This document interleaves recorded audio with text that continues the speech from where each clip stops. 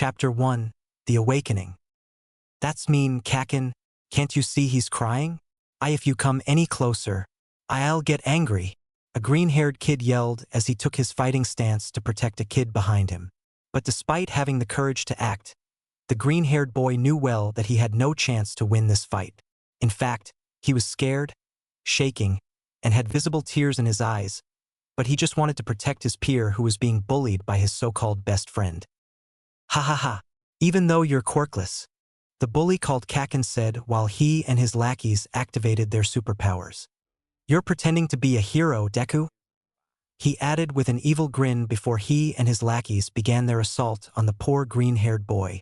Once the beating started, so did the pain that was followed by his shrieks. All men are not born equal. This is the harsh reality that Izuku Midoriya learned at the age of 4. He was now lying on the ground and panting after getting beaten up by Katsuki Bakugo, aka Kakin, and his lackeys for defending his peer. The same peer who ran away once the bullies started beating the shit out of Izuku. Izuku wasn't sad, though. He knew that his quirk will soon manifest. That way, he'll have the chance to become a great hero who can save everyone, or so he thought. At the hospital, you should probably give it up, the doctor pointed out without any care in the world. Once the doctor's words registered in his head, Izuku's face was ripped of any emotions he initially had. He didn't know how to react to this announcement. He was just told that he's quirkless and should give up on being a hero. The boy was so shocked that he dropped his All Might action figure, and any other words the doctor said fell on deaf ears.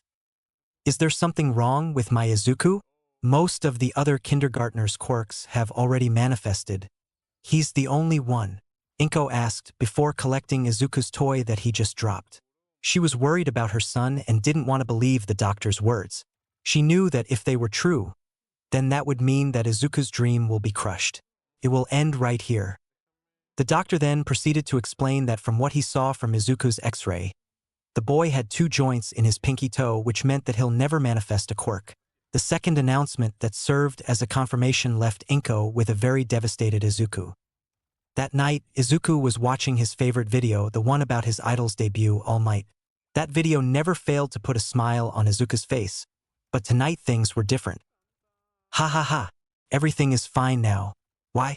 Because I am here, the #1 hero, All Might exclaimed while saving the civilians.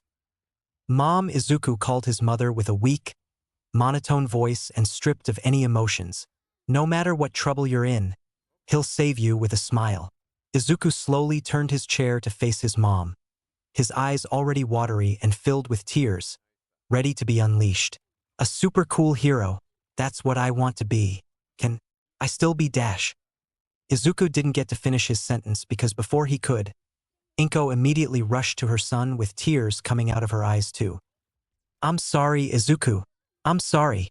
I wish things were different, Inko exclaimed as she pulled her only son in a tight hug in an attempt to comfort him. But truth to be told, they needed someone to comfort them both. That's not what I wanted you to say, Izuku said in his mind as waterworks poured out his eyes.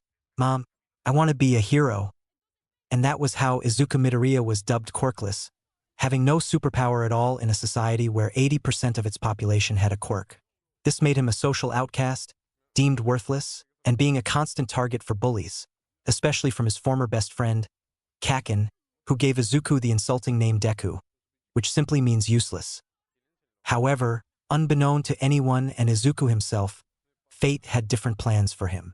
He was destined to walk a different path from everyone else, a path filled with sadness, hatred, and defeats, but also happiness, joy, love, and many victories until he reaches the end of his goal. Around 10 years later, Izuku had just arrived at his school, Aldra Junior High, after witnessing this morning the debut of the new pro hero, Mount Lady, and taking notes on her quirk in his Hero Analysis Journal 13. Since you're all 3rd years, it's time for you to think seriously about your future. I'll pass out handouts for your future plans, but you're all pretty much planning to go into the hero course, right? The teacher pointed out with enthusiasm. Yes, the class shouted back and cheered except for Bakugo and Izuku. The latter was just looking down at his desk and slightly raising his hand. Yes, you all have wonderful quirks, But using your powers in school is against the rules. Teach, don't lump us all in the same group. I'm not going to be stuck at the bottom with the rest of these rejects, Bakugo pointed out, much to his peers' anger. You all should shut up like the extras you are, Bakugo replied to his classmates. Oh, if I remember correctly, you want to go to UA High, right, Bakugo? The teacher questioned the ash-blonde-haired student. The rest of the students were surprised since UA is the best hero course high school in Japan, as well as the hardest to get accepted to. However, they knew that if someone had what it takes to make it to UA, then it must be their talented classmate Katsuki Bakugo. That's exactly why you guys are just extras. I aced the mock test. I'm the only one at this school who could possibly get into UA. I'll definitely surpass All Might and become the top hero.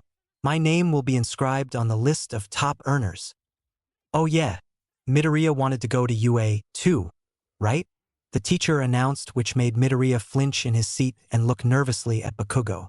The whole class immediately laughed at their teacher's words, as they thought it was so funny that Izuku, the quirkless kid, was thinking that he could get into UA. However, Bakugo, his bully, immediately fired an explosion at Izuku's desk and proceeded to threaten him with his explosions. Oi, DKU. You're below the rejects. You're a quirkless freak. How can you even stand in the same ring as me? You damn nerd. No, wait, Kaken. It's just that it has been my goal since I was little, and well, I won't know unless I try. Izuku nervously stuttered. What do you mean, unless you try? You piece of shit. Are you taking the fucking test for fun? What the hell can you do? You're quirkless. DKU. Bakugo growled, while Izuku just remained silent. He was too afraid to retaliate after all. Izuku looked down and clenched his fists. I won't give up. I know that I can be a hero too. I'll just have to show them, he mentally thought. The school's bell rang, meaning that it was the end of the school day. Everyone began to pack their stuff and leave, but Bakugo decided to continue bugging Izuku. He stole his Hero Analysis Journal 13 and burned it with an explosion, before finally throwing it from the window. Izuku just screamed in panic as he saw his latest Hero Analysis Journal being thrown away. If you want to be a hero that badly, there's a quick way to do it. Believe that you'll be born with a quirk in your next life and take a last chance dive off the roof. This was the last thing Bakugo harshly said without a care, before he and his lackeys left while laughing, finally leaving Izuku alone. However, Izuku was so disturbed and devastated. He was so sad, disappointed, and angry at Bakugo. How could he say something like this to him? After picking up his journal, which he managed to find, Izuku took a shortcut to be able to return to his home faster. Bad days like this one always made him want to go back home as fast as possible. But as he was passing through a tunnel, he was captured by a sludge villain who was trying to take control of his body. Izuku started to cry, struggle, and lose his consciousness as he couldn't breathe. Is this it? Is this really the end of my life? Izuku thought, as his mind began to drift away. Luckily for Izuku though, the number one hero, the symbol of peace, All Might, came out of nowhere to save the day. It's all right now, young man. I am here. The top hero said his catchphrase, before dodging the incoming attacks. He then pulled his arm to punch the villain. Texas Smash, the hero shouted, before his attack landed on the ugly sludge villain, freeing Izuku from his grasp. When Izuku woke up from his unconsciousness, he immediately entered fanboy mode as the sight of his idol registered in his mind. He asked him to sign his hero journal number 13 but gasped in delight when he saw that he already signed it. But then Izuku wanted to ask All Might one last thing, a question that mattered more than anything to him, a question that still roamed his mind for over 10 years. Can I become a hero, even if I'm quirkless? Izuku said in his mind. However, Izuku saw that the number one hero was about to leave, saying that he had to turn the villain to the authorities. This caused Izuku to panic. This may be his only chance, as he doesn't know if he will ever have the opportunity to meet All Might again. After all, All Might is a very busy person. So, in a desperate attempt, he decided to take the risk and grab onto All Might as he took off and jumped high into the air. All Might noticed that Izuku was hanging onto his leg for dear life, so he was forced to land on a roof, even though his transformation was running out. When they landed, there was a considerable puff of smoke, and when it cleared, it was revealed to be a skinny, almost anorexic-looking version of All Might. Eh? Eh? Why you're deflating. Where's All Might? Wait, don't tell me. An imposter? Are you an imposter? Izuku panicked and asked with visible confusion. He wanted to know where did his idol go.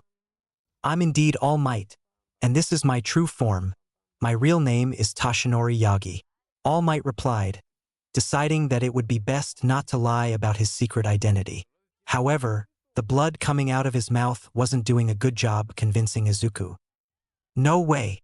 Izuku shouted in panic again. He was having a hard time processing all of this. All Might then explained to Izuku that 5 years ago, he fought a villain who mortally wounded his respiratory system and destroyed his stomach. He visited countless doctors, but neither one could do a damn thing. This injury has now limited All Might to only being able to complete 3 hours of hero work each day. All Might also explained that the public doesn't know this information because he still has to keep the persona of the symbol of peace. If word got out of his true condition, then villains could take advantage of the situation and cause more havoc. That is why it is necessary for All Might to never show any weakness and to always have a smile on his face, so that the people won't have to worry because, I am here. After All Might's explanation, Izuku decided to ask the question, can I become a hero even though I'm quirkless? Izuku finally asked. I'm sorry, but I cannot simply say, you can become a hero even without a quirk. All Might replied with a serious tone. The job of a hero is too dangerous for somebody without a quirk. Rampaging villains would do anything they can do to achieve their goals, and that means killing as well. It is alright to dream big, young man, but you also need to put reality into consideration. All Might explained, while Izuku felt as if pieces of him were being shattered, just like the day when he discovered that he was quirkless. I see, Izuku weakly murmured, trying his best to hide his pain and hold his tears. If you want to help others, then you could also become a police officer. They're often teased because they get villains delivered to their doorstep, but that is also a fine occupation. All Might added. Finally, All Might asked to keep all of what he told Izuku a secret, as the public don't need to know that the symbol of peace was at all vulnerable. After that, he exited the rooftop and left Izuku alone. Izuku Midoriya was speechless. He didn't know how to react. He had just been told by his idol and hero that he blatantly could not be a hero no matter how hard he tried. All because he wasn't born with a quirk. Something that was completely out of his hands. All Might was the only light left for him in this world. His last hope. But now the last embers of hope he had disappeared. He then looked around and remembered that he was on a rooftop. Believe that you'll be born with a quirk in your next life and take a last chance dive off the roof. Bakugo's words came into his head. Is this really the only way? He asked himself as he took a few steps towards the edge of the building. He was considering taking Bakugo's advice. Izuku stared at the street below. The building was sure high enough, and if he jumped headfirst, then he'll definitely die. It may hurt for a second, but it's not like he wasn't used to pain. He has already endured quite a lot as it is. He took one more step, but then he remembered his mother. No, God, no. What am I thinking? I would break my mother's heart if I did that. I already promised her before, he said to himself as he backed away. At that time, he failed to notice the smoke coming from a district far away. With All Might, it really pains me to break a young man's dream like this, but I think it was the right thing to tell him. All Might murmured until he remembered something. Wait a minute, Midoriya, no way. Could it really be? All Might questioned the boy's identity in his head, but was quickly cut off by the sound of an explosion. Back to Izuku. There were so many emotions going through Izuku at that moment. Sadness, anger, hurt, depression, but the biggest one was definitely disappointment. Disappointment in himself and his idol. How could he say that? He's supposed to inspire hope into people and motivate them to achieve their dreams. These were the thoughts of Izuku Midoriya as he left the rooftop and proceeded to the ground. But then suddenly he heard an explosion. What was that? He questioned while rubbing his eyes. They were itchy for some reason. Damn, Izuku, you shouldn't cry, you already knew the answer. He thought to himself while rubbing his eyes before the itchy feeling finally went away. Izuku then proceeded to run towards the place where the explosion came from out of habit. He walked towards the large crowd to see the fight that started earlier. Why am I even here? Izuku questioned himself as he remembered All Might's words and the disappointment he felt. It was no use observing quirks and analyzing them anymore since he finally understood that he'll never become a hero. However, when Izuku took a closer look and saw the sludge villain, he felt guilty. It's because of me that the sludge villain escaped from All Might. It's my fault, I'm so sorry. He mentally apologized. And from the looks of it, the villain was causing a lot of trouble. Damn it! I really am useless, Izuku said in frustration. He hated himself, he hated the fact that he was useless, that he would never amount to anything, but now he hated himself because he caused more trouble to All Might and the other heroes. He didn't even realize that the itchy feeling in his eyes came back. Then he looked to see a bunch of pro-heroes unable to do a thing as the sludge villain had a hostage. When he looked again at the villain, he realized that the hostage was none other than Bakugo, who looked like he needed help. At least from everyone's perspective minus Bakugo. Izuku just kept staring at Bakugo until their eyes met. Music, you say run. At that moment, something began to build up inside Izuku. It was a piece of him, one which he thought he cast away. But no, he couldn't because after all Izuku was a true hero. Yes, and that piece was his will to save those in need. It was his heroic spirit. So, without hesitation, Izuku rushed towards the villain so fast without thinking. He couldn't even hear the pro-heroes shouting at him to step back. Stop! Death Arms shouted, trying to stop Izuku. What the hell? That quirkless kid. All Might thought as he saw Izuku running towards the sludge villain. While he was rushing, Izuku started to remember his past, everything he has gone through. But as he was going, Izuku's eyes began to change. Their color was a glowing red and his pupils appeared to be surrounded by a black ring. His right eye had one tomo, a comma, on the ring while his left had two. He suddenly realized that everything was moving slower and slower. He didn't know what was happening right now and he didn't care, he just kept running. The sludge villain tried to attack him, but Izuku easily dodged the attacks as he was able to see them coming from a mile away. Deku, stay back, Bakugo murmured weakly, before losing his consciousness. You looked like you were asking for help, Izuku said with tears in his eyes. As he didn't know if he'll survive this battle, he only knew that he had to save Bakugo. Izuku then grabbed Bakugo and tried to free him, but then dodged as the sludge villain used the latter's explosion quirk to fire an explosion. I really am pathetic. While I'm standing here doing nothing, an innocent child is risking his life in my place. All Might thought as he was carefully watching Izuku. Wait, his eyes are different?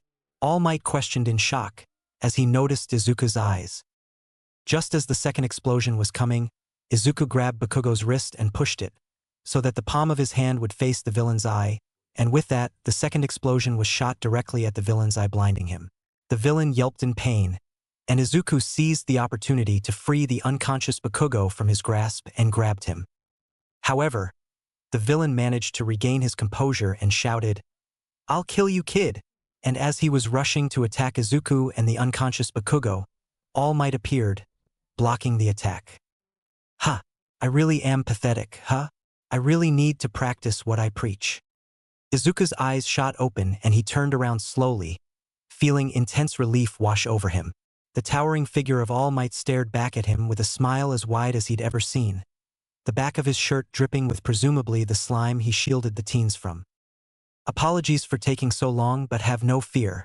Why? Because I am here, he said his catchphrase, before pulling back his arm to punch the villain. Detroit Smash. With that, All Might delivered the mother of all uppercuts, splattering the sludge villain, extinguishing most of the fires, and creating a freaking rainstorm that was preceded by a moment of silence. Holy shit, he changed the weather with one punch. A bystander cried out in awe as the crowd erupted into triumphant cheers. After the incident, Izuku's eyes became normal again, and the pro-heroes didn't wait for any second to scold him for rushing out there against the sludge villain. There was absolutely no reason for you to put yourself in danger, Death Arms scolded Izuku. However, Kamui Woods, followed by Death Arms, praised Bakugo for his bravery and even offered him to become their sidekick once he becomes a hero. Izuku just rolled his eyes at the irony. He wanted to apologize to All Might, but the hero was currently overwhelmed by an army of fans and reporters. So Izuku decided to go back home. On his way back, Izuku was thinking about apologizing to All Might on his website when he heard his insulting name. He turned around to see Bakugo. Great, he thought. His day was becoming worse by the second. DKU. I never asked you for help, and you didn't help me. Got it. I was fine by myself. You're a quirkless failure playing without a full deck. Don't think you can look down on me. Are you trying to make me owe you? Don't look down on me, you damn nerd. After Bakugo's unique thank you for saving my life, Izuku took a couple of steps to go on his way until someone familiar appeared from an alley. I am here. All Might. Izuku was surprised to see his idol in front of him once again until he transformed back to his skinny form. Ah! He screamed when All Might transformed back. Young man, I came with a thanks, a correction and a suggestion. All Might began. If you hadn't been there, if you hadn't told me about your life, I wouldn't have been able to act. You, the quirkless timid boy, have inspired me to act and go over my limit, All Might said while Izuku was in awe from his words. Music, you can become a hero. Top heroes have stories about them since school days, but most of their stories have one thing in common. Their bodies moved before they had a chance to think. All Might exclaimed as Izuku began to tear up. He slowly understood what All Might was trying to say. Izuku clenched his fists and looked down. Was this really happening? Is he going to find a new light of hope? That was true for you, too, wasn't it? All Might said while looking at Izuku, who was now sure of what the older man was trying to tell him. Yeah. His voice cracked because he was crying. He then held his chest and fell on his knees, before remembering all the hardships and pain he faced in his life because he was quirkless. Izuku remembered his mother's words. I'm sorry, Izuku. That's not it, Mom. Back then what I wanted you to say, the words I wanted to hear were, you can become a hero, All Might said to Izuku, who was crying even harder as he clenched his chest, the former understanding what Izuku has been through. After all those years of hardships, he finally heard the words he always wanted to hear, the words that will fix his broken dream. Then, after about a minute, All Might looked at Izuku. His Sharingan was activated again. Oh yeah, you told me you were quirkless yet you possess a quirk. You were even using it while fighting the sludge villain. What does this mean? Izuku looked at All Might shocked as if he said that the earth was flat. I'm sorry, All Might. I think I didn't hear you well, but did you say that I have a quirk?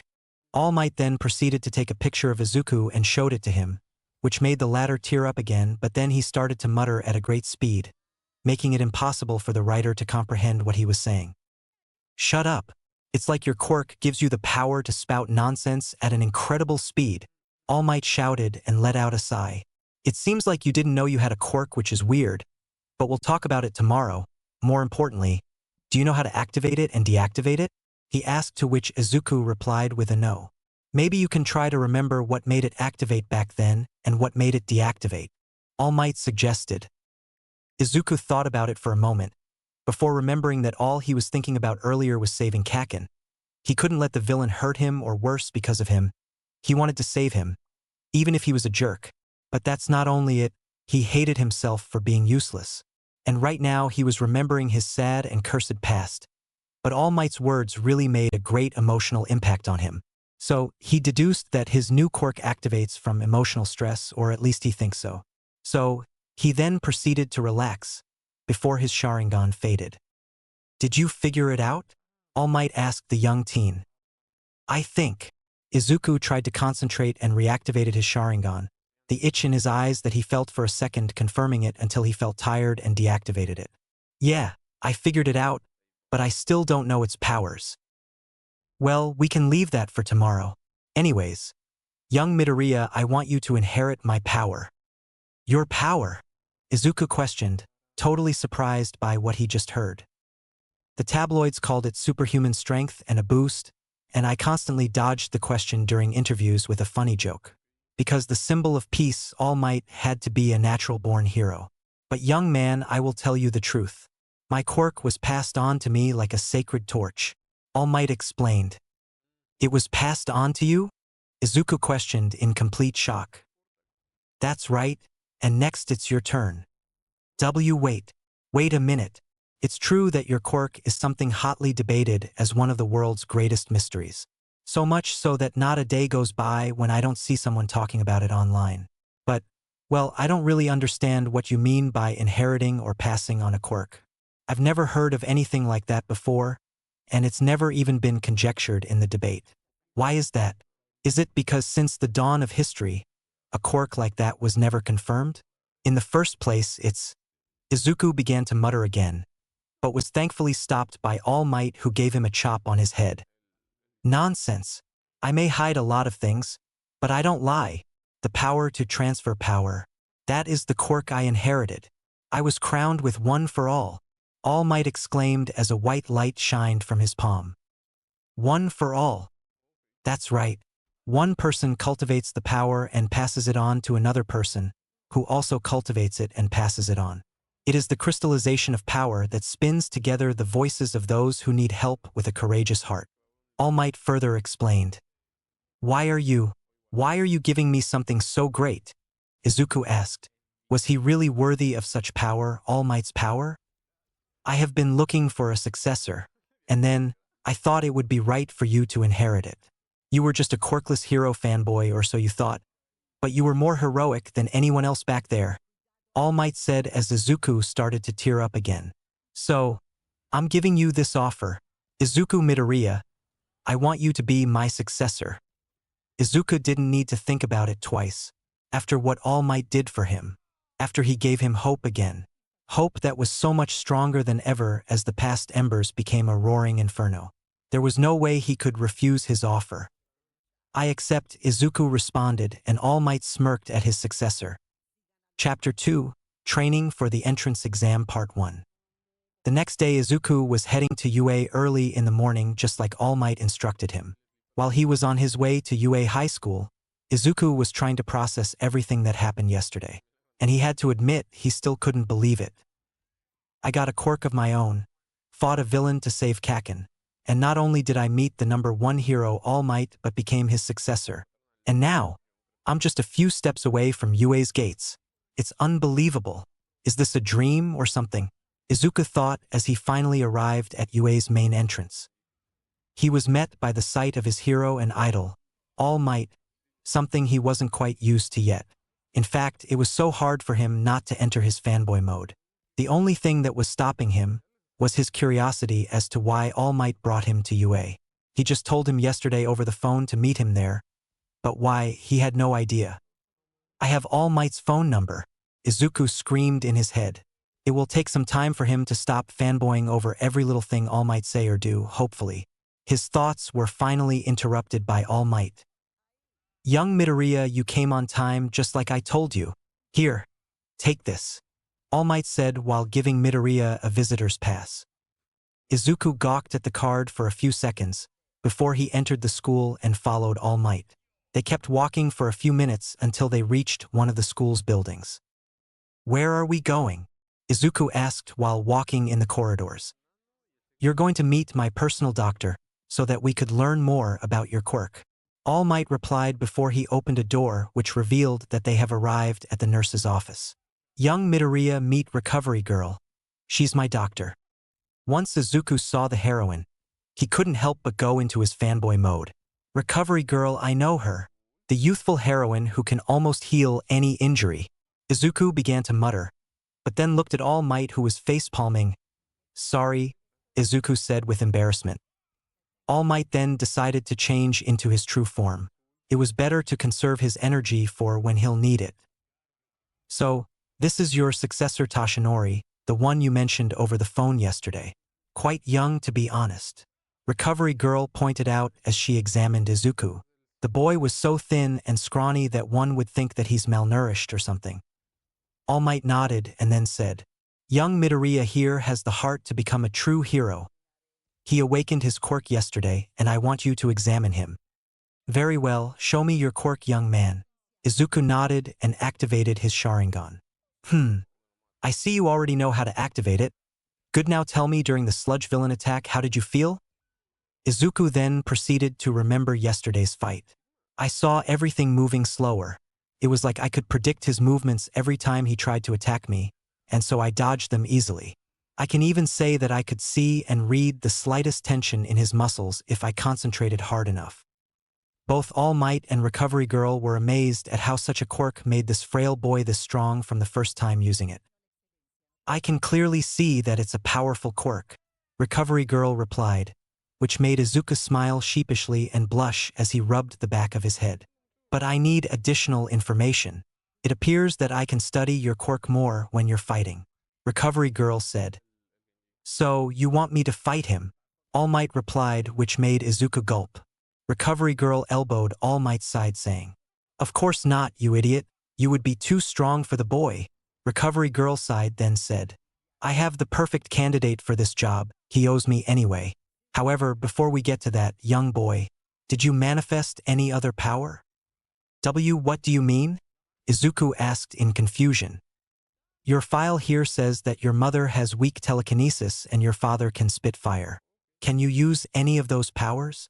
She asked him as she and All Might's eyes narrowed, expecting something from Izuku. When I was a kid, I tried to use any of my parents' quirks, but it didn't work, Izuku explained. However, he didn't know if things could be different now. Who knows, maybe his quirk was a mutation of either. Think you can attract my pen? She asked. I'll try, Izuku responded. For many years, he has watched his mom using her quirk and even asked her to explain how she uses it, hoping that somehow, he had his mother's quirk but didn't know how to use it. He tried to focus and use his mother's tips to attract the pen, but nothing happened. Maybe if I activate my quirk something could happen, he thought as he activated his Sharingan and tried to use his mother's quirk. But once again he failed. I can't use my mother's quirk, he finally said after his failed attempt. What about your father's? Can you use it? All Might asked before he and Recovery Girl gave each other a quick look as if something was a little odd. Meanwhile, Izuku tried his best to make flames come out of his mouth, but nothing came out except for his saliva. Sorry, Izuku said. It's fine, it's part of the test, she assured him. I think it's time now to go outside and further study your quirk. A few minutes later, Izuku, All Might in his muscle form, and Recovery Girl were in the track field waiting for the person Recovery Girl called for help. Let's get this over with so that I can go back to my nap, a skinny man said. He was wearing black clothes, a gray scarf, and looked like he was tired and worn out with his messy black hair, as if he just came from his bed. Aizawa, this is an important matter and I want you to help me research this young boy's quirk. Don't forget that you owe me, Recovery Girl replied, which earned her a sigh from him. Yes, I know. He then glanced at the boy and All Might. What is he doing here? Aizawa asked. Well, I asked him to help me with researching this boy's quirk, since he fought many villains and sure saw many quirks. Recovery Girl lied easily. Well, let's go kid, show me your quirk. Izuku activated his Sharingan, to which Aizawa smiled. This boy has an ocular quirk like me, that's interesting, he mentally thought. Aizawa then proceeded to attack Izuku, going easy on the young boy, of course. He tried to land a kick, but Izuku was able to read his movements and perfectly dodge. Aizawa then decided to use his scarf to capture Izuku and go a bit harder on the boy. This time Izuku hardly dodged the attack. Not bad, but this kid's physical attributes are worse than average. It seems to me that he's only able to dodge thanks to his quirk and his analysis. I wonder what would happen if I pushed him more. Aizawa then rushed and landed a roundhouse kick to Izuku's side, which made the latter fall on the ground. He managed to get up, only to be met with a punch to his face, which knocked him back. If all you're going to do is dodge my attacks, you will never win. I thought you had potential, but it seems I was wrong about you, Aizawa said, in a cold and monotone voice as he watched Izuku shaking for some reason. Music. My Hero Academia OST You Say Run. After hearing his words, Izuku was nervous and angry at himself. He clenched his fists in anger as the beating brought back some bad memories. Even after I got a quirk, nothing has changed. I'm still useless. A Deku. And on top of that, Mr. Aizawa said that I had no potential in front of All Might. At this rate, All Might could give up on me being his successor. Izuku thought in frustration. No. All Might said I can become a hero. He offered me to become his successor. I can't let him down. I can't fail him. I need to show them all that I can become a hero too. Izuku mentally thought as he began to get up again. Aizawa is sure pushing the kid. Both All Might and Recovery Girl thought. Izuku stood again on his feet after an elbow to his chest. With a determined look in his eyes, he started dodging more of Aizawa's attacks. But it was like he was predicting every move. No, he knew how Aizawa would move. Aizawa stood there in awe. It's true that he was holding back on the kid, but this isn't something he sees every day. But then Aizawa was more shocked to see Izuku moving like him. Sure, his moves lacked the same agility and flexibility levels, but these were indeed his movements. Aizawa wasn't the only one surprised. Even All Might and Recovery Girl were shocked to see Izuku taking the offensive. The Sharingan user tried to imitate All Might's punches, which Aizawa easily dodged. But then Izuku switched to using Aizawa's kicks. Even though his moves were sloppy and doing nothing since Aizawa dodged them all, Izuku wasn't going to give up. He got a chance yesterday to change his miserable life, and he wasn't going to let it go. Mr. Aizawa. Aizawa looked at the boy in awe, his eyes widening at Izuku's determined face. I do have potential, Izuku yelled, with a smile on his face. He ducked to dodge Aizawa's kick, and then jumped to punch him in the face, only for the punch to graze Aizawa, who managed to dodge the punch at the last second. That's enough, Recovery Girl said. Let's all go back to my office. Aizawa wasn't able to take his eyes off Izuku for a moment. Something just happened during their battle, and he thinks he already knows what is it. Wait, Aizawa said. I want to test something first. Midoriya, right?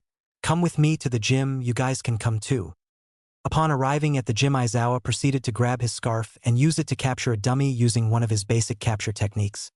He then turned to face Izuku. Midoriya, I want you to capture this dummy the same way I did. Here, take it. Izuku grabbed Aizawa's scarf and stared at it. Are you sure I'll be able to use it like you?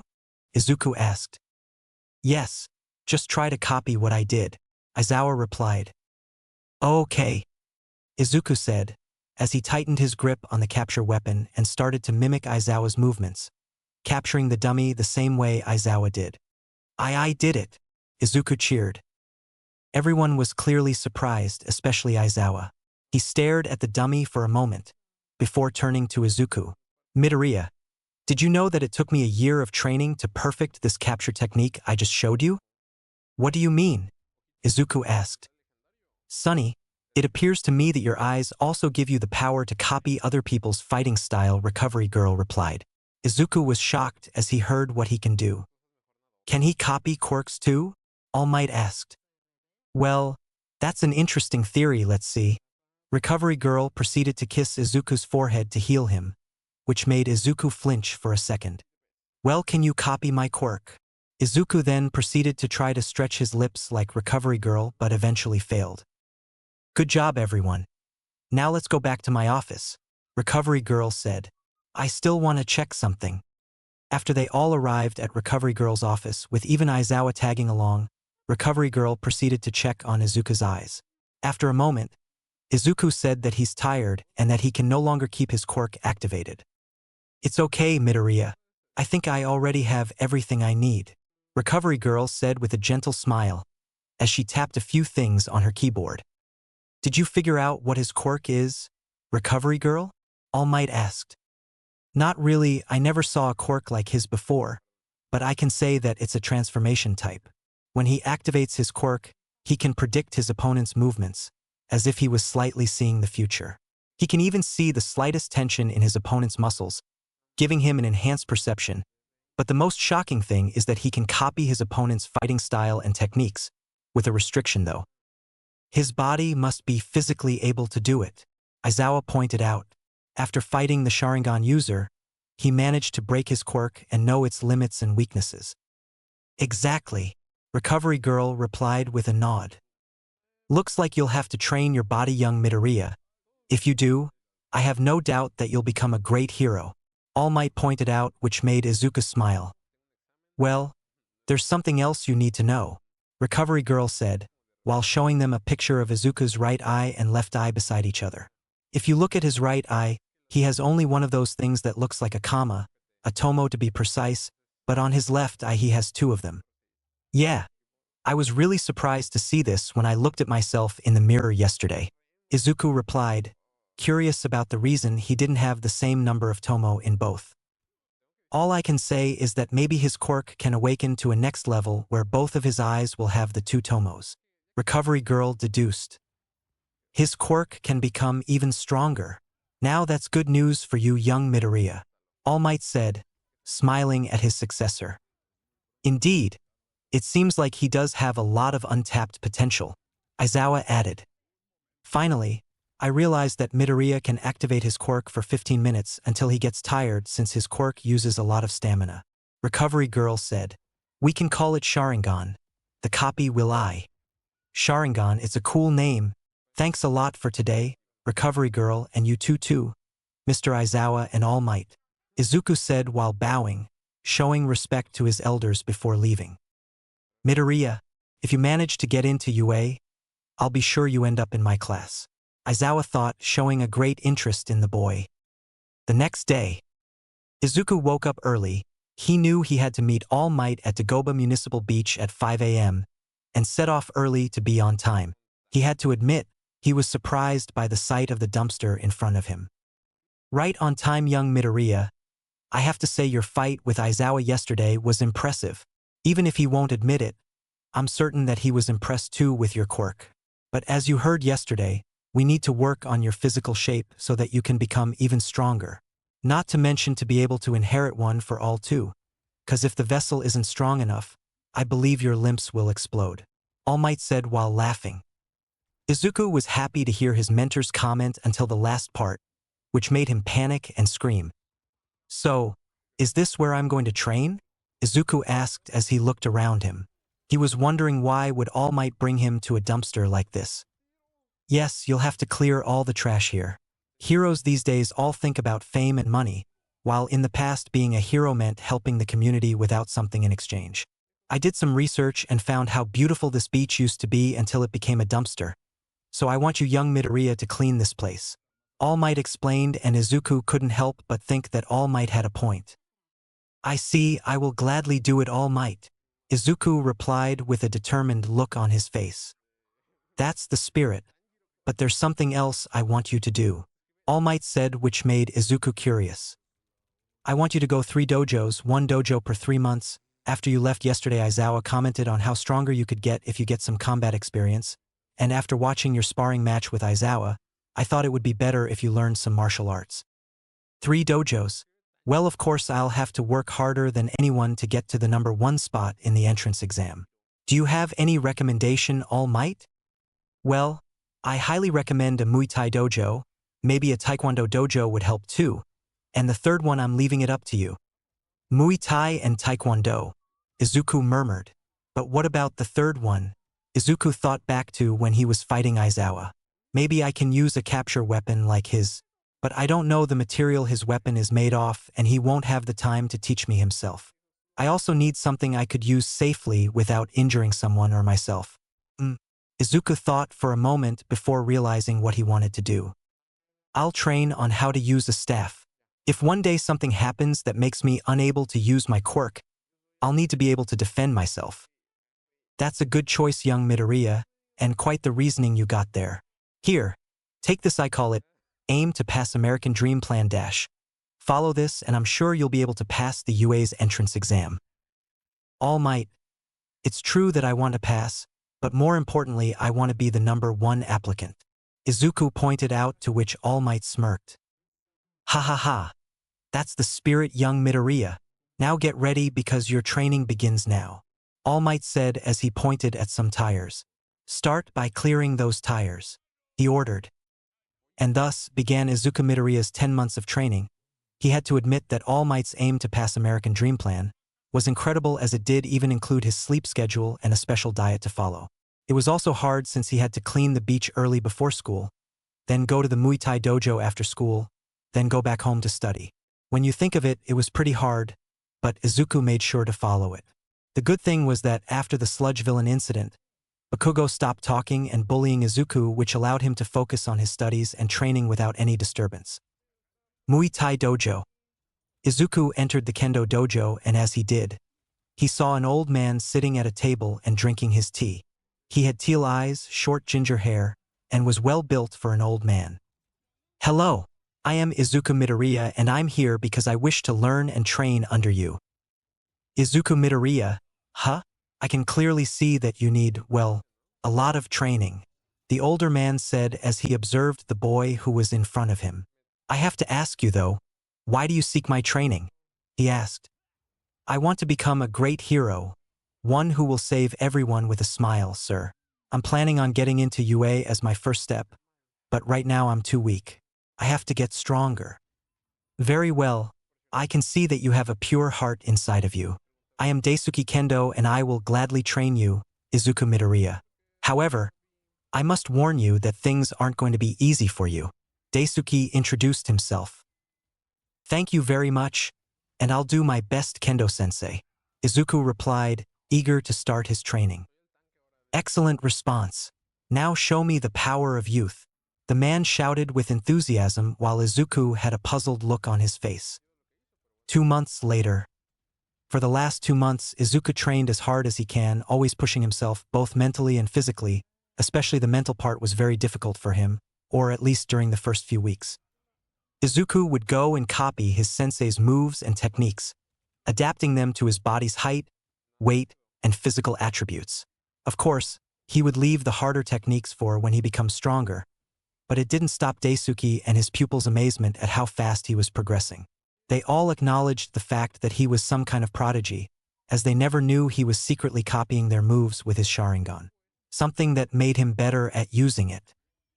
One day though, as Izuku had just won one of his sparring matches, Daisuke noticed that Izuku became much stronger than before, but the boy still had some problems like his low self-esteem and lack of confidence, so he decided to invite a special guest for tomorrow. That and his social skills needed some work too. Maybe a new friend could help him. The next day, Izuku went to the dojo and was ready for practice, but was quickly greeted by his sensei. "Midoriya, my boy, come here, it's time for a special sparring match." He patted his head and told him to follow him. "Yes, Kendo-sensei." Izuku went to the training hall and saw a girl of medium height and a slim build. She had teal eyes and long, ginger hair that she wore tied into a high ponytail on the left side of her head. Her bangs are split into 3 clumps around her eyes, and some of her hair sticks up in large tufts on the top of her head. "This is my granddaughter, Itsuka Kendo." The old man introduced his grandchild to Izuku. "And nice to meet you, Kendo." Izuku stuttered and blushed. He couldn't help but think that Itsuka must be the most beautiful girl he ever met. "Nice to meet you too, Midoriya," Kendo said with a sweat drop, taken back a little by the boy's antics.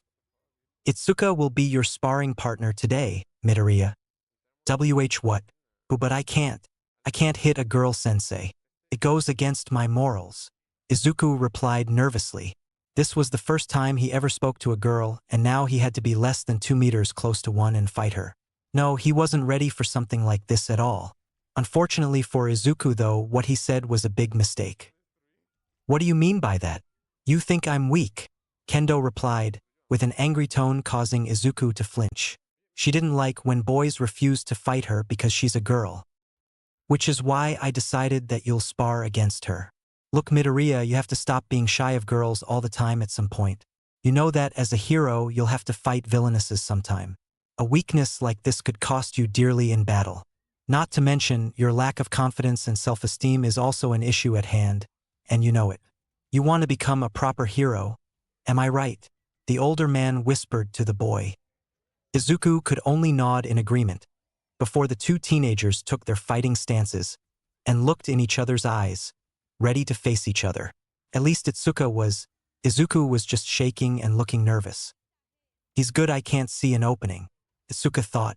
Even though he was shaking, Izuku's stance was still almost flawless. "Is this really the right thing? How can I just hit a girl? I can't do it," Izuku thought.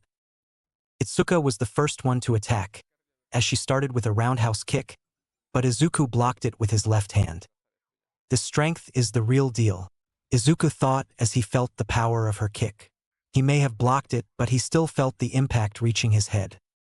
Itsuka then tried to land a bunch of punches and kicks, but Izuku managed to dodge them until he received a powerful punch to his gut, which made him fall on the ground. "What's wrong? Can't you do anything except for running away?" Itsuka taunted, attempting to make Izuku fight her. However, Izuku stood up again and retook his defensive pose, which made Itsuka frown. Itsuka decided that she had enough of this.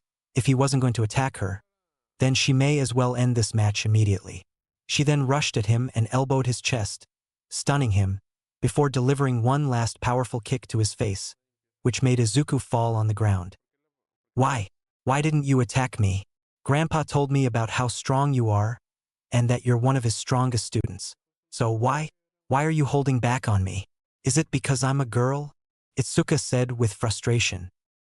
"I just can't." Izuku began but was quickly interrupted. "Is it because I'm a girl that I can't enjoy fighting like boys? Tell me, how is it my fault that I'm a girl? It's not something that I could have chosen. It wasn't a choice," she yelled with a sad expression on her face. It's not like she hated being a girl, but sometimes she wished she could have been a boy if that is what it would have taken for her to enjoy fighting like she wanted to.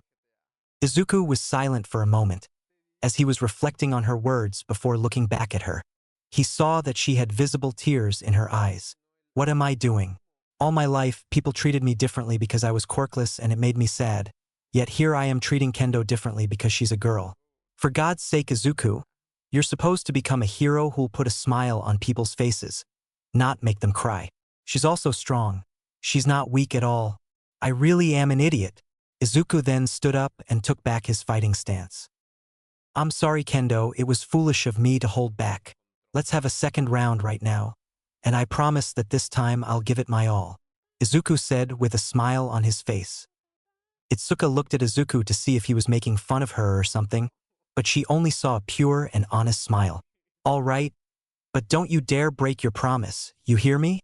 she said, as she wiped her tears and retook her stance, before she rushed at him with another roundhouse kick, only for Izuku to swiftly dodge it and knee her in the stomach. "I never break any promises or go back on my words," Izuku exclaimed. "At last, someone who won't hold back on me because of my gender," Itsuka thought with a smile as she clenched her stomach. She then looked back at Izuku, who was already in front of her, and punched her in her cheek, knocking her down. "Do you yield?" Izuku asked, with his hand outstretched for her. "I do," Itsuka replied with a smile, as she grabbed his hand and got up. "I have to say you're pretty strong, Kendo, and no one should ever hold back on you or he'll regret it. But you're even stronger, that punch really stung," Itsuka replied as she was still clenching her stomach. "I'm really sorry, Kendo." Izuku kept bowing and apologizing repeatedly. Itsuka gave Izuku a light karate chop on his head before saying, "Stop it. You should be happy that you won. Also, you can call me by my first name." Itsuka blushed after saying that. "Right, let's do our best from now on, Itsuka. You can call me Izuku too," Izuku said with a blush. "I called a girl by her first name. I'm on a first-name basis with a girl," he thought. "I won't lose next time, Izuku," Itsuka said as she giggled. Daisuke looked at the two teenagers with a smile on his face. "Midoriya, Itsuka, this experience will surely help both of you grow in your journeys. Or not," he thought, as Izuku was becoming red and a stuttering mess after getting a friendly hug from his granddaughter before he finally passed out. "Izuku, are you okay? Oh my God. I think he has a fever. Grandpa, what should we do?" Itsuka asked her grandfather, worried about her new friend. "Just give him some space, Itsuka. He's just a hopeless case," Daisuke said as he face-bombed. The next day, a student who has been amazed by Izuku's development for a while now finally decided to approach him. After hearing that he managed to defeat their sensei's granddaughter, who is by far considered one of the strongest 5 in the dojo, he just wanted to face him. That said boy had a tail that looked like a lion's tail. His hair was blonde, had a medium height, and well-built body. "You're Izuku Midoriya, right?" the boy asked. Izuku looked at the owner of the voice before replying, Yes. I'm Mashireo Ojiro. I heard that you defeated Kendo-sensei's granddaughter yesterday. Although she comes here from time to time, I'm well aware of her strength. I also heard that it's only been 2 months since you joined us here. Yeah, I guess I was lucky, Izuku replied, smiling sheepishly. Did you need something from me? Izuku asked. Midoriya, I want to spar with you. Right now, Izuku questioned, surprised by Ojiro's request. Yes, please, Ojiro replied with a lot of enthusiasm, reminding him of Daisuke. I also want to see that match, Daisuke said as he came to the training hall. It will be a good experience for both of you, and you'll be able to see how far you've come.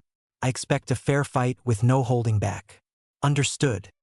Yes, Kendo-sensei, the 2 boys replied as they took their stances, each of them trying to find an opening.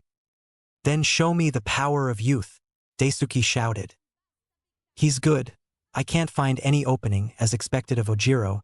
That's for sure one of the top 5 students here, Izuku said in his head, as he analyzed his opponent's stance.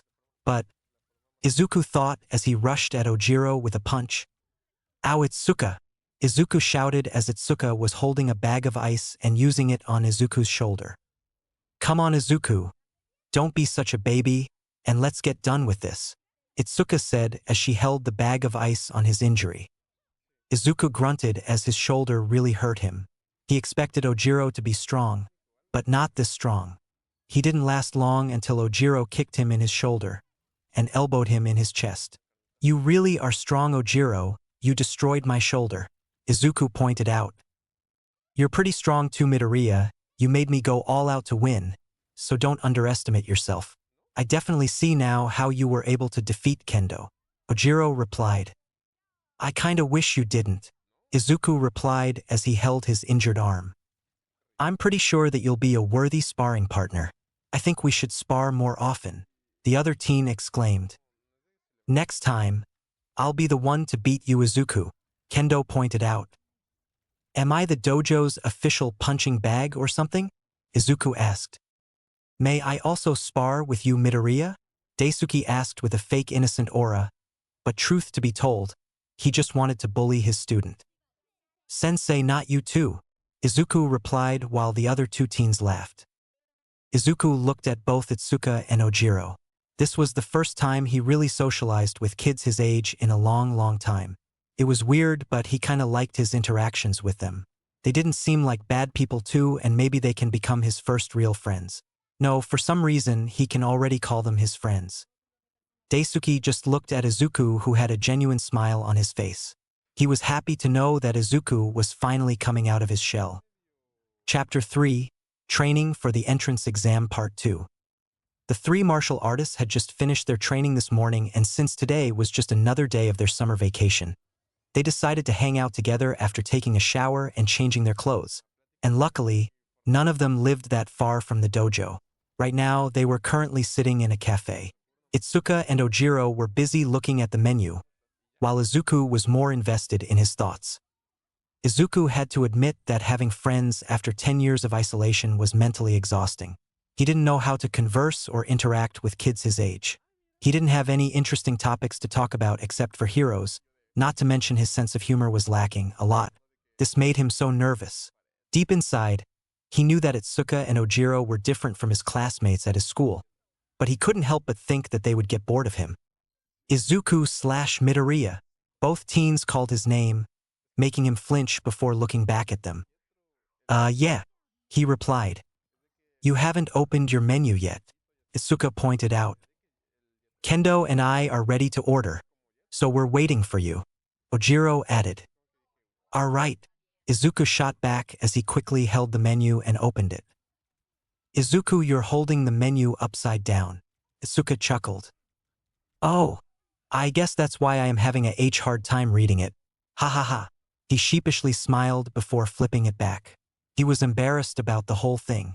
They must think I'm lame now, don't they? He mentally thought. That is because when Izuku used to be a kid, he used to be so clumsy, and occasionally he thinks that other than being quirkless, his clumsiness was one of the reasons Bakugo started to call him Deku. I guess I should just enjoy whatever little time left I have with them. He let out a sigh before closing the menu. "I'll get an Oreo milkshake," he simply said. After getting their orders, Itsuka and Ojiro began to talk about their schools and what it's like until it was Izuku's turn. "So, what is your school like?" Ojiro asked. "Oh no," he thought. The two teens watched as Izuku's expression shifted into an uneasy one, as if they had just asked him what is it like to be in hell. Izuku tried to think of the right words to say. He knew he was a bad liar, but he was never going to tell them the truth. He was afraid that they would start making fun of him too. "It's quiet." Both Itsuka and Ojiro gave him a puzzled look. "And nothing exciting ever happens, but nothing bad happens either." What he just said was actually true in some sense. Bakugo had stopped bullying him ever since the sludge villain, and because of that, the others just forgot about his existence. Even with that, Aldra Junior High wasn't the most exciting place either. "I see," Ojiro hummed in thought. "They lack the spirit of youth." Ojiro nodded to himself and Itsuka looked at him with a flat expression. "Please don't become Daisuke Kendo 2.0. It's kinda weird how you sometimes act like Grandpa," Itsuka exclaimed. "Too late. He's already my idol and I want to be like him one day," Ojiro replied, while Izuku just took a sip from his milkshake and stared at them. Well, they are fun to be around. Izuku thought he would definitely miss them.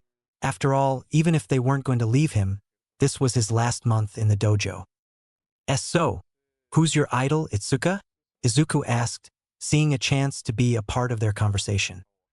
"That would be the rabbit hero, Maruko," Itsuka proudly exclaimed.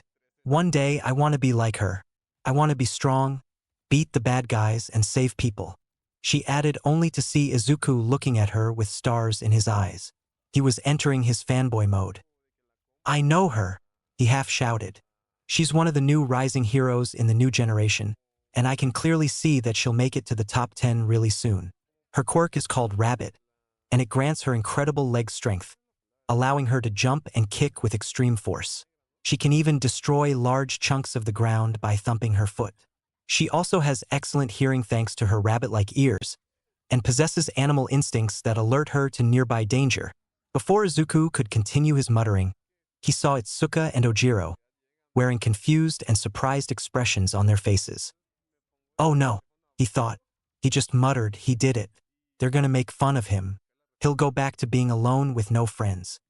He began to panic as multiple scenarios began to form in his head. But what happened next was definitely none of them. "Wow, Midoriya, you really know a lot about quirks. Call me impressed," Ojiro said with a smile.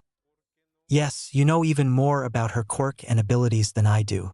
If you don't mind, can you tell me more about it?" Itsuka asked him. However, Izuku was just sitting there confused. "Are you guys not annoyed by my muttering?" he asked, and already anticipated the worst. "Not at all, it just shows us how much you're dedicated to quirk studies. It shows that you have the spirit of youth," Ojiro exclaimed with a chuckle as the last part was just there to tease Itsuka, who lightly hit him in his shoulder. Ignoring what he said about the spirit of youth.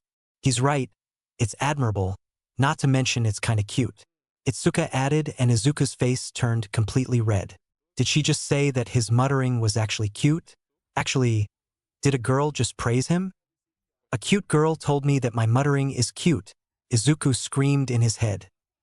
"Are you okay, Midoriya?" Ojiro asked. "Why yeah, I'm fine," he shot back and took more sips from his milkshake. After he finally calmed down, he began to process what he just heard. Not only did the duo had no problem with his muttering, but they also found his obsession with heroes respectable and admirable. Maybe they're really different, and maybe they could be his lifetime friends. He just needed to check one thing, though. "How do you guys feel about quirkless people?" Izuku questioned, earning him puzzled looks once again. "Well, I never met one, but in the end, they're humans too, just like us. It doesn't matter if they don't have a quirk. I mean, our ancestors didn't have quirks either." Itsuka was the first to respond. "Yeah, same thing. I never really met one, but I would never judge people because they don't have quirk. After all, we're not flawless either. Not that I consider not having a quirk a flaw to begin with." Ojiro followed. Izuku looked at his two friends. "No, real friends with a shocked expression plastered to his face. In all his life, he never thought that people who viewed quirkless people as humans too did exist in this society. Honestly, it was so hard for him not to cry here and then. For the first time in his life, someone didn't consider him or consider what he was 2 months ago a freak or useless and worthless. "Thank you," Izuku murmured to himself. "What was that?" both teens asked. "I said you guys are right. Quirkless or not, I think they're humans too," Izuku pointed out. "And I think that it's okay for them to have friends," he said in his mind. For the next month, Izuku and Ojiro kept sparring and getting stronger together, with Itsuka visiting from time to time. At first, Ojiro had the advantage in most of their matches, but Izuku just kept on improving until he became as strong as Ojiro. In fact, he won their last sparring match after an intense battle that even Daisuke was content with. When it was time for Izuku to go to the next dojo, both Ojiro and Izuku were sad. Especially Izuku, cause Ojiro was Izuku's first real friend, along with Itsuka too. He never had such a bond like this, and he thought that he was unfortunate to having to leave this dojo, along with Daisuke, Ojiro, and Itsuka behind. However, he knew that he had to become stronger to pass the UA entrance exam. No, as All Might's successor, he had to take his mantle and become the next symbol of peace. "Do you really have to go, Midoriya?"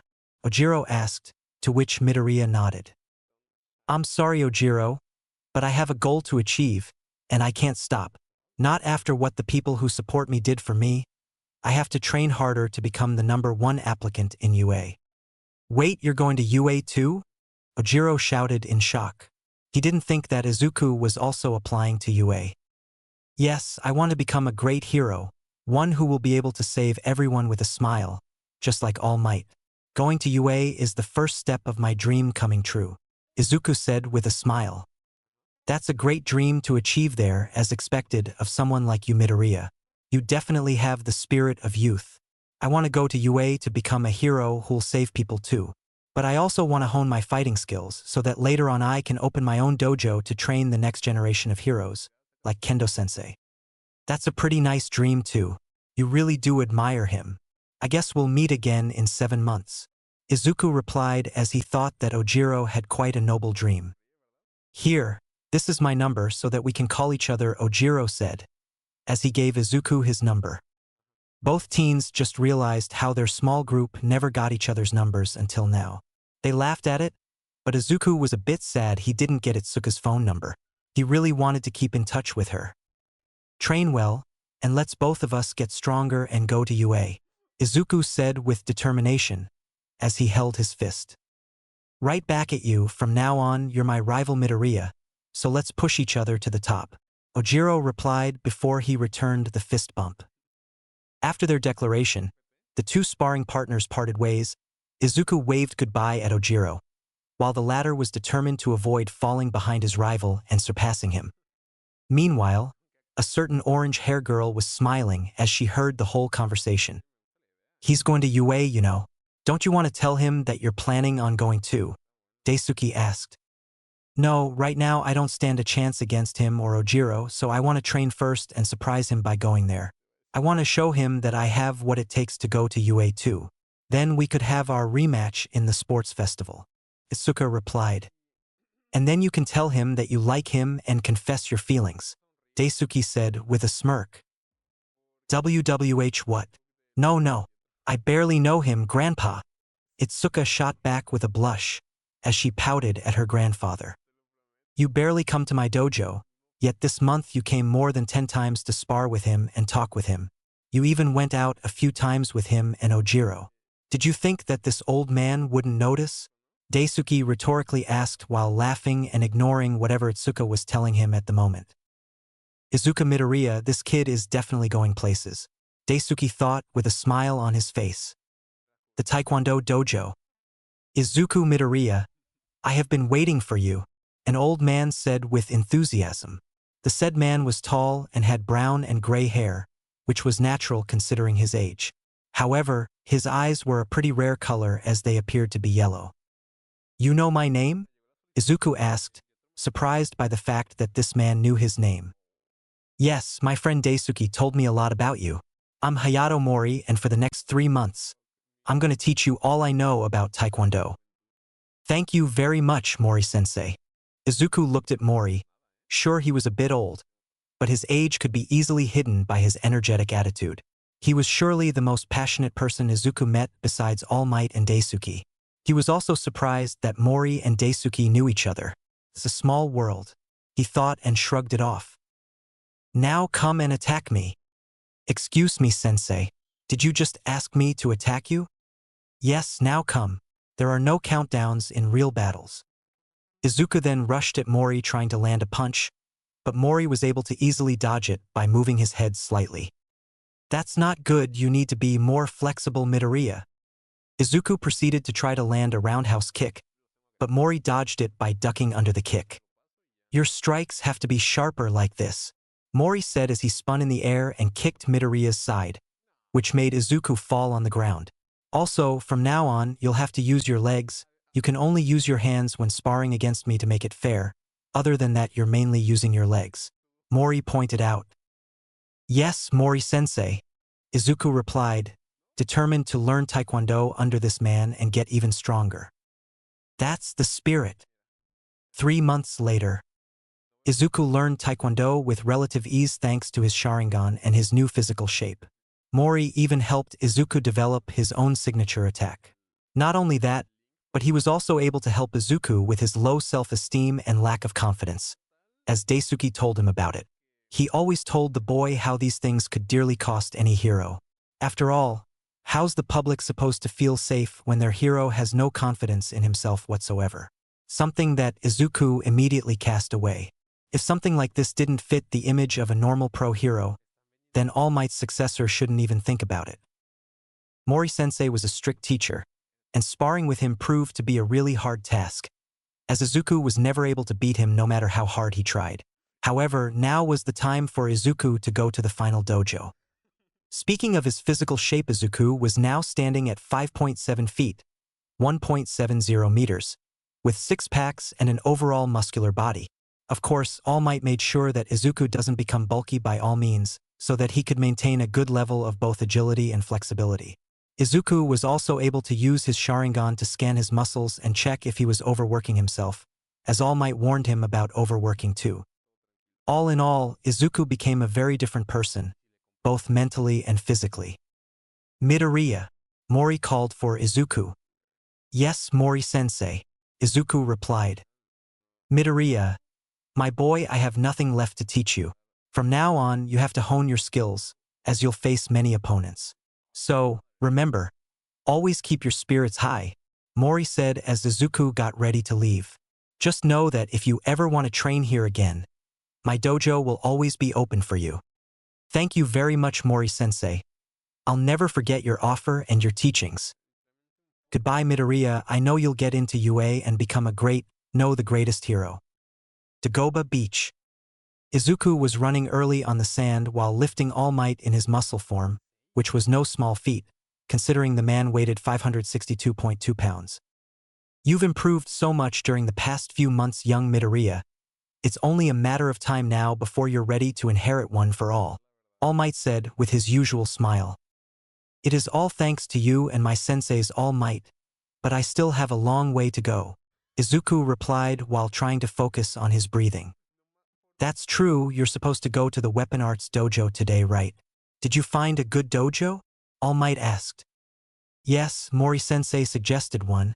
He said it was the best, Izuku replied. These are good news. How about your Sharingan? Any improvements?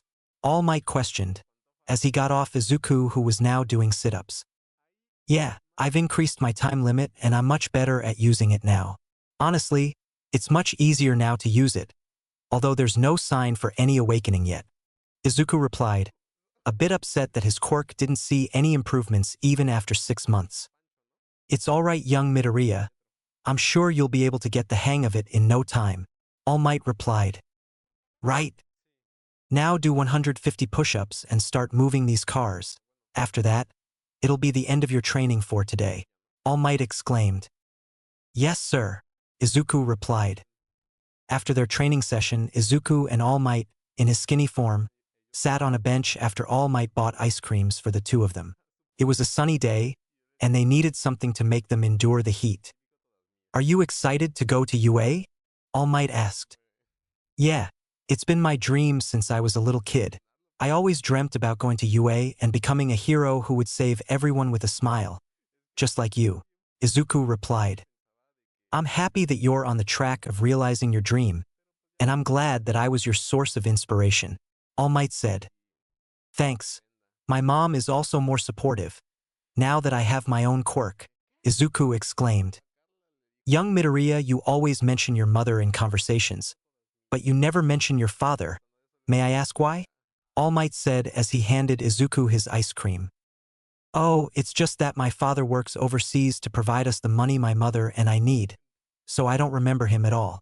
To be honest, All Might, I'm glad I met you because with you, I was finally able to see what it's like to have a father," Izuku said with a blush as he ate his ice cream. All Might was just shocked at the revelation and didn't know how to respond. There was a moment of silence before Izuku spoke again. "I'm sorry, All Might, that was actually awkward. Just dash. Young Midoriya, no Izuku. I also think of you as the son I never had," All Might exclaimed with a smile. Izuku was so touched by this. He felt like he was blessed, and he just couldn't believe how much his life has changed in the past few months. He was really glad that he ever met All Might. The #1 hero was always the light in his quirkless and sad life. He was always his last hope, and he's glad that he didn't let go of said hope. "Thank you," Izuku murmured. The Weapon Arts Dojo. "This is it. This is finally the last dojo," Izuku said as he was now in front of the dojo. "Mori-sensei recommended that one, so I'm sure I'll be able to learn a lot from here." Izuku entered the dojo, where he found a gentle old man waiting for him. That said man had an average height, gray hair, and his eyes' color were black. It also seems like he had some scars on his arms and hands. "Hello, I'm Izuku Midoriya and I came here to train and learn how to fight with the staff. Are you perhaps Kurigane-sensei? I closed my dojo a long time ago, but when I heard about you from my friends and how highly they spoke of you, I decided to take on one final student. I'm Sakanji Kurigane, and I'll be your sensei for the next 3 months, Izuku Midoriya," Kurigane said as he threw a wooden staff to Izuku. "I'll teach you how to fight with a staff and many other weapons too. I have to warn you though, my training is strict, and you might wish to quit, however, I have high expectations for you." "I will do my best, Kurigane-sensei," Izuku replied as he held the staff. "Then let's start right now, Midoriya." 2 months later.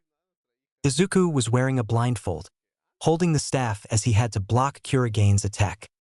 "You need to concentrate more," Kurigane said as he hit Izuku on his head with his staff. "Ouch, but it's really hard.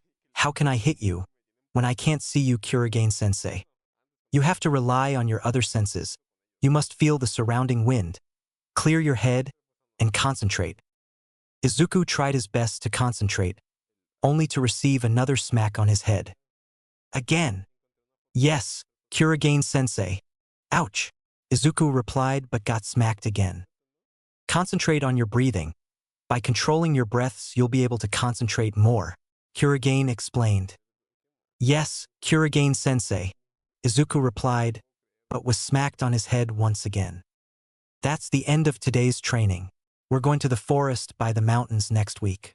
We need to change your training environment and also increase the level of your training," Kurigane exclaimed. "And here I thought that Mori-sensei's training was the hardest," Izuku thought with a sweat drop before replying.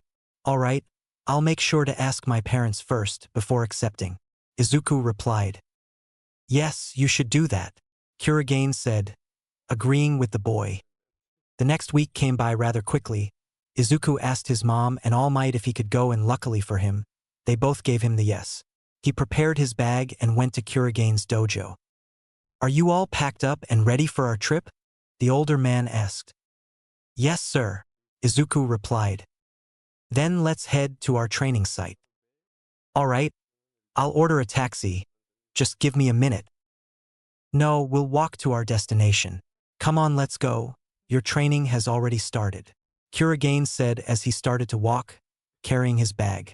Izuku, however, fell comically at the revelation. Don't slack off now from the start. Yes, Kurigane-sensei. Izuku replied as tears were coming out of his eyes. Something told him he won't make it out of this trip alive. After a few, some hours of walking, Izuku and Kurigane finally arrived at their destination. The place had a nice hut by a river. Around the hut were many beautiful trees, and if you looked behind the hut and the trees you could see a cliff with a waterfall that led to the river. Sure enough, Izuku was tired, but he couldn't help but look around at the beauty of this place. This place is so beautiful, Izuku simply said as he kept looking around. For the next 2 weeks, you're going to train here. You can rest for today and look around. Just don't go deep in the forest, or you might get lost, Kurigane said. All right, sensei, Izuku said as he went to put his bag in the hut. Dinner is at 6 and you better sleep early. We're starting early in the morning, Kurigane pointed out.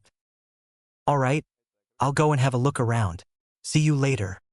The next day, Izuku woke up early and found Kurigane waiting for him with his katana outside. He seemed to be exercising while doing some breathing control exercises. Good morning, Midoriya. I hope you slept well last night, the older man said, to which Izuku nodded. Good, now come with me, he said as he motioned to Izuku to follow him. Izuku followed him as they were climbing a mountain, partway though, as Izuku was struggling to breathe, a little, but then Kurigane stopped.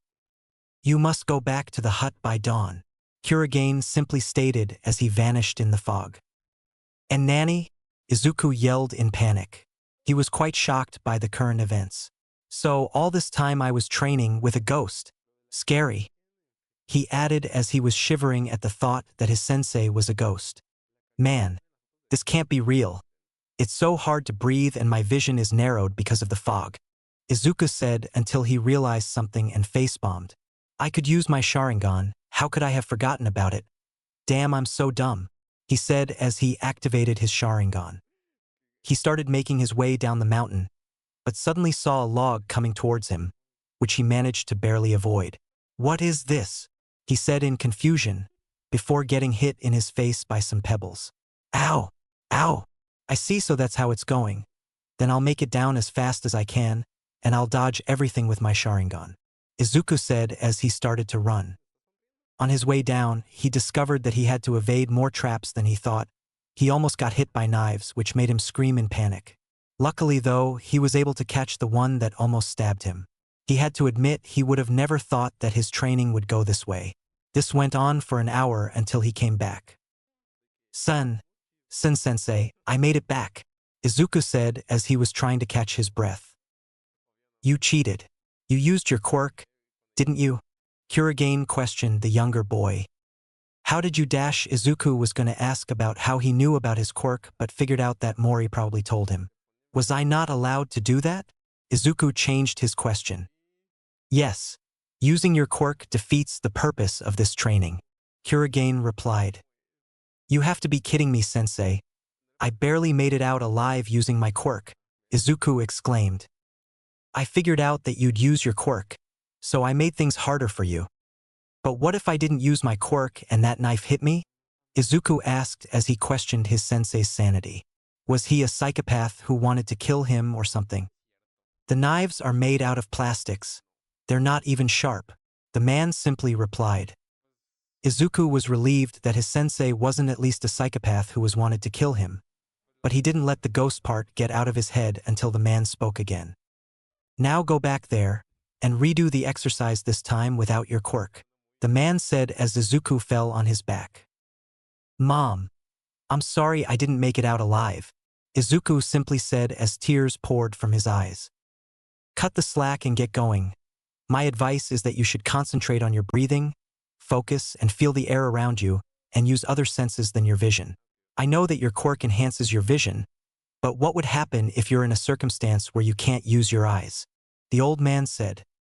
I see, so this exercise's purpose is to cover for my weakness, Izuku said as he could only agree with his sensei. He then got up and went back to the mountain. Midoriya, I know that this training might be too much on you, but if you're going to be the greatest hero, the next symbol of peace, then you should become a strong hero capable of protecting others and himself. All right, let's do this again, Izuku said as he was making his way down, this time without his Sharingan. And once again the fog was thick as hell. However, it wasn't long before Izuku fell into a hole. Ow, oh damn, I hurt my arm, he said as he got up, and after a few steps he got smacked by a log, then tackled by a rope and fell on the ground. Did I really just get smacked by a log? A freaking log, he shouted in shock. What kind of training was this man putting him through? This is not good. Remember, Izuku? Concentrate, breath, and use your other senses, he said to himself as he tried to focus on his other senses and his breath. There, he said as he dodged some pebbles. I did it. I was finally able to do it, he cheered as he started to make his way down the mountain, dodging the traps. Days went by, and each day, Kurigane's training intensity level would go further and further. At noon, he would make Izuku go and meditate under the waterfall while doing breathing exercises, and in the evening, he would make Izuku climb the cliff. Every day, he had Izuku doing more and more things, increasing the difficulty. He even made Izuku carry a heavy katana on his back now, while Izuku would adapt and do his best. And then soon enough it was replaced by a basket filled with heavy rocks. Yes, before Izuku would properly hold a weapon, he would forge him into a weapon. And so, it was only a matter of time before Izuku's training ended. 1 month later, Izuku was wearing the blindfold, sitting on the wooden floor, outside. There was a sound of dripping water, but Izuku was concentrating and properly breathing. And suddenly, Kurigane tried to smack Izuku's head with the wooden staff, only for Izuku to block the attack with his staff, which made the older man smile. Good job, Midoriya, you managed to finish my training. You didn't only master how to use the staff, but you learned how to use many other weapons too. You've grown in many ways since you started your journey. On behalf of Daisuke and Mori, we are proud of you, and I'm sure you'll get into UA. However, never forget that true power comes from protecting others. I won't forget, Kurigane-sensei, and thank you for your training, Izuku said, as he stood up and bowed to his sensei, before leaving the dojo. And just like that, Izuku finally completed his training under the 3 dojos, but he still had one more task, a beach to clean. The next day, young Midoriya, I see you completed your training under the 3 dojos. You've come a long way, but don't relax now cause there's only 1 month left until the UA entrance exam, All Might said. Yes, sir. All Might, I wanted to ask something. Can I return to the Muay Thai dojo? My skills at Taekwondo and using weapons are above average by a good level. But my Muay Thai skills are not strong enough. I didn't get to copy many techniques back then because my body was weak. I know that the aim to pass American Dream doesn't include this idea so that I can focus on cleaning the beach and not overworking myself, but I feel that I need it. All Might paused for a second before replying. Very well, but you'll only have 2 weeks. I can't give you more than that. All Might knew well that Izuku would be able to clear the beach in no time. The boy was so much stronger now, and the training he underwent in the dojos definitely contributed to that. In his mind, he did not doubt that Izuku would be able to pass UA's entrance exam even without one for all. Thank you, All Might, Izuku replied. He couldn't help but feel happy, now that he had the chance to meet Ojiro and Itsuka again.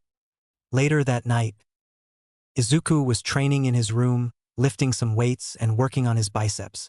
Once he completed the set, he grabbed his phone and called Ojiro. Hello Ojiro, it's me Izuku. Midoriya, how have you been? How's your training? Pretty good so far.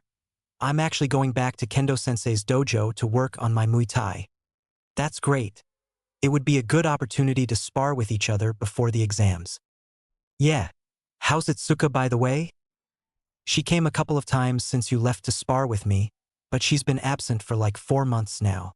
Kendo-sensei said that she's training for some big event she had. Man, I wish I got her number to wish her good luck at least. Yeah, as well as flirting with her. What no. And no, Itsuka is just a friend, Izuku said as he blushed. Haha, I'm just messing with you. Anyway, see you tomorrow. And don't forget to prepare yourself for an exciting sparring match. We need to show Kendo-sensei the spirit of youth, Ojiro said, before ending the call, and Izuku couldn't help but laugh at his friend's antics. He really was becoming more and more like Daisuke. The next day Izuku went back to the dojo and was happy that Ojiro was the strongest disciple now, and Ojiro was happy that Izuku came back. He was content when Izuku called him. He wanted to spar against him and see how much he got better. For the next 2 weeks, the two of them proceeded to spar. Ojiro had the upper hand as he practiced his Muay Thai techniques for the last 6 months, so he had more experience, while Izuku had to learn 3 different fighting styles. He couldn't use Taekwondo in a Muay Thai dojo, as it would be disrespectful to Daisuke. But like always with each day, Izuku got stronger and stronger. In fact, he became the second strongest after those 2 weeks. 2 weeks before the exam. Kendo-sensei, please allow Izuku to use his Taekwondo techniques. I want to fight him when he's at his full power to test myself, Ojiro asked as he bowed in respect to his sensei. Very well, I'll allow it. I understand your drive as I have once been in your place, Daisuke said. Let's see how much stronger did you get in the last 6 months, Izuku Midoriya. Are you ready, Ojiro? 'Cause today I'll be going all out, Izuku stated. Ready as you are. Today we will see who's the strongest between us. Now both of you, let the power of youth explode, Daisuke shouted with enthusiasm, and Izuku could have sworn he saw the older man's pupils turning into fire. Ojiro rushed at Izuku trying to land a punch, but Izuku was swift on his feet and blocked his punch with his right leg, much to Ojiro and Daisuke's surprise. He's moving exactly like Mori, Daisuke thought. Izuku then spun in the air and kicked Ojiro in his side, but Ojiro quickly blocked it with his hand.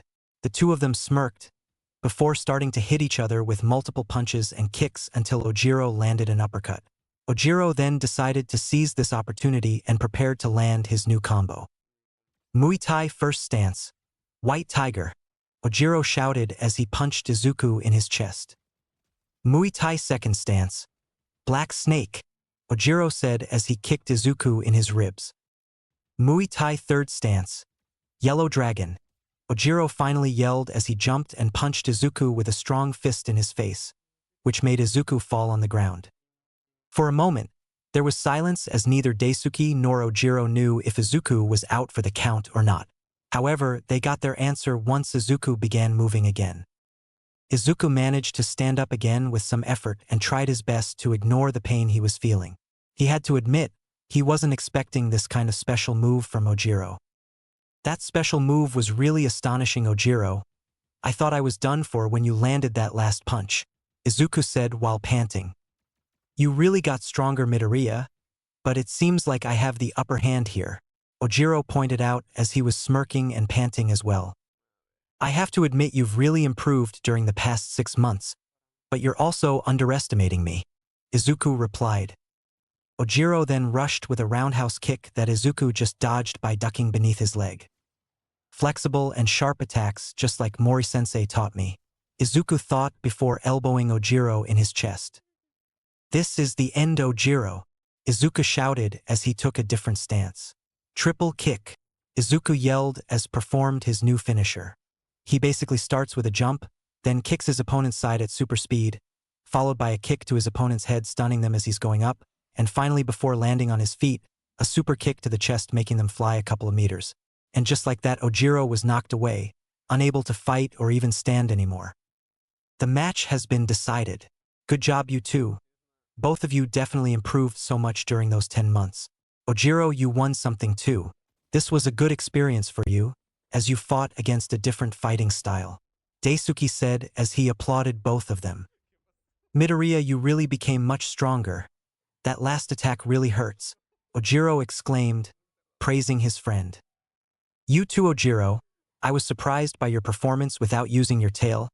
You showed me today the result of your hard work, and I'm sure we'll both make it to UA. 2 weeks later. Hey. All Might had just arrived at the Dagoba beach when he heard this mighty roar. He immediately rushed to see Izuku, shirtless and yelling a battle cry, which pumped him to go into his muscle form. Oh my goodness, he really did it. He cleaned the whole beach in 10 months. I can't believe this, you really did it, young man. All Might cheered, as he stared at Izuku in amazement. Izuku then started to fall, but All Might was able to catch him before he hits the ground. All Might, I did it. I cleaned the whole beach, Izuku said with a tired voice, while All Might helped him to stand on his feet. Young Midoriya, congratulations. You finally finished your training, and you're now ready to inherit One for All Might said with a smile. Tears began forming in Izuku's eyes before he said, I feel like I have been blessed. No, young Midoriya, this is the result of your harsh training. There's a great difference between people who are born with a silver spoon in their mouth and people like you who had nothing but work there but to achieve their goal. And today, my boy, is your graduation ceremony. All Might said, looking at Izuku, who was happy and smiling. He then showed Izuku his picture of himself when they first met and how frail and weak he was, showing how far he has come. Young Midoriya, you are worthy of my power. When I first met you, you had the heart of a true hero, but now you'll have the power of a true hero, All Might proudly said before he snatched a piece of his hair. Now eat this. Izuku had now a shocking expression plastered on his face and said only one word. Chapter 4. The True Meaning of a Hero. Eat this. To inherit One for All, you have to ingest my DNA. And well, this is the least disgusting way I could think of for you to ingest my DNA, All Might said, clearly trying his best not to laugh. He has been looking forward to this moment ever since he started looking for a successor. Izuku looked nervously and disgusted at the piece of hair before taking it and swallowing it. He then started to cough when he felt it in his throat and had to drink an entire water bottle before sitting down and letting out a sigh. So, do I have One for All now? Izuku asked, clearly still disgusted by the fact he just ate a piece of hair. Not yet, young Midoriya, it should take around 2 to 3 hours for your body to digest it. Once it's done, you'll have One for All. I see, then I won't be able to test it until the exam. Could you tell me how to use it? Izuku questioned. He was wondering how to use his new quirk. All Might then explained to Izuku how to use One for All, and warned him about the backlashes of using One for All for the first time, especially since Izuku was a vessel that was quickly prepared as fast as possible. It was a shame that they couldn't even take it for a test drive, so Izuku has to work with what he already has. Izuku then went back to his house, took a shower, ate his breakfast, and changed his clothes before setting off to UA. Izuku Midoriya was now standing in front of UA High School, looking different from the first time he came here. He was now standing tall at 5.9 feet, with a body that will make even a professional swimmer jealous. His muscles refined and his face was no longer the face of the child he was a year ago, but the face of a determined young man. He had the body for the perfect balance between strength and agility. Get the fuck out of my way, you damn nerd, Bakugo growled as he walked towards the building. Izuku only sighed and stepped away. It's true that he was a lot more confident than last year and was no longer afraid of Bakugo, but this doesn't mean that Izuku was still nervous about Bakugo's violent attitude and preferred to keep his distance from the explosion boy. He didn't really want to deal with him right now. He just wanted to focus on his exam and not deal with any trouble. Some things just never change, huh, Kaken? Izuku said in his mind. But I'm not the frail boy I once was.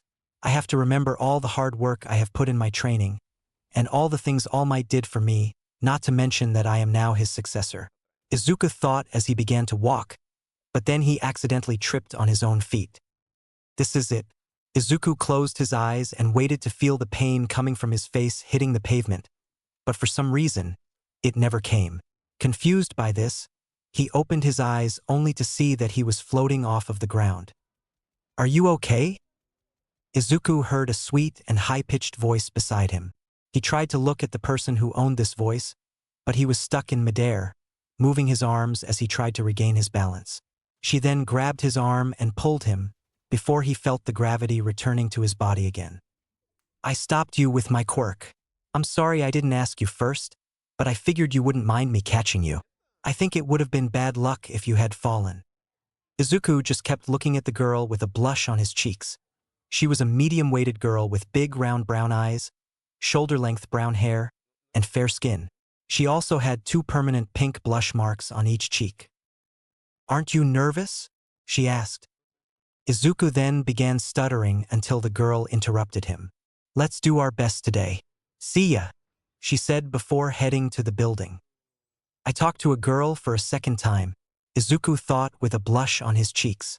It didn't matter if Izuku got a major confidence boost from his intense training. He was still shy with girls, especially if the girl in front of him was as cute as the one he just saw. Izuku then felt a hand grabbing his shoulder, so he turned around and saw Ojiro. "Hey Ojiro, are you ready for the entrance exam?" Izuku asked his friend. "Ready as you are. And just so you know, I don't intend to fall behind you," the other teen replied, determined to do his best.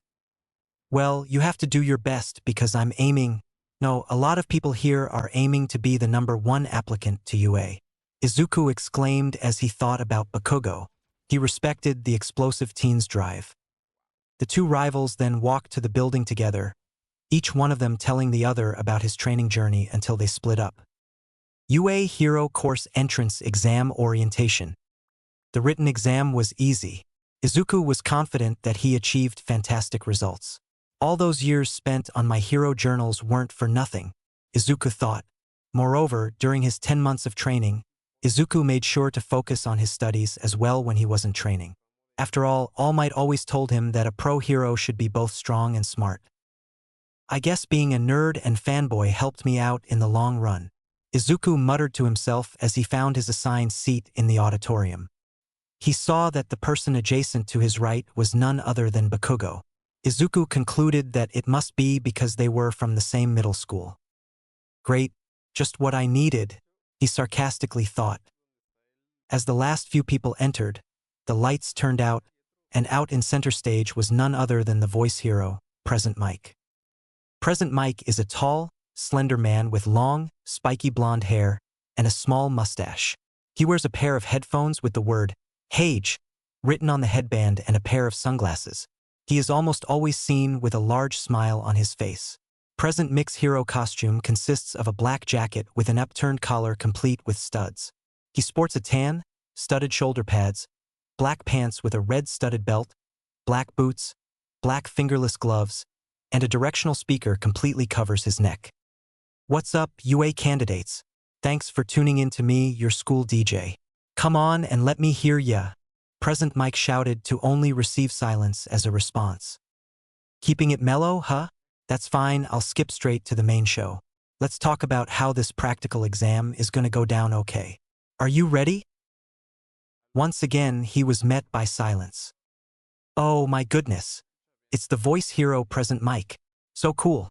I listen to his radio show every day of the week. It's so crazy that all the UA teachers are pro heroes," Izuku exclaimed in excitement, being a fanboy as usual. "Shut up," Bakugo growled in annoyance. Knowing Izuku as well as he does, this pretty much is an everyday occurrence. Seriously, could he stop fanboying for 5 minutes? Like your application says, today you rocking boys and girls will be out there conducting 10 minutes mock battles in super hip urban settings. After I drop the mic here, you'll head to your specified battle center. Sounds good. For the third consecutive time, Present Mike was met with silence. "I see. They're splitting us up so that we can't work with any of our friends," Bakugo said as Izuku looked at his and Bakugo's cards to see that they were, in fact, assigned to different battle centers. Izuku's card says Battle Center B, while Bakugo's card read Battle Center A. "Yeah, you're right. Our examinee numbers are one after the other, but we are assigned a different battle center," Izuku replied as he took a peek at Bakugo's card. "Get your eyes off my card. Damn. I was really looking forward to crushing you." Izuku just smiled and shrugged. "Of course you were. Why would I expect anything less from you? Just try to keep up with me and don't fall behind. Could you?" Izuku clenched his hands as he murmured that last part. He managed to grab Bakugo's attention, but in a bad way. Bakugo's eyes widened in shock. Did Deku just talk back to him? Fucking pathetic Deku? His expression was soon replaced with anger. "What the fuck? Do you think you're better than me or something, Deku? Do you think that a quirkless freak like you will really pass the entrance exam? Huh?" Bakugo angrily said, and his voice was getting a bit louder. "Why did I have to open my mouth now? I wanted to avoid him today just for this reason. I'm such an idiot, but I'm also tired of him belittling me like that." Izuku mentally thought and let out an exasperated sigh. Are you ignoring me, Deku? Are you looking down on me? Bakugo kept going. There was no stopping him now. Okay, let's check out your targets. There are 3 types of foe villains in every battle center. You'll earn points based on their level of difficulty, so you better choose wisely. The goal in this trial is to use your quirk to raise your score by immobilizing the foe villains. But attacking other examinees and any other unheroic actions are strictly prohibited. May I ask a question? One examinee asked. Okay. Present Mike pointed towards the examinee as a spotlight was put on him. On the printout, there are 4 types of villains. If that is a misprint, then UA, the most prominent school in Japan, should be ashamed of that foolish mistake. We, examinees, are here in this place because we wish to be molded into exemplary heroes. The person who said that is a tall and muscular young man. He has black hair and wears rectangular glasses, which go with his serious attitude. His eyes are also somewhat rectangular, as is his jaw. He turned around and pointed towards Izuku and Bakugo. In addition, you 2 over there, the ones with curly hair and spiky hair, you 2 have been muttering this whole time. It's distracting. If you're here on a pleasure trip, then you should leave immediately. Izuku then immediately covered his mouth in embarrassment. I'm sorry, he muttered, while every other examinee present began to chuckle and snicker. However, Bakugo wasn't going to do the same. Huh? Listen here, you 4 eyes extra. The one who's disturbing others here is you. If you can only lose the stick you got in your ass and listen carefully, you would understand that the final robot has another purpose. Bakugo shouted and everyone straight up began to laugh, causing Tenya's face to turn completely red in embarrassment. Izuku had to admit that he was relieved, now that the attention wasn't on him, especially Bakugo's attention. Okay, examinee number 7111. Thanks for the great message. The 4th type of villain is worth 0 points. That guy's an obstacle, so to speak. There's one in every battle center. It's an obstacle that will go crazy in narrow spaces. It's not impossible to defeat, but there's no reason to defeat it, either. I recommend that you listeners try to avoid it, Present Mike said, finishing his explanation of the 4th villain. Thank you very much. Please excuse the interruption, the serious kid said, before he sat back down, still embarrassed by what happened earlier. I see. It's like the obstacles you avoid in video games. Huh? A student questioned. The whole thing is like a video game, said another examinee in the auditorium as they all absorbed the information they just learned about the upcoming practical exam. That's all from me. Finally, I'll give you listeners a present our school motto. The hero Napoleon Bonaparte once said, "A true hero is someone who overcomes life's misfortunes. Go beyond, plus ultra." Now everyone, good luck suffering. Present Mike finished with an evil grin. UA High School Hero Course Entrance Exam Battle Center B. The bus arrived at the battle center, and Izuku was in awe. The setting for the practical exam is a giant mock city with many tall buildings and structures. It just shows how UA is the top hero course school in Japan. Being able to afford all of these building sites for an entrance exam is no easy task. Izuku stepped out of the bus wearing his green tracksuit. It's time to do it, to show the results of my training and giving it my all. I won't let All Might down by becoming the number 1 applicant. He mentally pumped himself. Izuku was a bit nervous though. He only got his Sharingan 10 months ago, and he didn't even get to test one for all, while the others had their quirk since they were kids. However, for some reason though, he was excited to show his power, to see how far he has come. He was going to give it his all. He then looked at the other examinees. They were all confident in their abilities and were focused and determined. He kept looking until he saw a familiar face. Oh, it's the girl I met at the school gates. She was assigned to the same battle center. The nice person. I have to thank her properly for earlier. Izuku thought as he began to walk towards her until he felt a hand on his shoulder. Izuku turned around to see that it was the same serious kid with glasses who called him and Bakugo out earlier for muttering. He's here too. That girl appears to be trying to focus. What are you doing? Are you taking the entrance exam to interfere with everyone else? That said boy said with a serious tone. Izuku immediately jumped back and began moving his arms in his defense. No, of course not. He quickly replied. embarrassing himself furthermore in front of everyone. I feel like the others think they lucked out because I'm here. Better concentrate on the exam now. Okay, start, President Mike shouted. Everybody stood there confused as they failed to process what was going on. What's wrong? There are no countdowns in real fights. Run, run. The die has been cast. You know, come on. One of you already started his rampage, President Mike announced. The examinees looked ahead, shocked to see Izuku already running ahead of them. If there's one thing that Izuku learned from the 3 dojos is that there are no countdowns in real fights. When did he? The boy with the serious attitude questioned with shock, before the other examinees started to run at full speed behind Izuku. Izuku immediately activated his Sharingan and found 3 one-pointers at the next left. He scouted their weak spots thanks to his Sharingan, another thing he learned from using his Sharingan during his training. He noted that some parts of the robots weren't covered in hard steel, probably to allow the robots to move without any hindrance. It seems like if I smash these parts hard enough, they'll get short-circuited and explode. Izuku then proceeded to use his taekwondo kicks, smashing their heads with his kicks, and destroying them easily. The commotion he just caused managed to grab the attention of a 2-pointer. Target found. Must eliminate, the robot said in a monotone voice. That must be a 2-pointer. Let's see if he could withstand this. The 2-pointer approached Izuku so fast with a right hook ready to be delivered any second now. Lowest round kick.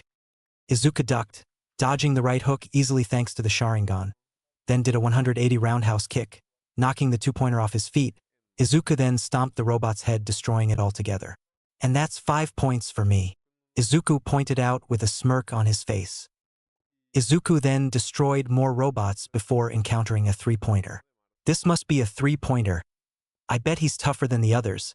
I'll have to finish this fast, Izuku said before he prepared to land one of his signature attacks. Triple kick. He kicked the robot in his side, then his head, and finally launched a powerful kick to his chest, knocking it a few meters and effectively destroying it. 8 minutes left, President Mike yelled. I have about 15 points now. I need to do even better if I want to be the number 1 applicant. Izuku then looked at the 3-pointer that he just defeated and saw a piece of metal lying there in the debris of the robot. I can use this as a staff to get more points, Izuku thought as he grabbed the piece of metal and started to do a number on the robots. The judge's room. In this practical exam, the examinees have not been informed of the number of villains or their locations. They have a limited amount of time in a vast area. They have to draw the villains out from there.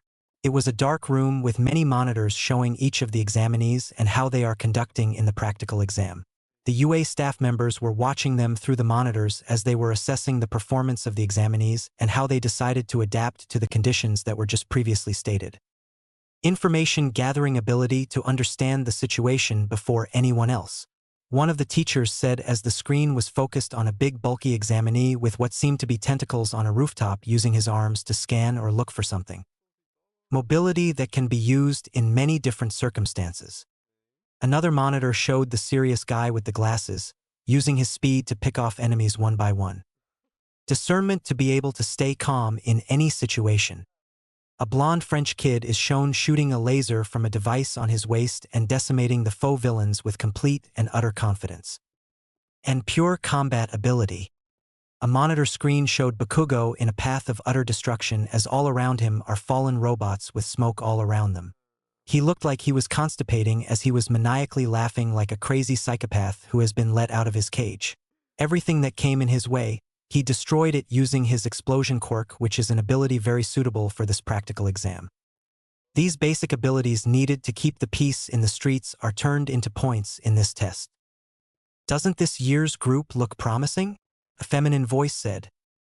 One monitor showed Izuku, using the staff to pierce the head of a 3-pointer before kicking the staff, making it go further in until it got out from the other side of the robot's head. Izuku was not joking when he said that he's going to be the number 1 applicant. Well, we can't know for sure yet. Their true test is still to come, another staff member said as he pressed a large red button. Back with Izuku. And that should be more points for me, Izuku said, leaving the staff in the robot's head and running to face more robots. 3 minutes left. 3 minutes left, I guess I'll try using one for all now. All Might warned me about the backlashes of the first time using it, but I don't have a choice. I'll give it my all to win. Suddenly, the ground began to rumble as buildings around Izuku began to collapse. When the examinees saw a giant robot, they recognized him as the zero-pointer. "It's huge," Izuku nervously yelled. He was shocked by the size of the 25 meters robot. "That must be the zero-pointer. Isn't it a little too big?" he asked. Then the zero-pointer proceeded to throw a punch towards the ground, which caused a giant dust wave. When the dust wave settled, everyone ran for their lives, terrified by the zero-pointer. All Might then started to speak from the judge's room. "An overwhelming threat. How people act after they've seen this shows their true nature." The serious-looking guy who called out Izuku before ran past him with the rest of the examinees, while Izuku was frozen in his place and just looking nervously at the zero-pointer. That thing was the real deal. It wasn't like the other robots he just faced. Less than 2 minutes left. Less than 2 minutes? Izuku repeated in shock. "Damn it. I need to get more points." Izuku decided that it wasn't worth it. He can't defeat that thing. He was ready to run away and get out of here until... Ow! "Music, you say run." Izuku stopped and turned back around to see under a pile of debris the nice person who saved him at the front gates. She was trapped under the said pile. Her legs seemed to be stuck, and she couldn't get out. "I stopped you with my quirk. I'm sorry I didn't ask you first, but I figured you wouldn't mind me catching you. I think it would have been bad luck if you had fallen." Izuku remembered the words which this girl told him earlier and the kindness she showed him. "I didn't even thank her," he thought. He needed to do something, he had to do something, he had to save her. At that moment, something snapped inside Izuku as he began to run to face the zero-pointer head-on, completely forgetting how nervous he was earlier. He didn't have to think for a second between saving the girl or getting more points. There is absolutely no merit in taking on that faux villain, but that creates the opportunity for it to shine brightly. Izuku used the power of one for all in his legs as it coursed his veins, and jumped with all his might, going more than 20 meters up in the air. And rise to the surface. The staff members of UA widened their eyes as they saw what was transpiring in Battle Center B. They weren't expecting one of the examinees to face the zero-pointer head-on by himself.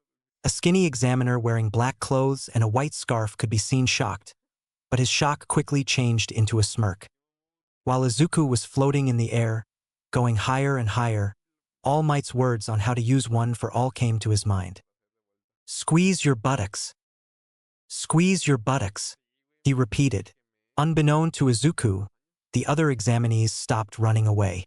Everyone was looking at him in awe as he demonstrated his power, including both the serious kid with glasses and the nice person. "And yell this inside your heart dash. And yell this inside your heart dash." The full power of one for all coursed through the veins in his arm. "Smash!" Izuku yelled as he smashed the zero-pointer in the face so hard. The robot's head flattened and many explosions erupted from its head before it fell on its back and was effectively immobilized. That's right. It rises to the surface, the most important qualification of a hero, the spirit of self-sacrifice. Izuku couldn't feel the pain of his broken arm and legs.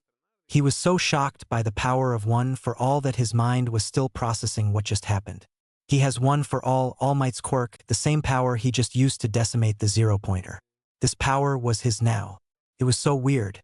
Just a year ago he was quirkless and so weak. Never in his life did he imagine that he would get such power. But now things were different. 1 minute left. Present Mix's words managed to bring Izuku back to reality. Izuku screamed as he started to fall. Realizing that his arm and legs were broken, his mind finally started to process the pain. His only choice now was to use a Detroit Smash, but that would mean breaking his other arm, and then he won't be able to get more points. What should I do? What should I do? He panicked as he remembered what All Might told him after giving him one for all. You have become a proper vessel, but it was one that was made in a hurry. Prepare yourself for the physical repercussions it'll have on your body. Oh yeah, I'm such an idiot. A mere 10 months was just enough time. I can barely hold this borrowed power.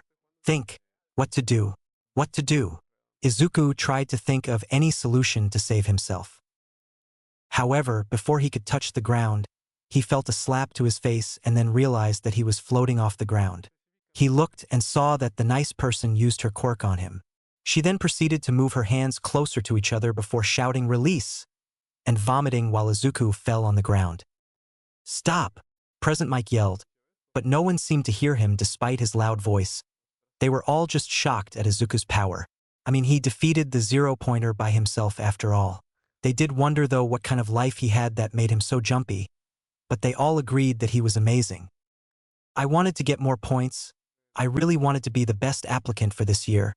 But it's okay, I don't regret my actions," Izuku said with a sad face. He really wanted to make All Might proud of him. He wanted to live to his expectations. "Hey! Thank you for saving my life." Izuku thanked the nice person. She saved him twice today after all. "What are you saying? You're the one who saved my life, risking the remaining time you had and injuring yourself." Izuku just laughed, until Recovery Girl came to heal his injury. "Oh dear, you were hurt this much by your own quirk?" The reason she said this was because Izuku's arm and legs were bruised as they were a reddish-pink color with many cuts and pores open. She recognized Izuku immediately and was in awe at how much he changed. She could clearly see how hard he trained for the past 10 months. She then used her quirk and healed all of Izuku's injuries. Everyone was amazed at her quirk, while the serious kid with glasses was carefully thinking about the events that just happened before him. 1 week later, Izuku was looking at the fish with an emotionless expression. For the past week, he wasn't able to reach All Might on his phone and the latter didn't call him. He thought that maybe All Might gave up on him for not getting the #1 spot. "No, it can't be. Maybe he's just busy. Right?" he said in his mind. He was worried and thinking too much. Aizu Izuku, it's here. It came," Inko said while holding an envelope with a red stamp showing the UA symbol. After 5 minutes of waiting, Izuku opened it and a small metal device fell on his desk. A light projection showed up and revealed All Might himself in his muscle form. "I am here as a projection. All Might. Wait, this is from UA, right? What?" All Might was in a pink background wearing a yellow suit and blue tie. "I had to do some paperwork that took some time, so I couldn't contact you." All Might coughed and bowed. "I'm sorry. Actually, I came to this town to work at UA." "All Might is working at UA?" Izuku said in surprise. He never expected this kind of news. "HM? What is it?" Somebody was trying to talk to All Might behind the scenes, explaining to him that he had to wrap it up soon. "Wrap it up? But there is something I must talk to him about. Is going to push everything else back? All right, okay." Izuku swallowed in anticipation for what his mentor and idol was about to say next. "Congratulations, my boy. You got a perfect score on the written exam and 50 points on the practical exam. Of course, that means you passed with a great score." Izuku smirked when he heard the news, before saying, "Yeah, I already knew that All Might." Sure, he was sad for not being the #1 applicant, but at least he got in with a great score. But there was a secret component added to the test. Izuku raised his eyebrows, curious to what the #1 hero was talking about. "I'm an entertainer as well. First, take a look at this video." All Might clicked a button on a remote, and it showed a video. "Excuse me, the nice person?" Izuku said in shock as the video showed the girl that Izuku saved from the zero-pointer during the practical exam. She came to negotiate directly in person after the exam. Negotiate what? Keep watching to find out. All Might pressed play and resumed the video. The person with green curly hair and freckles. Do you know who I'm talking about? He's kind of tall and muscular." Izuku was surprised for a moment. "She's talking about me?" he exclaimed. "Is it possible for me to give him some of my points?" There was still time left, and he could have gotten more points if he wanted to. But instead, he came and saved me from the zero-pointer. I heard him saying that he wished he could have gotten more points. The girl explained the situation. She clearly felt guilty that Izuku wasn't able to get more points because of her. "What the hell can you do?" Izuku heard the voice of Bakugo in his head. "At least the points he lost because of me She pleaded. There was absolutely no reason for you to put yourself in danger. Izuku also began to hear the voice of Death Arms. He saved me, she desperately said to convince them. Izuku gasped as he stood up from his chair. He was utterly speechless. Please, please, please. All Might paused the video. In addition to now having a quirk, your actions spurred others to act. All Might turned and looked at the camera. The entrance exam the other day was not graded only on villain points. All Might then resumed the video. Even if you ask to, you cannot give him your points. Anyway, there's no reason to give him any female listener, Present Mike said as he patted her head. All Might paused the video and gave Izuku his full attention. How can a hero course reject people who save others and do the right thing? Call that lip service? Bring it on. This is a job that requires risking one's life to put that lip service into practice. Rescue points, and they're given by a panel of judges. It's the other basic ability we at UA look at. A scoreboard showed up displaying all the examinees' scores from top to bottom, and Izuku saw his name at the number 1 spot. Izuku Midoriya, 60 rescue points. It then showed the number 4 spot, and Achiko Uraraka, 45 rescue points. You both pass, and 50 villain points and 60 rescue points make a total of 110 points. You, Izuku Midoriya, have scored one of the highest amounts of points of all time in the UA practical exam. And you're also one of the 4 people to ever score over 100 points, including myself, the number 2 hero, Endeavor, and the number 4 hero, Best Jeanist. Izuku's eyes began to water as tears were threatening to spill out. This is too crazy. It's unreal. I must be dreaming. Why am I so blessed? All Might opened his hand towards the camera. Come, young Midoriya. This is your hero academia. Izuku wiped the tears out of his eyes as he could barely control his tears of joy from exploding. Yes, sir. He was filled with many emotions, and no matter how hard he tried, the tears just kept coming. Izuku did it. He finally took the first step towards his dream. Many people told him that it was impossible, laughed at him, mocked him. But he proved them all wrong. He proved that he can become a hero too. However, this is only the beginning of Izuku's journey as Chapter 5, The Aftermath.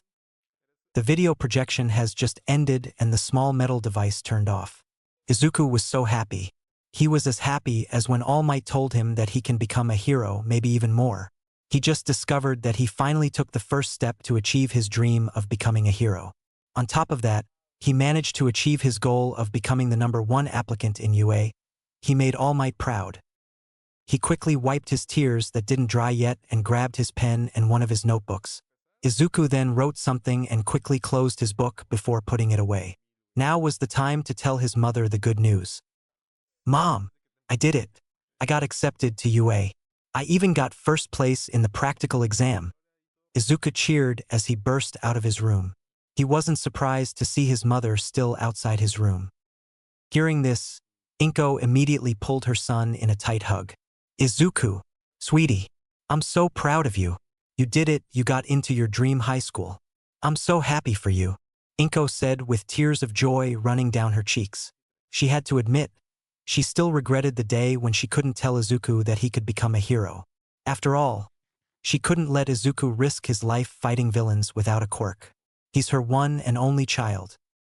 But when Izuku came back from the sludge villain incident and told her that his quirk finally appeared, she was so happy, even though she was surprised because her quirk is telekinesis and his father's quirk is fire breath. So it didn't make sense for her son to get an ocular quirk. She was so happy for him. It didn't matter as long as Izuku had a chance to achieve his dream of becoming a hero. After all these years, and after all they both went through, she was finally relieved that her son's eyes were no longer empty, but filled with the fire that was once there when Izuku was a kid. Mom, you're crushing me. I can't breathe, Izuku said, having a hard time breathing from his mother's bear hug. Oh right, I'm sorry dear. We should celebrate your achievement, so I'll make you some katsudon for dinner, his mother said as she brought her hands together and gave Izuku a warm smile. Yes, my favorite dish. Thanks, Mom, he cheered. Today was definitely one of the best days in his life. Izuku. His mother called him, grabbing his attention. "You're so cool," she pointed out. She was so proud of her son, who never gave up despite what he went through. He never gave up despite many people telling him he won't make it. Izuku never gave up despite no one believing in him, including herself. She had a feeling that never giving up is a trait that will stick with him forever, even as a hero. Inko then went to the kitchen to prepare the meal, her smile still on her face, while Izuku went back to his room and grabbed his phone to call his best friend, Ojiro. "Hey Ojiro," Izuku called with visible excitement in his voice. "Midoriya, congratulations. You did it. You made it to the first place." Ojiro congratulated his friend and rival. How did you know?" Izuku asked, wondering how Ojiro knows about his rank. Ojiro just chuckled. Knowing his friend, any other information that came in after hearing that he achieved his goal wasn't entirely processed by his brain. "The leaderboards, they showed it to us in the video projection and I managed to see who got the first place." "All right, I forgot about that," Izuku said as he rubbed the back of his head and smiled sheepishly. "What about you? How did you do?" Izuku questioned. "Well, I did manage to pass the written portion of the exam and I secured the 10th spot in the practical," Ojiro exclaimed. Izuku felt a bit sad for his friend. Knowing Ojiro, he might be a bit upset over the fact that the gap between them is that big. The two teens declared their rivalry half a year ago, and he was worried that it might come to an end soon. No, he hated this whole idea and couldn't stand it. After all, Ojiro is a worthy rival who pushed Izuku to better himself during their training together. However, is that still possible now that he possesses the power of one for all of All Might himself? "Hey, no need to worry about me," Ojiro said with a calm voice. "Huh. You know, I think I never told you about my real dream, haven't I?" "Your real dream?" Izuku questioned. He thought that Ojiro's dream was to become a hero who will save people. Is it actually something different? "Well, it's not that it's another dream, but I like to consider it a life goal, my objective." Ojiro began before he took his breath. "I want to show the world that even if you don't have a flashy quirk, even if you don't have any talent, that with enough hard work, you could still become a splendid hero," Ojiro said from the other end of the phone, but Izuku was able to easily feel Ojiro's determination. Silence filled Izuku's room as neither of the teens spoke, but then Ojiro spoke again. "It's no secret that my quirk isn't flashy. It's just a tale after all, but I'm still determined to achieve my goal." Izuku thought that he's an idiot. How did he even think that Ojiro might not be able to keep up or give up on their rivalry altogether? Ojiro had an iron will. No matter how strong he ever got, Ojiro always found a way to catch up to him and surpass him. There was no way he was going to give up. His spirit is unbreakable. "Yeah, I think that you're capable of doing that, Ojiro." "No, I'm sure of it," Izuku finally replied, making Ojiro smile. He was glad that Izuku didn't mock him or anything but instead believed in him. "That's my rival for you," he thought. "Getting to UA was only our first step," Izuku began. "Yeah, from now on we will compete and push each other to the top.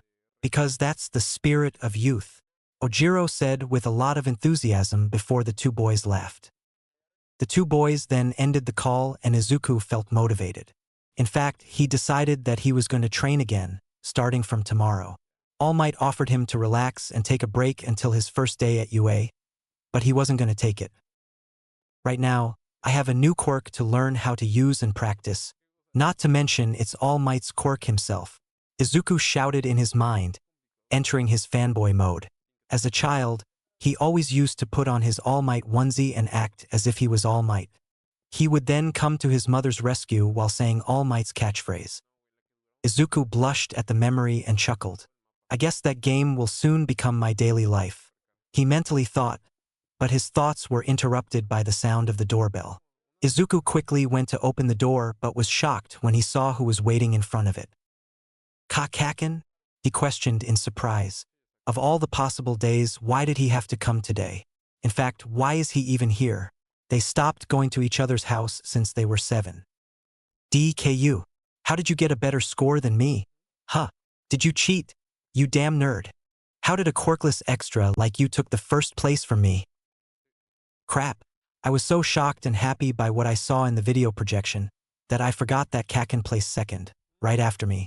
He must be mad right now, especially after what I told him before the exams. I'm sure he won't even let me get away from this.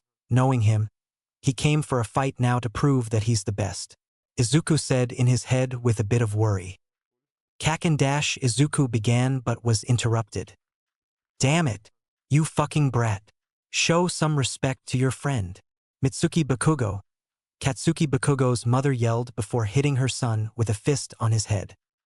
He's not alone. Izuku comically screamed in his head. Damn it. What was that for? You old hag. Bakugo growled. We are at my best friend's house, so I expect you to be on your best behavior. You fucking brat. You hear me?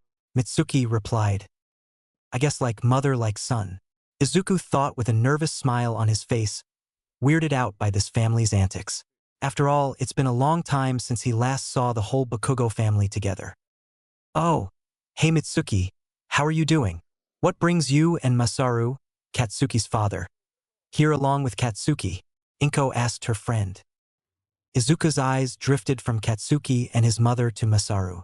The man was clearly embarrassed by his family's behavior. Izuku wondered how was he able to live with such a family on a daily basis. Isn't it obvious, Inko? We're here to celebrate Izuku's and this brat's success in the UA practical exam.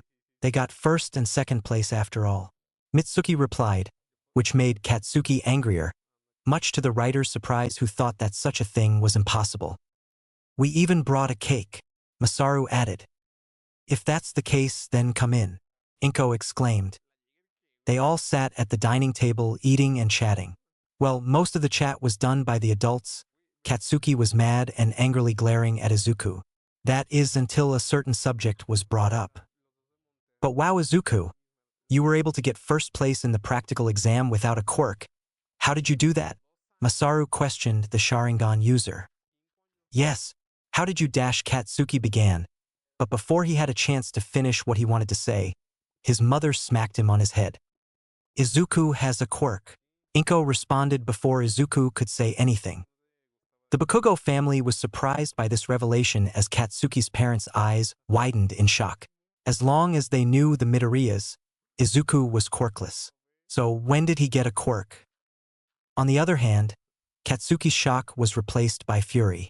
Was he looking down on me this whole time? All this time he had a quirk but never said anything. Does he think that he's better than me? That damn nerd, Katsuki thought as he also remembered how Izuku challenged him before the exams. At first, he thought that Izuku was just saying some random bullshit because he was desperate. However, when he saw Izuku's name in the first place slot, he knew that something was up. What is your quirk, Izuku? Masaru asked, curious about what kind of quirk did Izuku get. Can he breathe fire like his father? Or can he use telekinesis like his mother? It's called Sharingan, Izuku replied, earning him a puzzled look from Masaru. Sharingan, what a dumb name, Katsuki thought. And what does it do? Masaru asked, interested in the young boy's quirk. However, before Izuku could reply, his phone started to ring.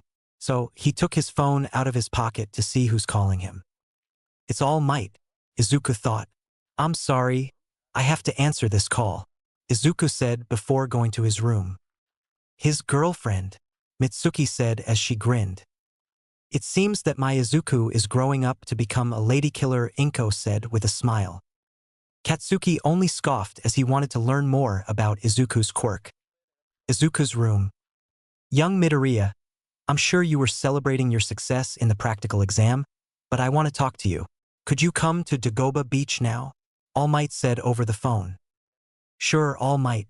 I'll be there in a few minutes, Izuku replied before getting ready. Honestly, he was relieved by this.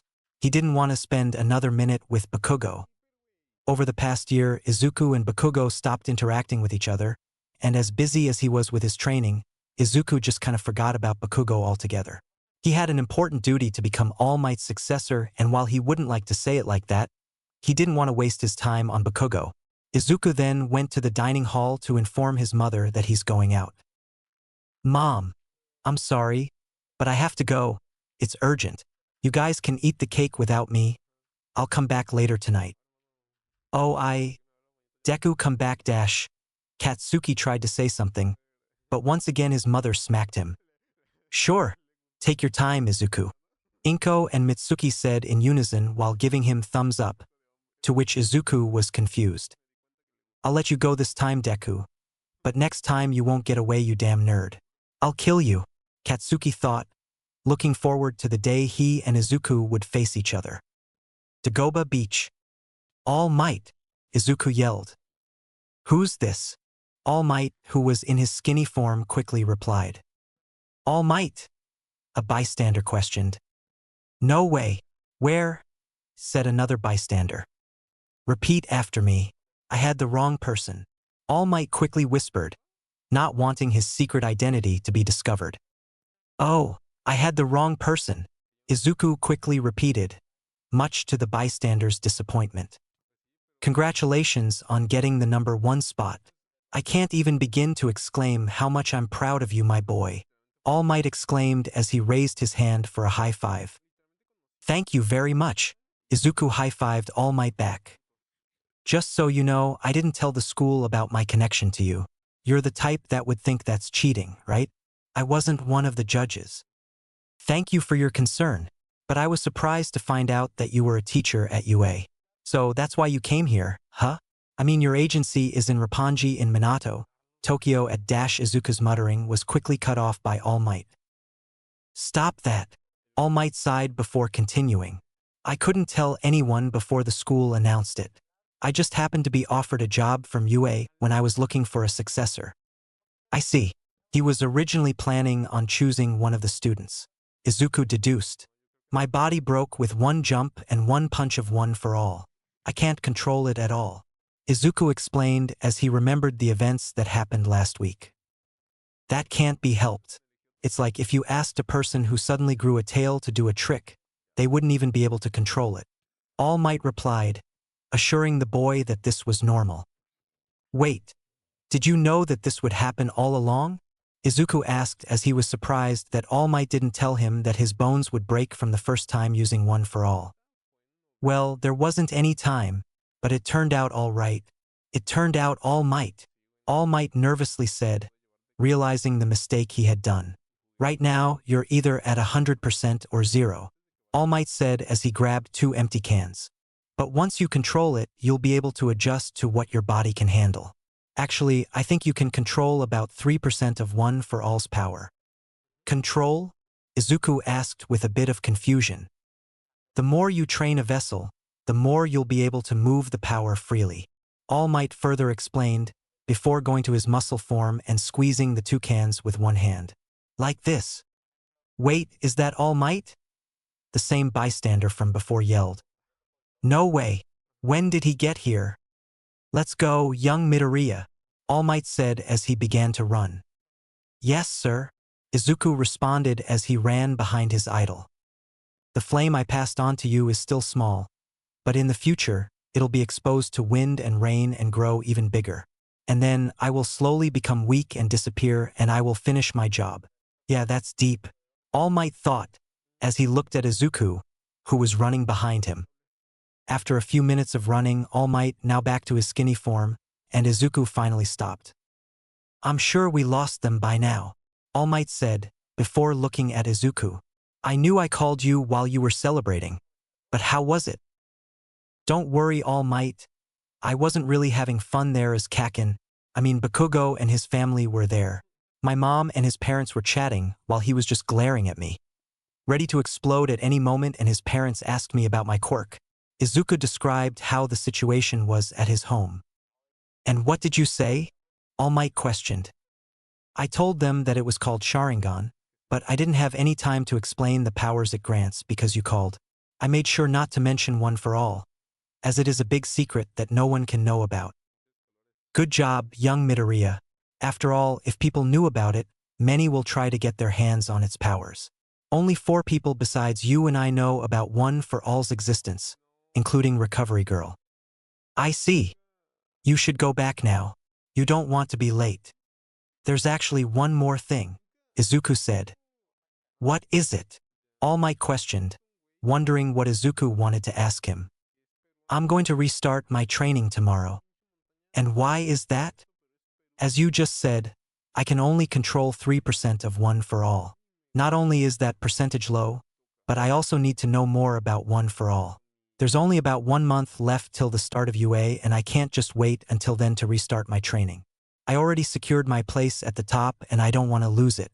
So, that means I can't just sit around and do nothing.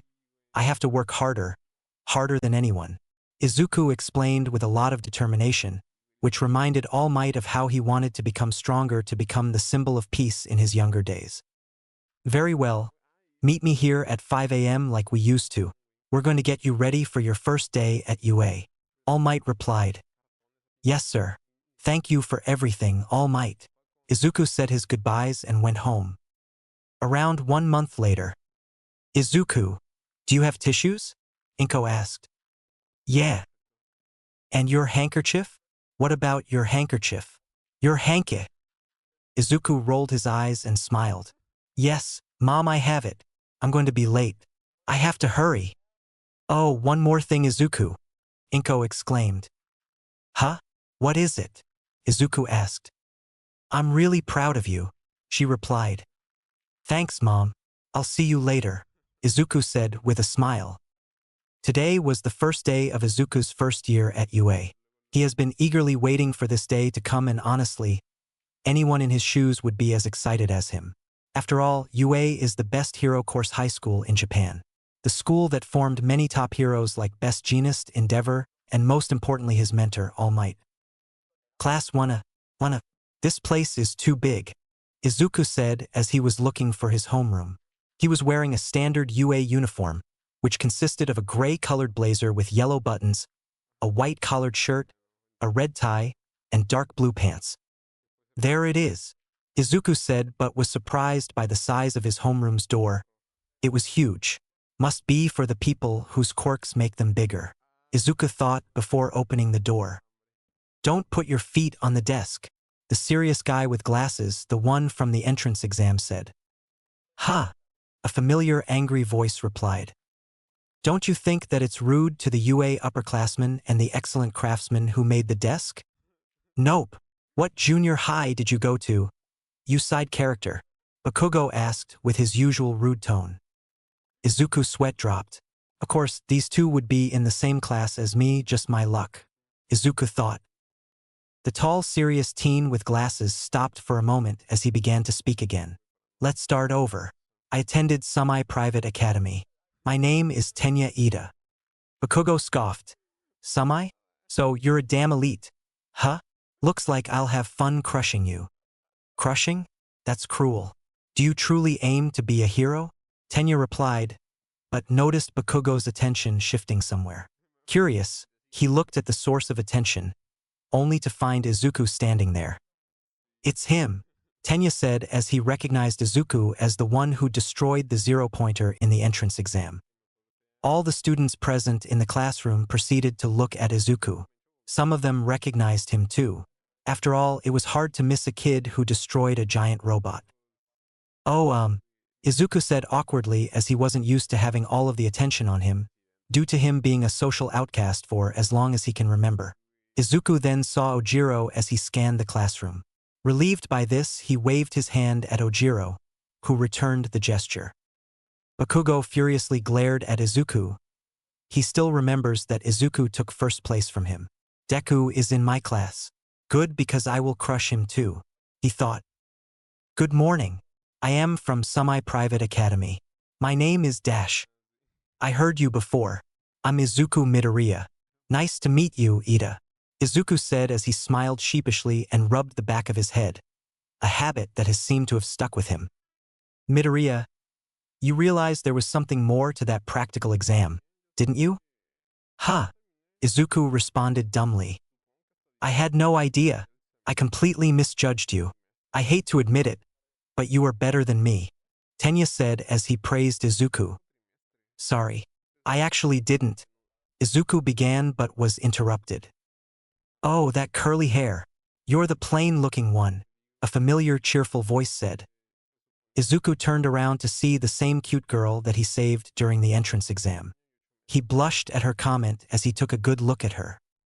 "It's the nice person," Izuku said in his mind, surprised that she was in his class too. "You passed, just like Present Mike said," she exclaimed with a cheerful tone. She was glad that the guy who saved her during the entrance exam passed as well. "She looks good in a uniform," Izuku thought. "Of course you did. Your punch was amazing." Achiko nodded as she imitated Izuku's smash. Izuku's face was now red, definitely embarrassed by this. "Oh, well, it was thanks to you going to speak with him directly that Izuku stuttered. "Huh? How did you know about that?"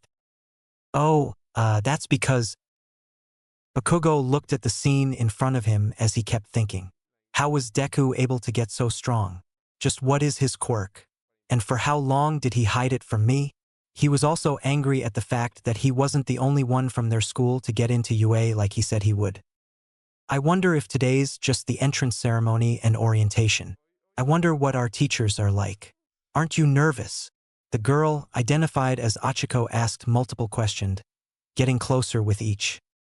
So close, Izuku thought as he did his best to hide his red face. He wasn't used to girls his age being so up close and personal with him. Well, except for Itsuka, who he got used to her more or less. "Go somewhere else if you want to play at being friends," a monotone voice pointed out.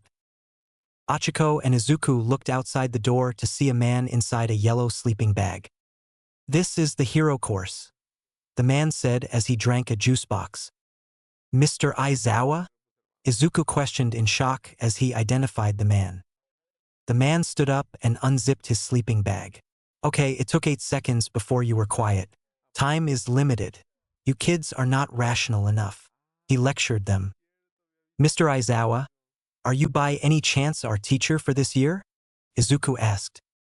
"Yes, and that would be Aizawa-sensei from now on. He's as worn out as the last time I saw him," Izuku thought with a sweat drop running down his face. Aizawa then entered the class and presented himself, before asking them to put on their gym's uniform and to go out onto the field. Meanwhile, All Might was in the teacher's lounge reading the teacher directory. The UA system does not follow the beaten path.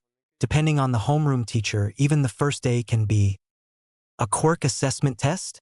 The class asked in unison. "What about the entrance ceremony? The orientation?" Achiko asked. "If you're going to become a hero, you don't have time for such leisurely events. UA's selling point is how unrestricted its school traditions are. That's also how the teachers run their classes." Aizawa responded as he turned around to see the shocked faces of Class 1A. "You kids have been doing these physical tests since junior high too, right? Physical fitness tests where you weren't allowed to use your quirks. The country still uses averages taken from results from students not using their quirks. It is not rational. Well, the Ministry of Education is procrastinating." He then looked towards Izuku. "Midoriya, you finished at the top of the practical exam, right? You were the only one who scored above 100 points, earning one of the highest scores ever in the history of UA. You were also able to destroy the zero-pointer, while everybody else was forced to run away. Pretty impressive to say the least, considering your quirk manifested a year ago." "His quirk manifested a year ago?" Class 1A yelled in unison, surprised by their fellow peers' feats, except for Ojiro, who knew about this since their results came in. However, he was surprised about the matter of his quirk awakening a year ago. Izuku never told him that. Meanwhile, Izuku wasn't too happy with the revelation. He wanted to hide the fact that his quirk manifested a year ago, that before that he was just quirkless. But it seems like life had other plans for him. He also wanted to hide the fact that he got first place in the entrance exam to avoid unnecessary attention, but that was no longer possible too. "I guess it can't be helped. I'll just go with the lie All Might and I prepared, but for now, I need to leave a strong impression and there's no better way to do it than acing this test," he thought as he took a glance at Bakugo. "I guess with him around my secret wasn't going to be safe for long either." The reason as to why Izuku thought this is pretty simple. To Izuku, quirkless and isolation means the same thing. Once the doctor announced that he was quirkless, his father left him, Katsuki stopped being his friend, he started to get bullied at school and then soon enough became a social outcast. Everyone he ever cared about left him, with the exception being his mother, of course. Ojiro and Itsuka are different though, as Izuku knew without a doubt that they were amazing and irreplaceable friends. However, he also knew that all people aren't like them. Amazing! I didn't know you were able to get that many points, Tenya said as his respect for Izuku only grew. Wow, you must be stronger than I thought, and your quirk is surely amazing, Achiko said as she too was impressed by Izuku's achievements. Izuku blushed and rubbed the back of his head as he smiled sheepishly. I just trained a lot for 10 months. Bakugo was irritated. What? Damn it, Deku. How were you able to get so strong in only 10 months? It doesn't matter, it must have been because of those damn rescue points, Bakugo thought, but he was clearly pissed by Izuku's sudden growth and even nervous. Anyway, that aside, Midoriya, you injured your body in the process. Don't expect that every time you injure yourself that someone will save you. Understand? Why yes, sir. Bakugo, you're the one who got the most villain points with 77 points, placing second to Midoriya. Aizawa pointed out much to Bakugo's annoyance. In junior high, what was your best result for the softball throw? 67 meters. Then try doing it with your quirk. Give it all you've got. Bakugo then stood in the circle and said, then, well, and as he threw the ball he yelled, die! Die! Izuku repeated. Know your own maximum first, Aizawa said as the ball hit the ground after a few seconds. That is the most rational way to form the foundation of a hero. He held up his phone as it read 705.2 meters, as the students were getting excited to use their quirks. What's this? It looks fun, a pink-skinned girl with yellow horns and yellow eyes said. We can use our quirks as much as we want, as expected from the hero course, another student yelled. It looks fun, huh? Aizawa said ominously. You have 3 years to become a hero. Will you have an attitude like that the whole time? All right. Whoever comes in last place in all 8 tests will be judged to have no potential and will be punished with expulsion. Ha! Most of the students of Class 1A shouted. Aizawa, huh? It seems like Izuku is going to be facing a lot of suffering from the start. I still remember how he was impressed with the boy's potential, and I'm sure he wants to push him further, All Might said as he looked at Shota Aizawa's profile in the teacher directory. Punished with expulsion. From our last encounter, I'm pretty sure he's not bluffing, Izuku thought as he remembered how serious his teacher is. We're free to do what we want about the circumstances of our students. Welcome to UA's hero course, Aizawa said as he moved his hair out of the way, showing his freaky smirking face. Achiko spoke up. Last place will be expelled? But it's the first day of school.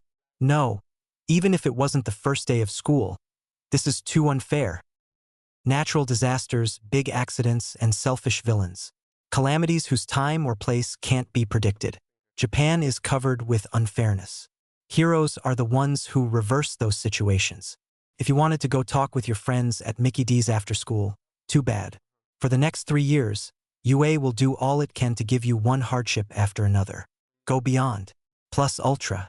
Overcome it with all you've got. Tenya took out his water bottle and began to drink. This is too serious to be hazing. However, this is the best of the best. There is no choice but to do it. Oh, I can't wait to blast everything in my path, Bakugo thought. All right, demonstration is over. The real thing starts now, he said as he looked at Izuku, who unlike many of his classmates was calm and not nervous at all. Chapter 6. The Quirk Assessment Test. All right, demonstration is over. The real thing starts now. Test 1. 50-meter dash. The first test was the 50-meter dash. 2 students will line up and race each other at a time. A camera-like computer machine will read and measure each student's time. The first 2 students lined up ready to race are Tenya Ida and a green-haired girl with features similar to that of a frog. On your mark, get set.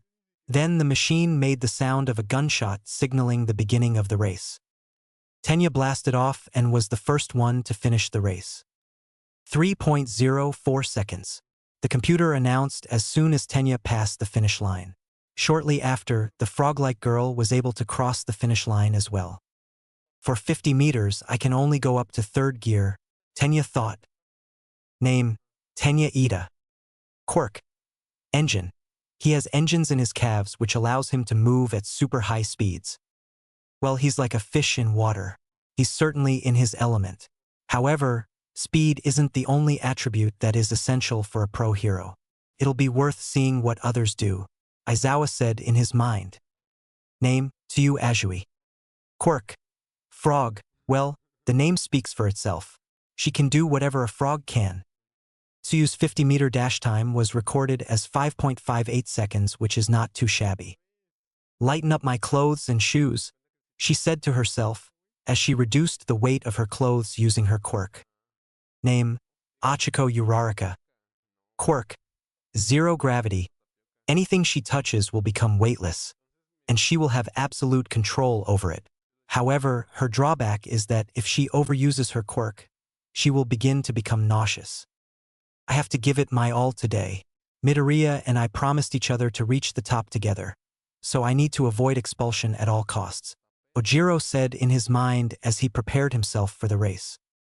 The machine made the gunshot sound as Achiko and Ojiro began to race. Ojiro crossed the finish line in 5.0 seconds while Achiko did so in 7.15 seconds. Not bad, Ojiro, not bad at all, Izuku murmured with a smirk before his and Ojiro's eyes met. This was going to be yet another one of their competitions. Humph. Everyone, you're not being creative enough. I'll show you what it's like to be allowed to use your quirk, a blonde French kid said. Name, Yuga Aoyama. Quirk. Naval laser. He can shoot a laser from his belly button, but he's limited by the amount of time he can shoot continuously. 5.51 seconds. If I shoot for more than a second, I get a stomachache, Aoyama pointed out. What the heck? Thought the various students of Class 1A, as they thought that his quirk's drawback was pretty weird. Looking at the upper limit of your quirks and the room for growth in each result, it becomes clear what you can and can't do, Aizawa thought before he looked at the last two students, who were getting ready to race.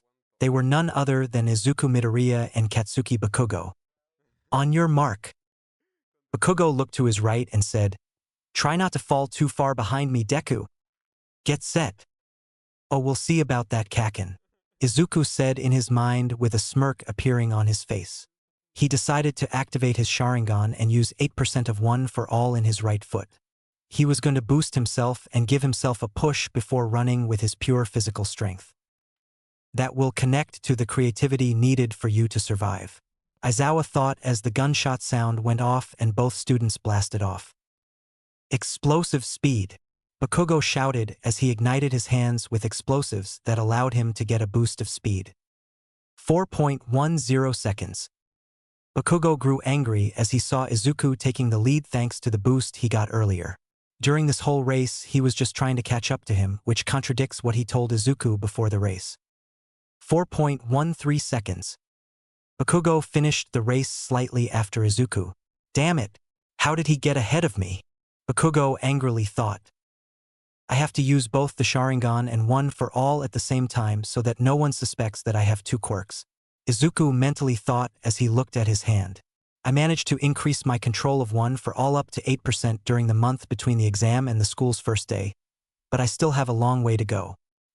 He looked at his score before his eyes drifted to Ojiro, who complimented his friend by giving him a thumbs up, which Izuku returned too.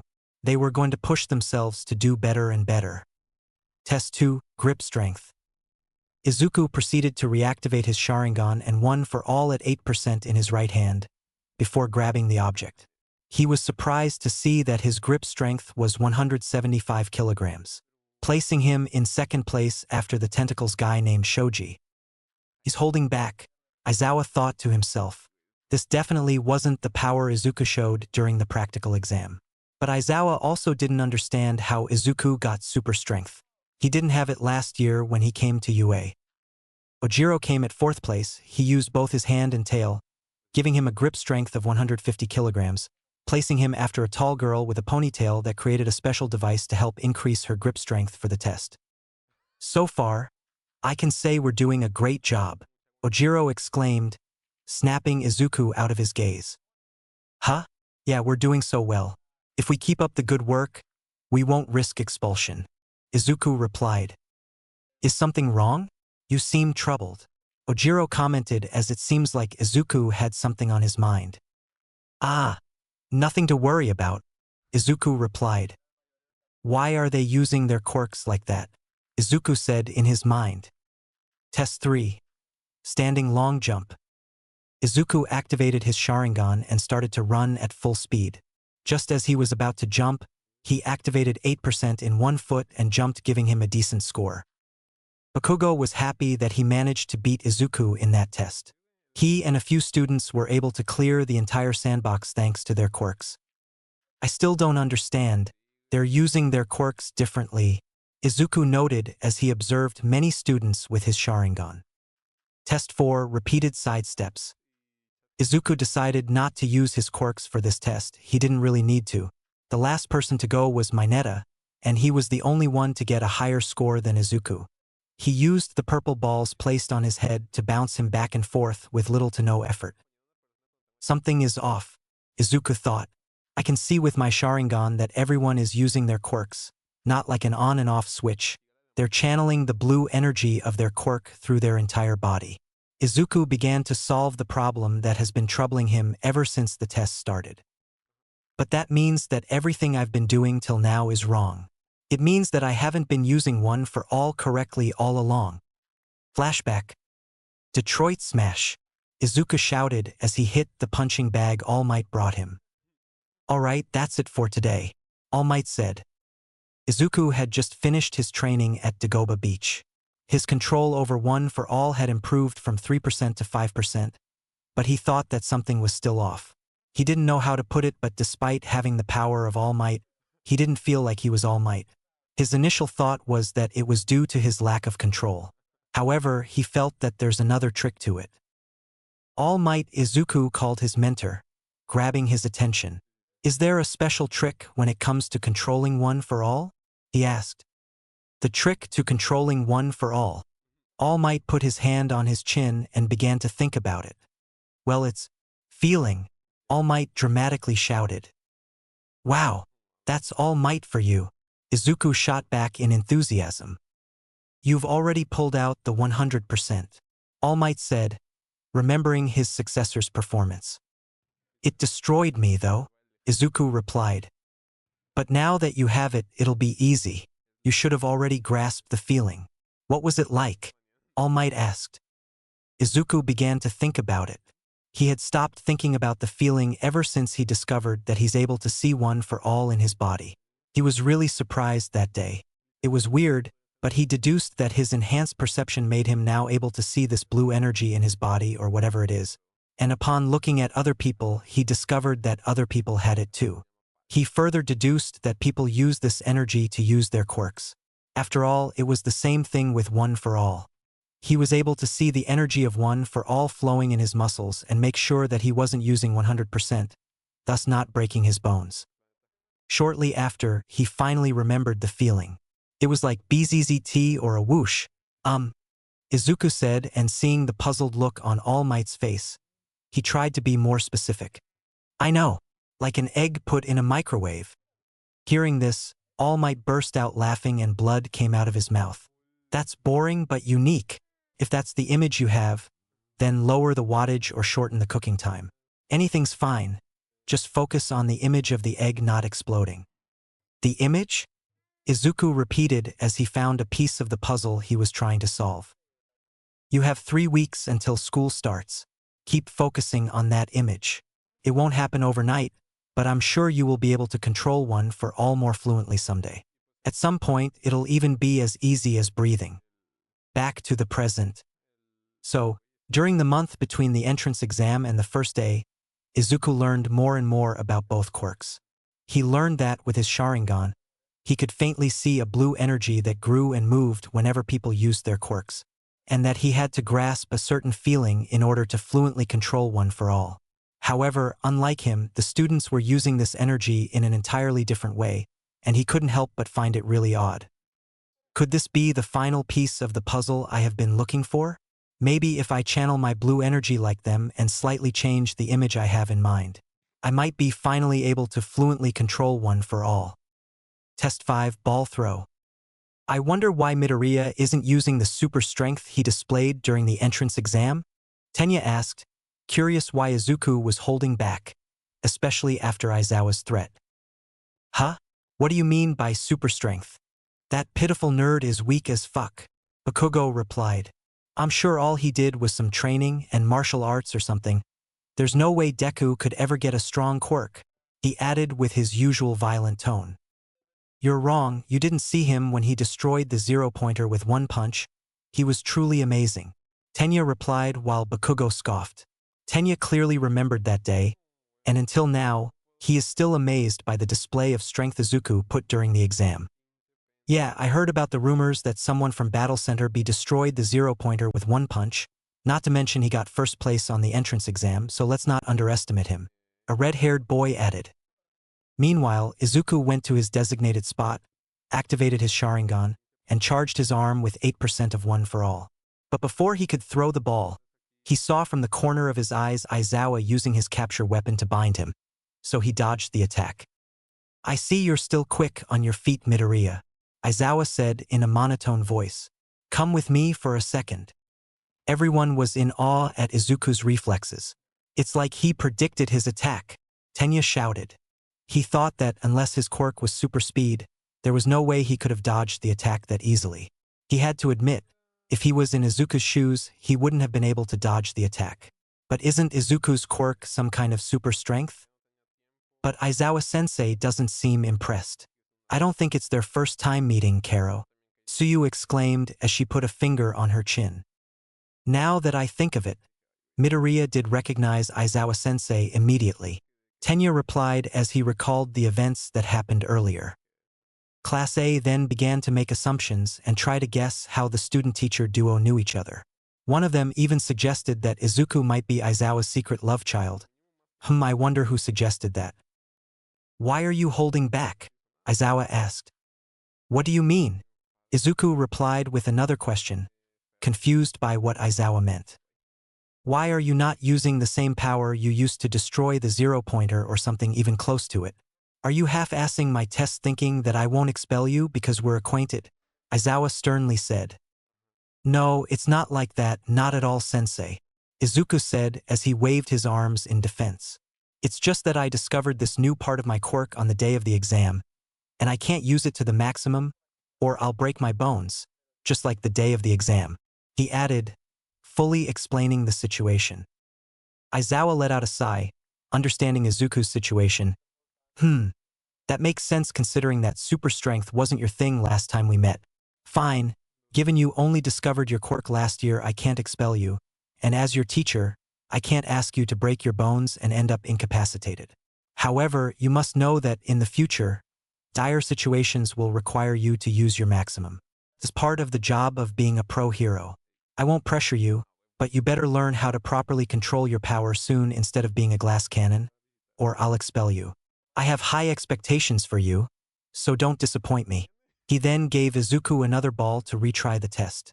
You can throw however you want, but consider what I said to be your first lesson. Izuku went back to redo the ball throw test, thinking about Aizawa's words. He's right, I have to learn how to fully control one for all soon. I cannot use the control excuse forever. I have to work harder than everyone to become the #1 hero. But until then, it's likely that I would face some situations that will require my full power. And I'll have a maximum of 2 punches before I'm entirely useless. I need to find another way to use my full power and stay in a fight. Deku seems in deep thought, Achiko commented, to which Tenya nodded. Whatever Aizawa-sensei told him, it must have been serious. Tenya added. You're just a pebble, Deku. There's no way you'll beat someone like me, Bakugo said in his mind as he observed Izuku. Suddenly, an idea popped out in Izuku's head. If he wants to see a power remotely close to what I showed during the entrance exam and limiting the risk of injury, I guess I could give it a try. Music. My Hero Academia OST Yusei Run. Until now, I didn't get any limit-breaking score, and all that's left is this, the long-distance run, sit-ups, and the seated toe touch. It's now or never. I won't lose the first place I worked so hard to get. I'm All Might's successor after all, so I can't accept this. I have to live up to his expectations. It's about time, Aizawa murmured as he could clearly see Izuku's sheer determination in his Sharingan. Izuku, you're really cool. Inko's voice came to Izuku's head. You can become a hero. All Might's voice came to his head. I'll definitely become the greatest hero, he shouted in his mind, and everyone was able to feel the rising tension in the air. Izuku then gripped the ball nice and hard and prepared to throw it. Meanwhile, All Might was hiding at a corner and watching his successor, but then he saw what was he about to do. Hey, is he serious? The Sharingan user charged 100% of one for all in his index finger, as the energy was coursing through his veins. However, just as this was happening, the blue energy grew more intense and changed from blue to cyan. He then threw the ball, pushing it at the end with his index, breaking it and then yelling with all his might. Smash! The ball launched into the air so fast that it broke the sound barrier, creating gusts of winds one after the other. All of the students were knocked off their feet and many of them quickly closed their eyes and covered their ears, desperately trying to shield their eyes from the dust and protect their ears from the sound. There was even a purple-haired girl who screamed in agony because of how loud the sound was. It doesn't hurt as much as before. No, wait, it hurts even more, Izuku thought, as for some reason the pain was even more unbearable than last time. It didn't make any sense to him. He didn't know why, but he knew he had to stand tall. He then turned his attention to Aizawa and closed his fist. Aizawa-sensei, I can still move, Izuku said, looking at Aizawa, with a victory look in his eyes and a smirk. Music ends. However, he was surprised to see Aizawa covering his ears and in pain. Izuku then looked at the class to find the mess he created. Ha! I killed half of my class during my first day at UA. Izuku comically panicked as his eyes bulged from their sockets. After a few moments, the class recovered and pulled themselves together. Aizawa immediately sent the purple-haired girl to the infirmary because her ears were bleeding while the others still had a hard time hearing anything, including Izuku himself. Shortly after, they finally began to process what just happened. Aizawa just groaned before saying, "It seems like you always find a way to surpass my expectations, kid." He then held up his phone as it read 1200 meters, and immediately all of the Class 1A students' jaws dropped. Congratulations, you earned the title of Problem Child. For God's sake, I already suffer from dry eyes. Don't go and make me deaf too, Aizawa added. 1,200 meters. That's crazy, the red-haired boy yelled while trying to pick up his jaw from the floor. Oi! How are we supposed to compete with that? A yellow-haired boy asked with visible shock in his voice. Izuku Midoriya, huh? Looks like you'll be more troublesome than I initially thought, a certain bicolor-haired teen murmured to himself. Yes, this is it. This is the power he displayed during the exam. Achiko cheered as she jumped in her place. Incredible. His power never fails to amaze me, Tenya said while nodding to Achiko's statement and agreeing with her. No, this power is even stronger than the one he used during the entrance exam, he shouted. However, his finger is swollen. He broke his arm and legs during the entrance exam as well. His quirk is really powerful, but it is also very strange, Tenya added with his finger resting on his chin as he pondered about Izuku's abilities and his unique powers. I came because I was worried, but what the heck?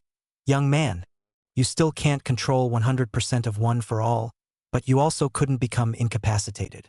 So, you propelled the ball at the last point of contact by sending the power of one for all to just your finger, minimizing the injury while maximizing the power. What the heck? Young man, you're so cool, All Might screamed in his head, thinking how cool his successor is, but then his expression turned into shock. But young Midoriya, what the hell is this power? It might be as strong as the power I once had during my prime. What's with that power? Everyone's quirks manifest by the age of 4. It's already unthinkable that his quirk manifested last year, let alone becoming this powerful in a short amount of time, Bakugo thought. He was furious. To think that Deku's power was strong enough to knock him off his feet. What is the meaning of this? Hey, Tell me what's going on. DKU. You bastard. Bakugo roared as he charged at Izuku with explosions in his hands, unable to contain his anger anymore. As he was charging, Aizawa used his capture weapon to bind him and erased his quirk. Try something like this again, and you'll be immediately expelled, Aizawa said. His eyes were red and his hair was rising and floating. I see those goggles. You're the pro hero, Eraserhead, Izuku deduced after seeing Aizawa's quirk and putting 2 and 2 together. Eraser? I don't know him, one of the students questioned. I've heard of him. He's an underground hero, one of the students replied. In reality, the only reason Aizawa wasn't famous was his hate for the media. Yaoyorozu create a bandage for Midoriya's finger. Midoriya, after the exam I'll give you a letter to go to Recovery Girl, Aizawa said, releasing Bakugo in the process. Izuku went back to stand beside his classmates, but when he did, some of them took a few steps away from him. They were definitely afraid of him. Midoriya, what was that? Ojiro asked his friend. This was unbelievable. Izuku just rubbed the back of his head and smiled sheepishly. I don't know. I just used the full extent of my quirk and as you see, I got injured. But still that was incredible. It was so manly, the red-haired kid told Izuku. Man, you threw the ball over 1 kilometer away. Sheesh, you're definitely something else, a yellow-haired teen added. Soon enough, many other students began to praise him and Izuku couldn't help but blush and shrink under all this attention.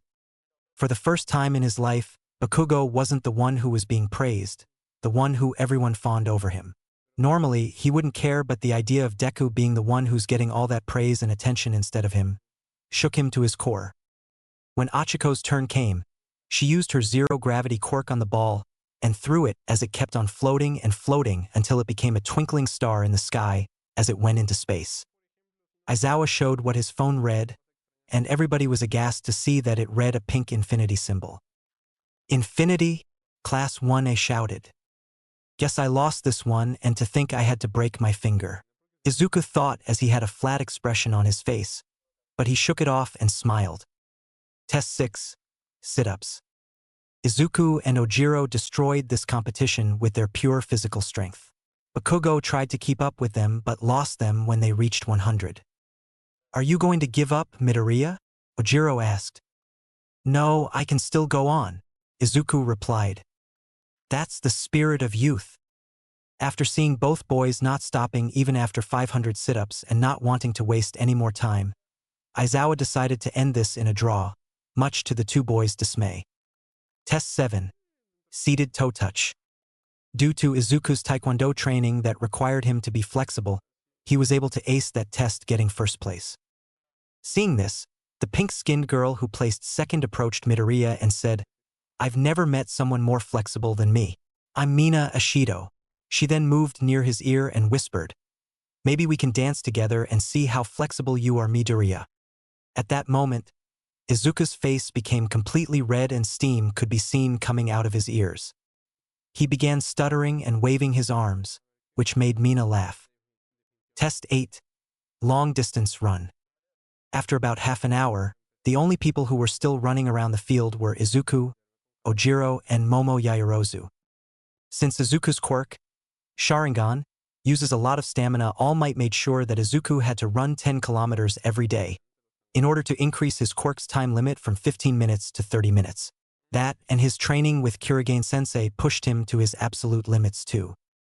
However, first place went to Momo, who created a bike and kept pedaling. However, she had to admit the two boys gave her a hard time. She almost lost to them and was exhausted after this test. She was happy to know that it was the last one.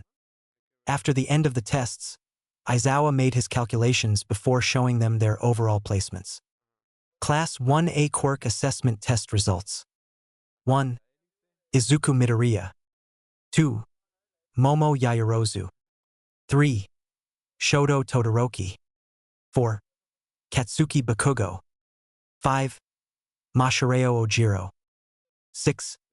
Tenya Ida. 7. Fumikage Tokoyami. 8. Mizo Shoji. 9. Eijiro Kirishima. 10. Mina Ashido.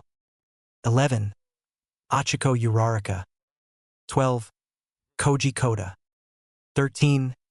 Rikido Sato. 14. Tsuyu Ajui. 15. Yuga Aoyama. 16. Hanta Siro. 17. Denki Kaminari. 18. Kyoka Jiro. 19. Toru Hagakure. 20. Minoru Mineta. Izuku was quite surprised to see his name at the top and ranking first, but he was happy. This gave him more confidence in himself and his abilities. Looks like you defeated me again, Midoriya. Seems like I have to improve more. I'm your rival after all, and I can't fall behind you, Ojiro exclaimed, willing to get stronger to catch up to his rival. Well, you did pretty good yourself.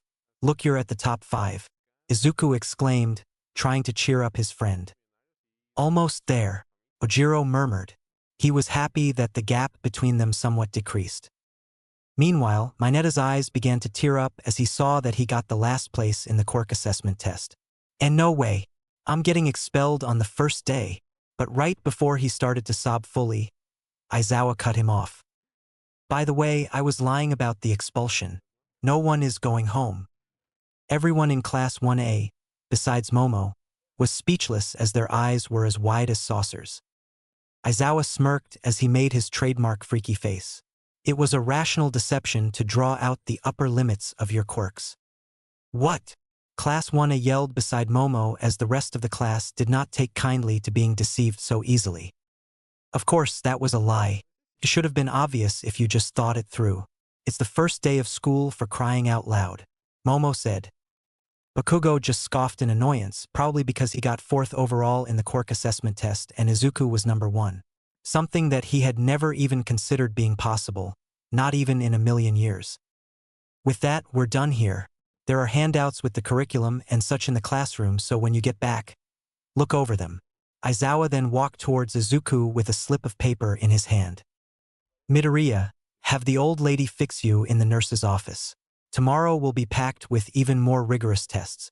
Prepare yourself, Aizawa said as he gave Izuku the slip of paper and walked away. Izuku looked at the slip of paper as he was immersed in his thoughts. I got through this for now. I may be strong, but there are still things that I can't do. I made it to first place, so I have a good head start. I just need to make sure I keep working harder than everyone. Aizawa, you liar. Oh, good morning, All Might. So, you were watching? You got too much time on your hands, Aizawa said as he passed by All Might when he was on his way back inside. A rational deception, you said? Haha, nice joke, but April Fool's was last week. You punished a whole class of last year's first years with expulsion. You cut those you judged to be without hesitation. For a man like that to take back his words, that must be because you also felt it too, right? Izuku Midoriya's incredible growth and potential, All Might bellowed as he pointed at Aizawa. Aizawa gained a suspicious look on his face as a smirk appeared on his face. Also, you seem to be supporting him quite a bit. Is it too far-fetched to say that maybe you have been giving young Midoriya a little favoritism? All Might widened his eyes as he realized his mistake. Crap, I need to be more careful with the way I speak about Izuku towards others. Is that how a teacher should be acting? Aizawa started to walk away, but he decided to say one last thing before he and All Might parted ways. It's true what you say. He does have an enormous amount of potential, probably the most potential a UA student has ever had, including you and Endeavor. Aizawa pointed out, making All Might flinch. So he noticed that too. But potential will only get you so far in this world. Execution is what matters. There are still many things he needs to learn for him to become a pro one. He needs to stop breaking his bones and control his quirk. A mistake like that could cost his or other people's lives if he's not careful. Also, it seems like he's using his quirk as an on and off switch, not as an extension of his body. I'll make sure to tell him this tomorrow during the hero basic training. I will always cut those without potential. There's nothing crueler than letting a dream end midway. That was the last thing he said before he walked off, leaving All Might to his own devices. All Might smiled as he heard Aizawa's harsh, but honest words. But then he thought about that last part, like an on and off switch. So, you're being kind in your own way, huh, Aizawa?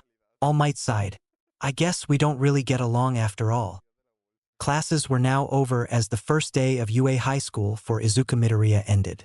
The students were leaving the front gates as they conversed with one another, speaking about how the first day went for them, how the classes and the teachers were, and whatnot. The first day of the school year always has the most energy, more than most of the days in the school year. I'm so tired, Izuku said as he walked out the main gates of UA, feeling very fatigued as he did.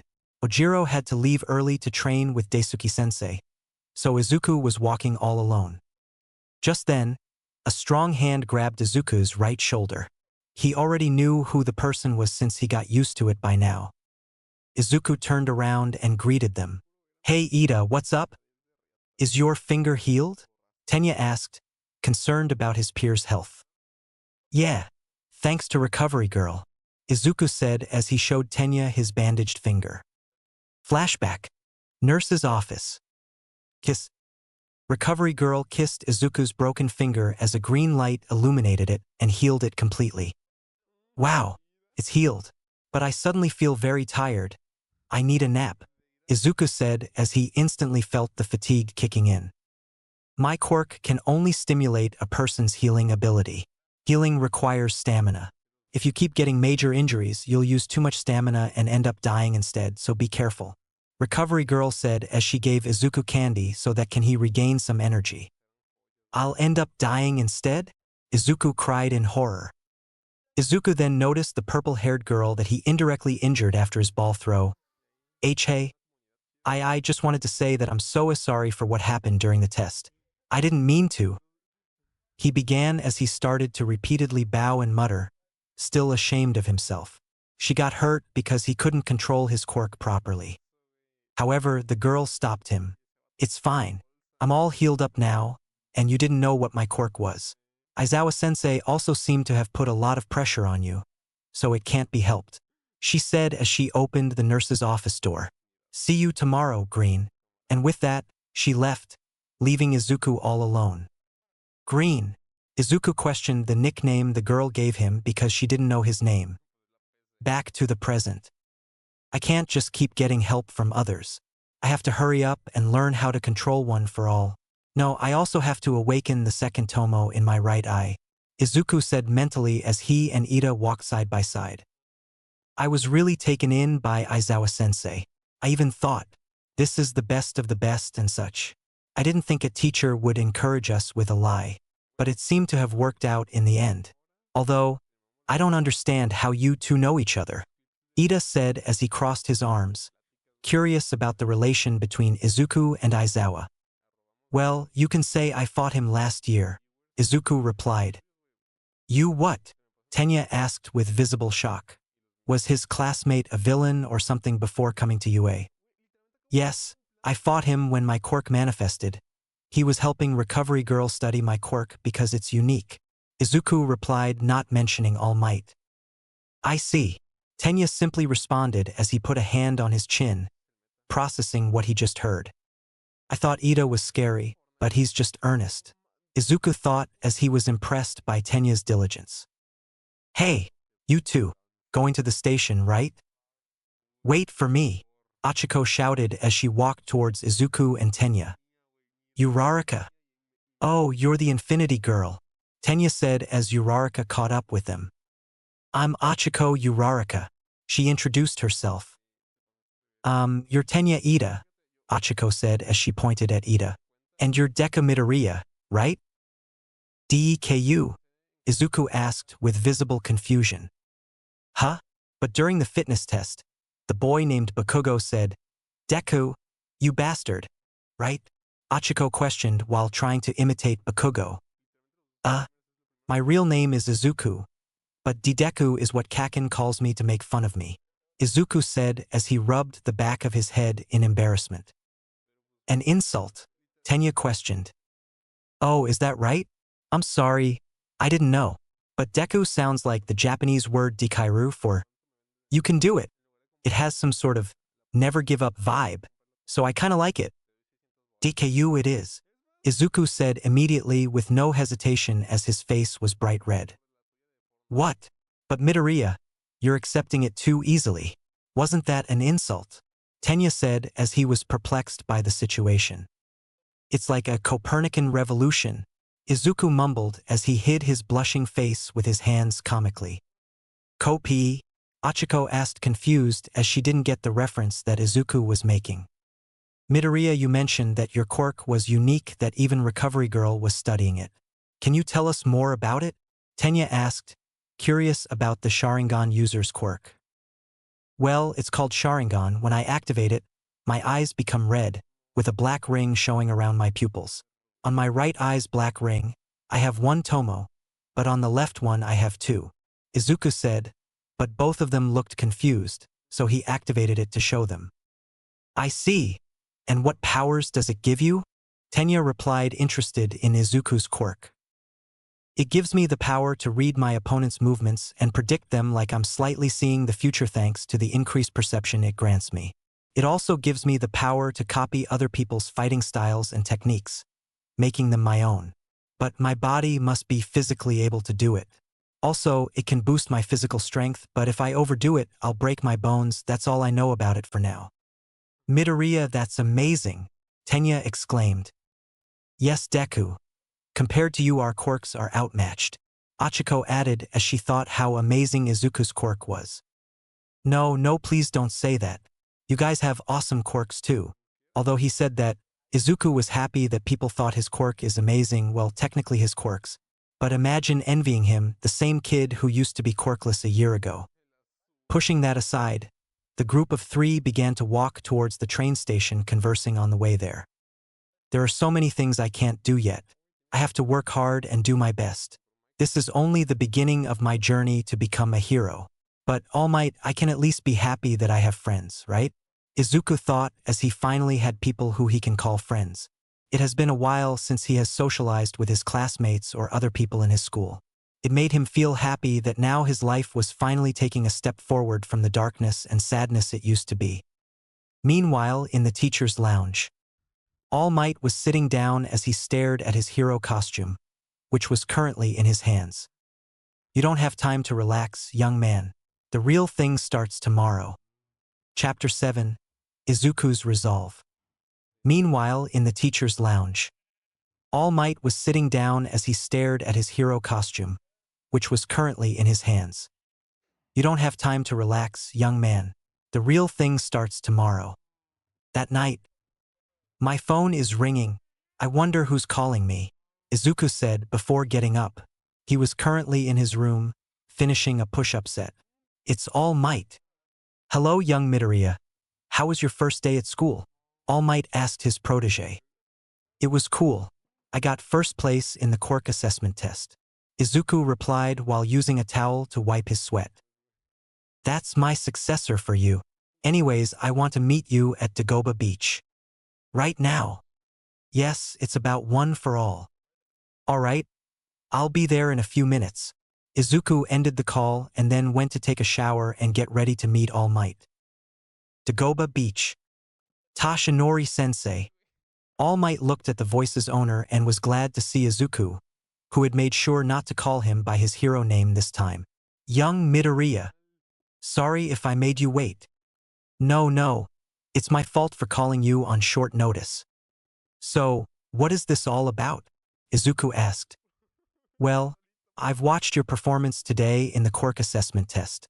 I even talked with Aizawa, and he thinks you're doing something wrong while using the new ability of your quirk. One for all to be precise. Is it about me breaking my bones? Izuku questioned, thinking that his teacher wasn't happy with what happened during the ball throw test. Not to mention how he hurt everyone present too.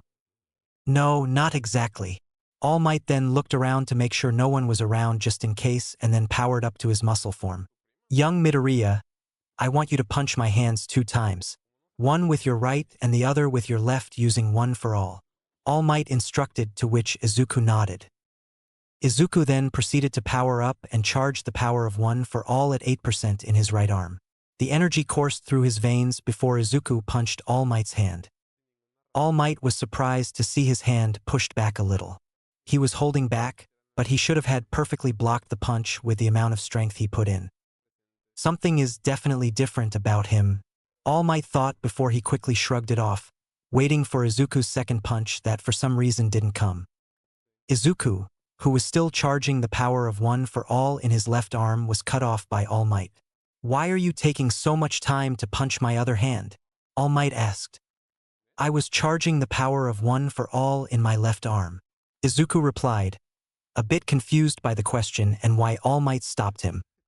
"Am I doing something wrong? Wait, is he trying to tell me?" Izuku thought.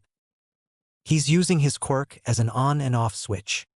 All Might remembered Aizawa's words. "You're using your quirk like an on and off switch, and not like an extension of my body," Izuku continued as he figured out what was All Might trying to tell him. "Wait, you knew?" All Might quickly replied, surprised by his successor's words. He didn't expect Izuku to know the answer. "All Might, do you remember when I told you how I'm able to faintly see a blue energy inside people's bodies?" Izuku asked. "Yes, I do remember. You said something about how this energy is actually what makes people use their quirks." All Might replied as he tried to remember Izuku's explanation from that day. "Correct. By channeling this energy and using it, anyone can use his quirk. Before I started to imagine the egg in the microwave, I used to observe with my Sharingan this energy and channel it, in a way that makes me able to safely use One for All without breaking my bones," Izuku explained as All Might paid attention to understand everything that Izuku was saying. "Yes, but with practice you were able to control the output by getting used to the feeling and imagining the egg in the microwave," All Might explained, helping his student with the puzzle he was trying to complete. However, when I observed my classmates' quirks during the quirk apprehension test, I noticed something different." "What is it?" "They were channeling this energy in their entire body. For example, that blonde-hair kid named Aoyama. The energy that is spread through his entire body concentrates in his stomach, allowing him to shoot his beams. The pink-skinned girl named Mina. She spreads the energy in her entire body before she can shoot her acid from anywhere. The same thing with that girl named Momo Yaoyorozu, except that her energy lets her create anything," Izuku replied. "Let me guess, you channel it in one limb, right?" "Yeah," Izuku replied with a sheepish smile on his face. All Might could only smirk at his protégé's words. The boy was a natural genius. "I see your analysis skills are as sharp as always, young Midoriya. So, do you have any idea on how to improve?" Izuku then shook his head and began to think out loud. One for All and the Sharingan are really different. In order to use the Sharingan, all I have to do is activate it through my eyes, and then I can use its powers freely, but for One for All I have to activate it. Wait, the Sharingan is a quirk which all I need to do to use it is just activate it from the start, and One for All is a quirk like the Sharingan, so all I have to do is channel the energy in my entire body before I use it. No, I have to channel it and keep it spread out while controlling the output and making sure that I don't go over 8%. All Might, I figured it out. All Might just looked at Izuku with a puzzled expression and sweat dropped. He had to admit that Izuku's muttering was really helpful to the kid. No, a very weird powerful asset that could be considered a quirk. "Then show me what you can do, young Midoriya." "Yes, sir." Izuku then concentrated and activated One for All. He also activated his Sharingan to make sure that the blue energy was spreading through his entire body at 8%. However, he was surprised to see that it's cyan. "Can you move?" All Might asked. Izuku waved his right arm, trying to get the feeling of this new power. "I think I can, but there's something else I just noticed," he replied. "What is it?" The energy's color changed to cyan. It's not blue anymore. All Might was really surprised by this. He already had little to no info about this whole blue energy thing, but now Izuku was telling him that his energy went from blue to cyan. He was afraid that something bad might happen. However, the next thing that happened surprised him more, as green/cyan lightning began to swirl around Izuku's body. "Is this normal?" Izuku asked, not knowing if All Might ever went through something like that. "No, this isn't normal by any means," All Might replied. Seeing that nothing else was happening, All Might decided to test Izuku's new form. "Try to throw those 2 punches again." Izuku was able to perfectly land 2 consecutive punches at a high speed. All Might was surprised by this. He was glad that he put in more strength in his hand before the attack. Good job, young Midoriya. Try 2 kicks now. Izuku then landed 2 kicks without any delay. All Might was now sure that Izuku reached a whole new level of power. How do you feel? He asked to make sure that his successor is okay. I feel like my body is much lighter and stronger now, Izuku responded. He was in awe by this new power, as there was so much he could do now. The possibilities were endless. All Might hummed in thought, trying to come up with some theory about Izuku's new form. My theory is that since One for All gets stronger with each generation, it might have reached a new level, and could explain why your energy changed to cyan. I think it just took its time until it finally blended with your DNA. It could also explain why your ball throw was too powerful today. Izuku nodded as he couldn't help but agree with everything All Might said. After all, it was the only reasonable explanation they had. However, little did Izuku and All Might both know that this wasn't a regular power-up, but something much bigger. I think I'll call this form One for All, Full Cowl. Izuku pointed out and All Might nodded, having no problem with the name. Then it seems like we're done for today. Prepare yourself because we will start sparring together next Saturday. We need to gauge this new power after all. Really? Sparring with you, All Might? That's amazing, Izuku shouted. Ha ha ha, I like your spirit. You better go back home now. We don't want to worry your mother. See you tomorrow, All Might, Izuku exclaimed as he waved goodbye to his hero. All Might waved back at Izuku, and the latter went back home content with his progress. The next day, the first class in Class 1A's curriculum was English, which was boring to everyone even though it was Present Mike who was teaching it. Lunch was at the main cafeteria, where students can buy gourmet food for reasonable prices. Of course, Izuku immediately started to fanboy once he met Lunch Rush, the cook hero in person. And then in the afternoon, Class 1A had hero basic training. I am. Izuku smirked as he knew exactly who it was. Coming through the door like a normal person. All Might burst through the door very dramatically, which was not normal at all. It's All Might, Kaminari said excitedly as he truly was hyped to be taught by none other than the #1 hero. Wow, he really is a teacher, Kirishima cheered as he stood up. That's a costume from the Silver Age, isn't it? Suyu said observantly. Its style is so different. It's giving me goosebumps, Ojiro stated as a bead of sweat rolled down his cheek. All Might marched to the teacher's podium. I teach hero basic training. It is a subject where you train in different ways to learn the basics of being a hero. You will take the most units of this subject. Let's get right into it. This is what we'll do today, combat training. All Might exclaimed as he held a card that read the word battle. Bakugo smirked in anticipation. Combat training. Izuku finished as he too was smirking. He had to admit he was just so excited to try his full cowl and test it against someone. And to go with that are these. All Might pointed to the wall as from holes installed there came out numbered boxes from 1 through 20. Costumes made based on your Quirk registrations and requests you sent in before school started. The students cheered in delight as they couldn't wait to try their new costumes on. Costumes, Izuku said to himself, eager to try his. After you change, gather in ground beta. Yes, sir. At ground beta. All Might stood at ground beta waiting for his students to arrive. After a couple of seconds, figures can be seen coming out through the tunnel. They say the clothes make the man, young men, and ladies. Be fully aware. From now on, you are heroes. As he said that, students from Class 1A all entered through the tunnel with their hero costumes equipped. Every costume was unique and fitted each of the aspiring heroes in training. All Might smiled as he greatly approved of everybody's gear. That's great, everyone. You all look cool. Now, shall we begin, you zygotes? Flashback to 3 weeks ago. I need to go to City Hall to get my Quirk registration for the clothing allowance, Izuku said as he was sitting on his couch with papers spread all around the table.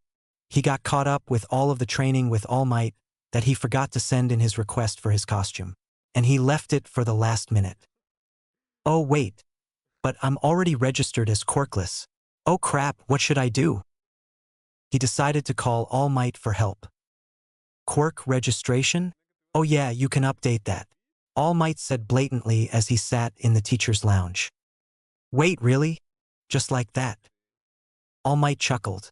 Everyone is examined and registered all at once when they enter elementary school and junior high, right? But there are cases where people discover their quirks are not what they thought they were. So you're allowed to update it once or twice. They won't accept outrageous changes.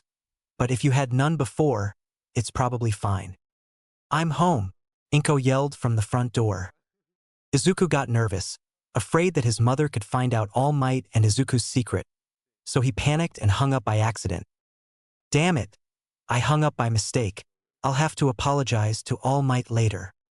Welcome back, Izuku greeted his mother. Hey Izuku, Inko began as she pulled something out of her bag. Congrats on getting into UA, she added as she showed him the jumpsuit she bought for him. I might have jumped to conclusions, though.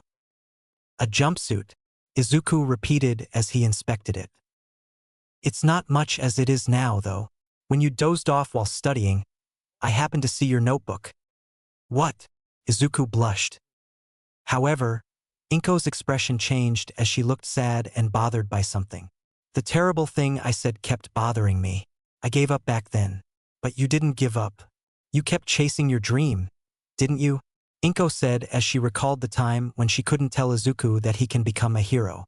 She began to tear up, but Izuku stopped her from going any further. His facial expression was now matching his mother's. Mom, please, we both know that's not true. I gave up that day, and there has been a couple of times when I felt low and that I would never make it. So, don't blame yourself because you don't need to. You were just worried about me, and you have every right. Izuku then pulled his mother in a tight hug. He noticed how she was shaking. Seems like she never got over that dreadful day, and it was definitely a mistake of him to bring it up. Thank you for being my mother and sorry for all the trouble I caused you, especially when you had to raise me all alone. As he finished his little speech, his mother began to sob, and he tried his best to console her. After a few minutes, she finally calmed down and looked at her son again. Still, Izuku, with everything that happened to you, you ought to be proud of yourself. No matter how much life put you down, you stood up again, you never gave up. And let me tell you this is something that many adults fail to do. What I've done back then was still wrong and I'm sorry. I'll support you openly with everything I've got from now on, she exclaimed as she forced a smile and handed him his jumpsuit. Seeing this, Izuku had a few tears in his eyes too. He was going to use this jumpsuit to come up with the best hero costume he can come up with. After all, these were his mother's feelings. Back to the present.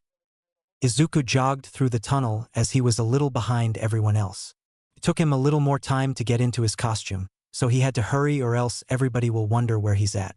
He finally entered ground beta as everybody had their eyes on his costume. Izuku's costume consisted of a dark green jumpsuit like the one from costume beta. He only changed the color to a darker green. A red belt in which he had some belt pouches to carry first aid items like a roller gauze, medical tape, and some elastic bandages. He also had leg bracers and his red shoes, a pair of white gloves with 2 blue stripes at the base and elbow pads. On his face, he had a metal mask that he could move from his neck to his mouth and looked like All Might's smile. His ears had special green earpieces that looked like All Might's 2 bangs. Each one had a button that once Izuku pressed, would make a light green mask made of toughened glass appear over his eyes, to protect them from danger. In case the danger was too strong for the glass, it would immediately go back to his earpieces so that no sharp glass shard could hurt Izuku's eyes. Finally, on his back was a symbol that looked like a fan. The upper half was red and the lower one was white. This is my costume, he said to himself. Oh, Deku-kun? Achiko said once she noticed that Izuku arrived at ground beta. You Rarika, Izuku called her. But once he got a good look at Achiko's costume, he began to blush. That looks so cool, very original and unique. I should have written what I wanted. Mine ended up being a skin-tight bodysuit. It's embarrassing. The hero course is the best, Mineta said as he gave Izuku a thumbs up. Oh, Midoriya, you look cool, Ojiro complimented his friend. Izuku really wanted to return the compliment if Ojiro didn't just stick with his martial arts uniform. Ha ha ha. Don't worry. I know what you're thinking. He reassured the Sharingan user. What is that symbol? Uraraka asked as she inspected the back of his costume. Ojiro was also interested to know more about it. I actually don't know, but I saw that symbol in my parents' room. It was a painting. I even saw it on some of my dad's old clothes. I kinda like it for some reason. I have to admit, it looks very stylish. I wonder if it's a brand, Achiko added, making Izuku blush. All Might saw Izuku's costume and couldn't help but chuckle at the similarities. So obvious, he thought. All Might then noticed that everyone was here, so he began to give his instructions and explain the exercise. Now, it's time for combat training. Sir, this is a battle center from the entrance exam, so will we be conducting urban battles again? Tenya asked, and Izuku recognized him from his voice and hand movements. And that is because Tenya had a knight armor for a hero costume. Izuku had to admit that Tenya's costume looked cool and suited his personality. No, we're going to move ahead 2 steps. Most of the time, fighting villains takes place outside, but if you look at the total numbers, atrocious villains appear indoors at a higher rate. Imprisonment, house arrest, backroom deals. In this society filled with heroes, truly intelligent villains hide in the shadows. For this class, you'll be split into villains and heroes and fight 2-on-2 indoor battles. Without basic training? Tsuyu asked, wondering if they were up to the task. This is a real battle to understand those basics. However, the key this time is that there's no robot you can just beat up. How will wins and losses be determined? Momo questioned. Can we beat them up anyway? Bakugo asked, hoping to blast whoever his opponent is. Will the punishment be expulsion like with Mr. Aizawa? Achiko asked as she didn't want to experience that kind of pressure again. How shall we be split up? Tenya questioned. Isn't this cape crazy? Aoyama said randomly. All Might began to become overwhelmed as he wasn't used to being asked like 10 questions at once. He was a novice when it came to teaching. I'll answer all of your questions. Now listen here. All Might brought out his teaching notes. A script? Izuku thought with a sweat drop as he found amusement in his mentor's antics. The situation is that the villains have hidden a nuclear weapon somewhere in their hideout. The heroes are trying to dispose of that. The heroes need to catch the villains or get the nuclear weapon back in the allotted time. The villains need to protect the nuclear weapon for the whole time or catch the heroes. All Might explained. This situation feels very American, Izuku commented. All Might brought out a yellow box. Teams and opponents will be determined by drawing lots. They're being decided so haphazardly? Tenya asked. He thought the selection would be more organized. Pros often have to create makeshift teams with heroes from other agencies. So maybe that's why. We need to always be prepared to team up with another hero and work with them if the situation asks for it. Izuku pointed out, and All Might was happy to see his successor's analytic mind already working. Tenya nodded his head as he understood Izuku's point. I see. The discernment to look ahead. Please excuse my rudeness, Tenya said as he bowed. It's fine. Let's hurry up and do this quickly. All Might bellowed as the students went and drew their lots to see who they were paired up with. Team A Izuku Midoriya and Achiko Uraraka. Team B Shoto Todoroki and Mizo Shoji. Team C Momo Yaoyorozu and Minoru Mineta. Team D Katsuki Bakugo and Tenya Ida. Team Imina Ishido and Yuga Aoyama. Team F Rikito Sato and Koji Koda. Team G Denki Kaminari and Kyoka Jiro. Team H Fumikage Tokoyami and Tsuyu Ajui. Team I Hantasiro and Toru Hagakure. Team J Ijiru Kirishima and Mashareo Ojiro. Wow, it must be fate. I'm counting on you, Achiko said cheerfully as she was excited over the fact that she and Izuku will be working together. However, Izuku was nervous over the fact that he got paired with a girl. Seriously? I have to speak properly, or else Izuku's thoughts were cut off. Midoriya, come with me for a second, a familiar voice said. Everyone looked to see that it was Aizawa-sensei and were frightened, thinking that he's here to expel the losing teams or something. Don't worry, I won't expel anyone today, Aizawa said, much to the class's relief. Izuku went with Aizawa to a corner, wondering what did Aizawa-sensei want from him. In the Quirk assessment test yesterday, you were using your new physical enhancement ability as dash. As an on and off switch, yeah, I know, I already fixed that problem, Izuku replied. Did you figure this on your own? Aizawa asked while looking at a very nervous All Might. He felt like All Might was giving Izuku some favoritism. Yes, sir. Izuku lied to protect the secret of his relationship with All Might. Fine, we'll see what you can do today, the man replied, suspicious by how Izuku already figured out his problem and fixed it in one day. All Might put his hands in two boxes, a white one labeled hero and a black one labeled villain. The first teams to fight will be. All Might dramatically took his hands out, and in his hands appeared a black ball labeled D and a white ball labeled these guys. Team A will be the heroes, and Team D will be the villains. I'm sorry, young Midoriya, but it seems that fate has other plans for you today, All Might thought as he had an idea on how bad the relationship between these two is. Izuku and Bakugo both gasped. They didn't expect to be fighting each other so soon. Today is the day I show you that I've surpassed you, Kaken. Izuku thought as his mind was already forming a plan. Perfect. I finally get to crush Deku with my own hands and show him that he's just a pebble in my way. Everyone else, head toward the monitor room. Yes, sir. Besides the 4 students participating, the students of Class 1 did as they were told and left to go to the monitor room, accompanied by Aizawa-sensei to watch the battle that was about to unfold. Izuku looked towards Bakugo and saw that he was giving him a mean glare. At first, Izuku was taken aback by it, the years of countless beatings flashing in his mind. But then, he clenched his fists and smirked as he looked back at Bakugo. He was telling him, "Come and get me." Bakugo was taken aback by this gesture and the sight of Izuku's eyes as Izuku had activated his Sharingan to appear more intimidating, and it seems to have worked. Bakugo then got even angrier as he silently growled. Villain team, go in first and set up. In 5 minutes, the hero team will break in, and the battle will start. Yes, sir. The students minus Bakugo said as the villain team began to make their way into the building. Young Ida, young Bakugo, learn to think from the perspective of the villains. This is pretty close to a real battle. Go all out. Don't be afraid to get hurt.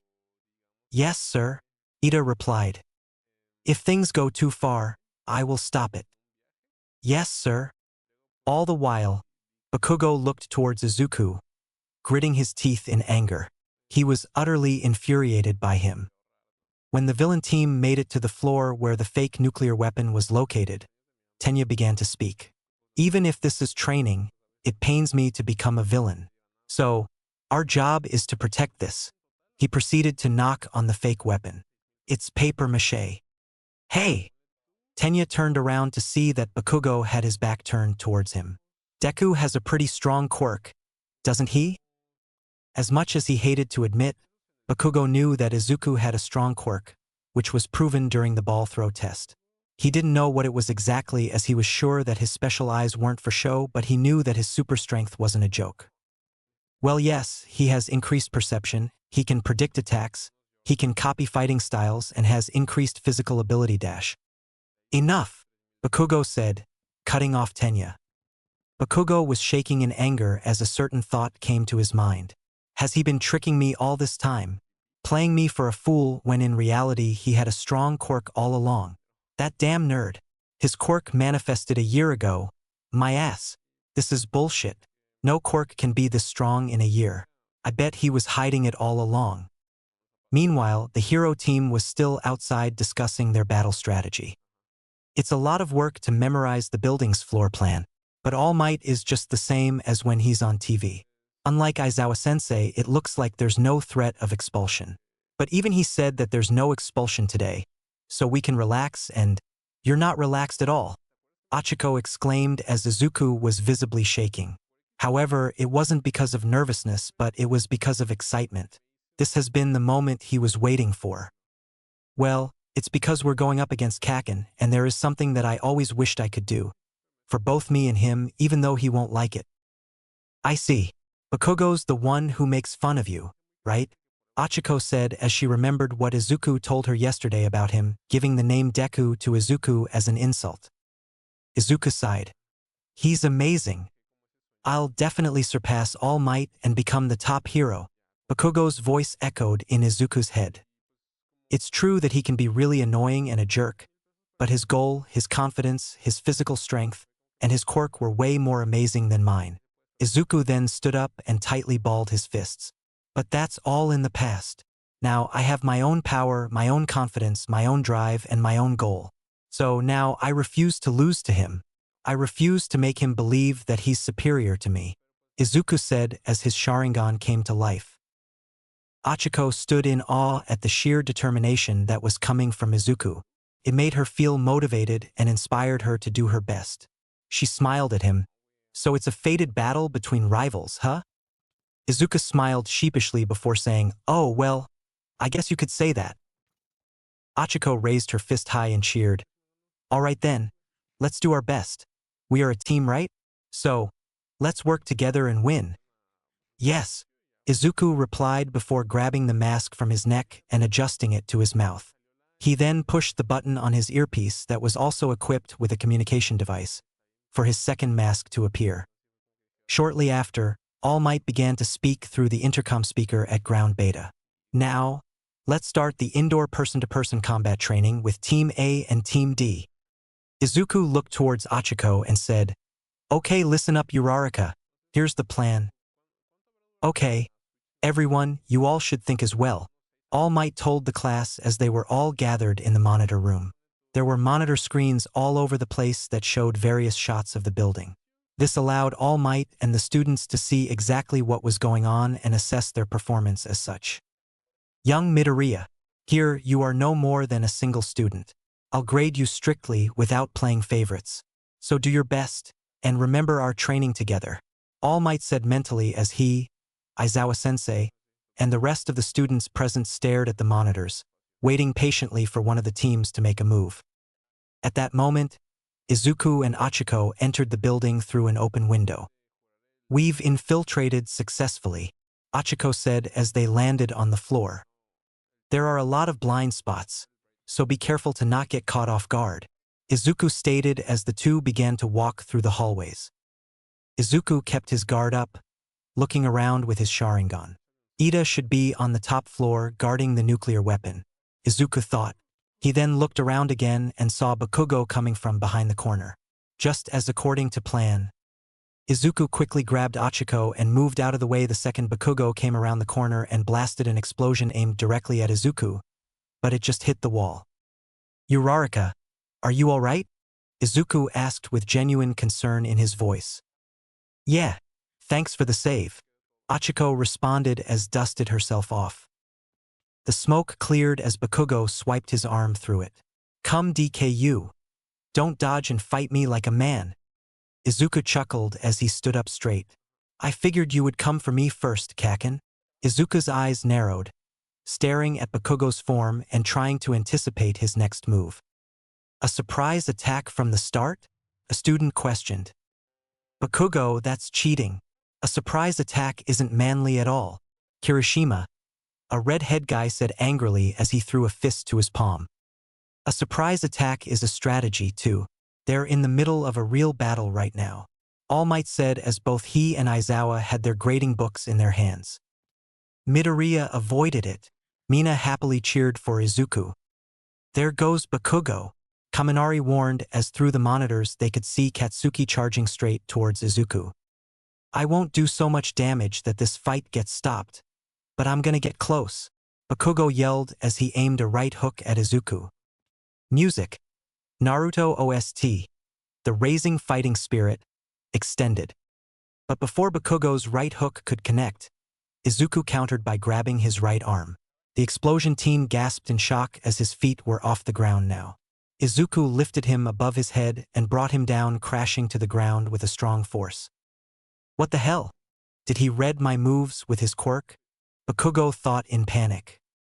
He then felt the air in his lungs coming out immediately as soon as his back slammed to the ground, causing a loud thud. Wow, he's like a martial arts master. Achiko cheered as she was impressed by Izuku's amazing counter. In the monitor room, everybody, except for Ojiro and All Might, had their eyebrows raised as they weren't expecting Izuku to move so swiftly like that. They never knew that Izuku was a martial artist. He has improved so much over the last year. His stance, his throw, his movements, they were all flawless, very well executed. Aizawa noted, clearly amazed by Izuku's development. I can't believe it. I did it. I managed to hit Kaken. I still can't believe it, Izuku said in his mind, as he never imagined that a day like this would ever come. A day when he would see Bakugo as just another teen like him. Kaken. Izuku began to speak as Bakugo began to pull himself up. If you think I used my quirk to predict that attack, you're dead wrong. I know you usually start with a big right swing. How much do you think I've been watching you? I wrote an analysis for all of the heroes I thought were amazing in my hero journals, including you. Yes, in that same notebook you blew up and threw away last year. What? Bakugo shouted in bewilderment as he too remembered when he threw out Izuku's notebook from the window. The name Deku. The same one that you always use as an insult to call me useless and worthless. Well, guess what? The name Deku isn't going to mean useless or worthless or good for nothing anymore. Kaken, from now on, Deku is a name that will mean you can do it, it will mean never give up, it will inspire others. From this day forward, Deku is not the name of the frail kid you bullied, but the strong man in front of you who'll become the greatest hero. Deku is the name of the person who will bring you down today. Izuku shouted as his Sharingan was violently spinning. They were full of determination due to the intense emotions that Izuku was feeling at the moment. Achiko's cheeks had a slight tinge of red, as she remembered that those were the exact words that she used to describe the name Deku yesterday. Oh, is that right? I'm sorry, I didn't know. But Deku sounds like the Japanese word for, you can do it. It has some sort of never give up vibe, so I kinda like it. Bakugo now stood completely on his feet. Izuku's words were now engraved forever in his memory. DKU, Bakugo angrily yelled. If you come any closer, I'll get angry. Bakugo remembered the day when Izuku first stood up to him. He was a weak, small child. He trembled and shook in fear as he stood in front of him and defended the other little boy that Bakugo and his lackeys were bullying. Izuku's face was full of tears that day. But now, 11 years later, it was a much different picture. The person who stood in front of him now was by no means a small, weak child. He was a strong, well-built young man. No tears could be seen on his intimidating eyes as he had an expression that screamed with an undying will and determination. His aura was full of power and bravery. Izuku Midoriya was no longer afraid of Katsuki Bakugo. Izuku was no longer inferior to Katsuki Bakugo or anyone else. DKU, you bastard, I'll kill you. Bakugo rushed at Izuku, but the latter didn't wait and got closer to the ash-blonde hair boy. Bakugo released an explosion at Izuku, aiming for his chest, but Izuku immediately ducked under the attack. He had already seen this coming thanks to his Sharingan. Lowest round kick. Izuku shouted before performing the attack, making Bakugo fall off of his feet. But before Bakugo could hit the ground, Izuku punched him in the guts, sending him flying to the other side of the corridor. Kaken. Izuku paused for a moment, as Uraraka and everyone from the monitor room were looking at him in awe. From now on, we're equals. Chapter 8, The Fated Battle. Kaken. Izuku paused for a moment. Uraraka and everyone from the monitor room were looking at him in awe. From now on, we're equals. Bakugo started to stand up again. His stomach was aching from the pain of that punch. You never stopped going after me, trying to catch up to me. Even after all the trauma I've put you through, you just kept standing up and moving again, always looking down on me. And now look at you. You're declaring that we're equals to my face. And that you'll beat me. Me. You're just a pebble, you damn nerd. Bakugo's hands ignited with small explosions, as his whole body and mind were consumed by his rage. That's what I hate about you, DKU, he shouted at the top of his lungs. Because Kaken and I lived in the same neighborhood. We've known each other since we were little. Izuku said in his mind, before some old memories came flashing through his head. Flashback 11 years ago. Let's go kill the enemy, Kid Bakugo said as he pointed towards a gate to a forest that read no trespassing. Okay, Bakugo's lackeys yelled as they were willing to follow the blonde explosion quirk user wherever he went.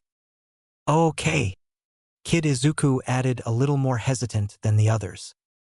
Kaken was the type who could do anything he tried his hand at, a rascal who led the group of neighborhood kids. Good or bad, Kaken was full of confidence and I thought he was so cool. But after his quirk manifested, it accelerated him down the wrong path. Back to the present. All men are not created equal. This was the harsh reality that I learned about society at the young age of 4. Hey Bakugo, give me your status. What happened? Tenya said through Kaken's earpiece. Just shut up and defend. I'm really angry right now, Bakugo replied. I'm not asking about how you feel. Hey, but right before Tenya could say anything further, the connection was cut off. He hung up, going off on his own like that. What is wrong with him? Geez. The monitor room. What was Bakugo saying? Can't tell with just the cameras in a fixed position and no sound, Kirishima said, curious about what Izuku and Bakugo were saying. He's talking to his partner over the small wireless radio. You can bring that plus the building's floor plan and this capture tape. Once you wrap this around your opponent, it shows that you've captured them. All Might replied. The time limit is 15 minutes, and the heroes don't know where the nuclear weapon is located, right? Mina asked. Yes, All Might answered his student. The heroes are clearly at a disadvantage here, Mina pointed out, thinking that the situation was unfair for the heroes. Heroes should be able to turn the tables on whatever predicament they're in. Besides, didn't Aizawa-sensei tell you to? Here we go dash. Plus ultra. The students of Class 1A shouted their school's motto with enthusiasm. Next time you forget that, I'll expel you all, Aizawa added, which made the whole class flinch. Monsieur, Bakugo is dash Oyama began. All Might looked towards the monitors at Aoyama's comment. Back to the battle. Bakugo put his left hand behind his back as he began to ignite an explosion. Izuku saw what he was doing and yelled at Achiko. Uraraka, go! Right, Achiko replied as she made her way towards the upper floors. Bakugo fired an explosion to propel himself towards Izuku at high speeds. He aimed a roundhouse kick towards Izuku with his left leg, but Izuku managed to block the attack with his forearm just in time. Looking away during a fight? You must be sure of yourself. Damn right I am, Izuku shouted back. He then grabbed Bakugo's leg and began swinging him around before he threw him away. However, Bakugo managed to safely land on his feet by using his explosions. He's being cautious now. I won't win against him in a small room like this. His explosion quirk is far too powerful in a small area, and I won't be able to dodge. I'm gonna have to fight him in a larger room, but I need to make him come to me, Izuku thought as he carefully planned his next moves. Bakugo stood up after Izuku's swing and placed both of his hands behind him, but then he noticed Izuku running around the corner. Damn it! Don't you dare run away from me! Come back here! DKU! Bakugo yelled as he chased after him. After a few minutes of searching, Bakugo was growing impatient. Hey! You tricked me, didn't you? Was it fun tricking me all this time? Huh! You've got a flashy quirk there, don't you? Awakened it a year ago. Yeah, right. You think I'm a fool to believe this bullshit. Come out and face me. I'll prove to you that I'm better than you. Over here. Bakugo turned his head around at Izuku's voice. Reverse sweeping kick, Izuku shouted as he was spinning around. He then delivered a devastating kick in a wide arc to Bakugo's head. The kick sent Bakugo twirling around as he got knocked off his feet again. You damn nerd. I'll kill you, Bakugo growled. By the way, I forgot to tell you something, Kaken. Right now, I'm not even using my full. This is my base physical strength and not the enhanced one, Izuku exclaimed, in an attempt to taunt Bakugo, something that was part of his plan. He was going to use Bakugo's anger against him. In the monitor room. Damn, Midoriya's quirk is broken. Bakugo can't even land a single hit on him. despite being second to him in the practical exam. Kaminari commented. Man, he's so OP. Zero added. If you think that his strength is the result of his quirk, you're dead wrong. Aizawa pointed out. What do you mean, sensei? Can't you see how he's dominating this match? Kirishima asked. When his quirk first awakened a year ago, it was so unique that Recovery Girl was studying it and even called me and All Might for help. She asked me to fight him, and honestly back then all what he was capable of was dodging my attacks and copying them. Still, with the restriction of being able to keep up with my movements. If I moved faster, it was impossible for him to dodge my attacks at all. Not to mention that he sucked at fighting. But after 10 months of hellish training, his physical strength went to a whole new level. He got better at using his quirk, and he even learned 2 different fighting styles as well as how to use weapons.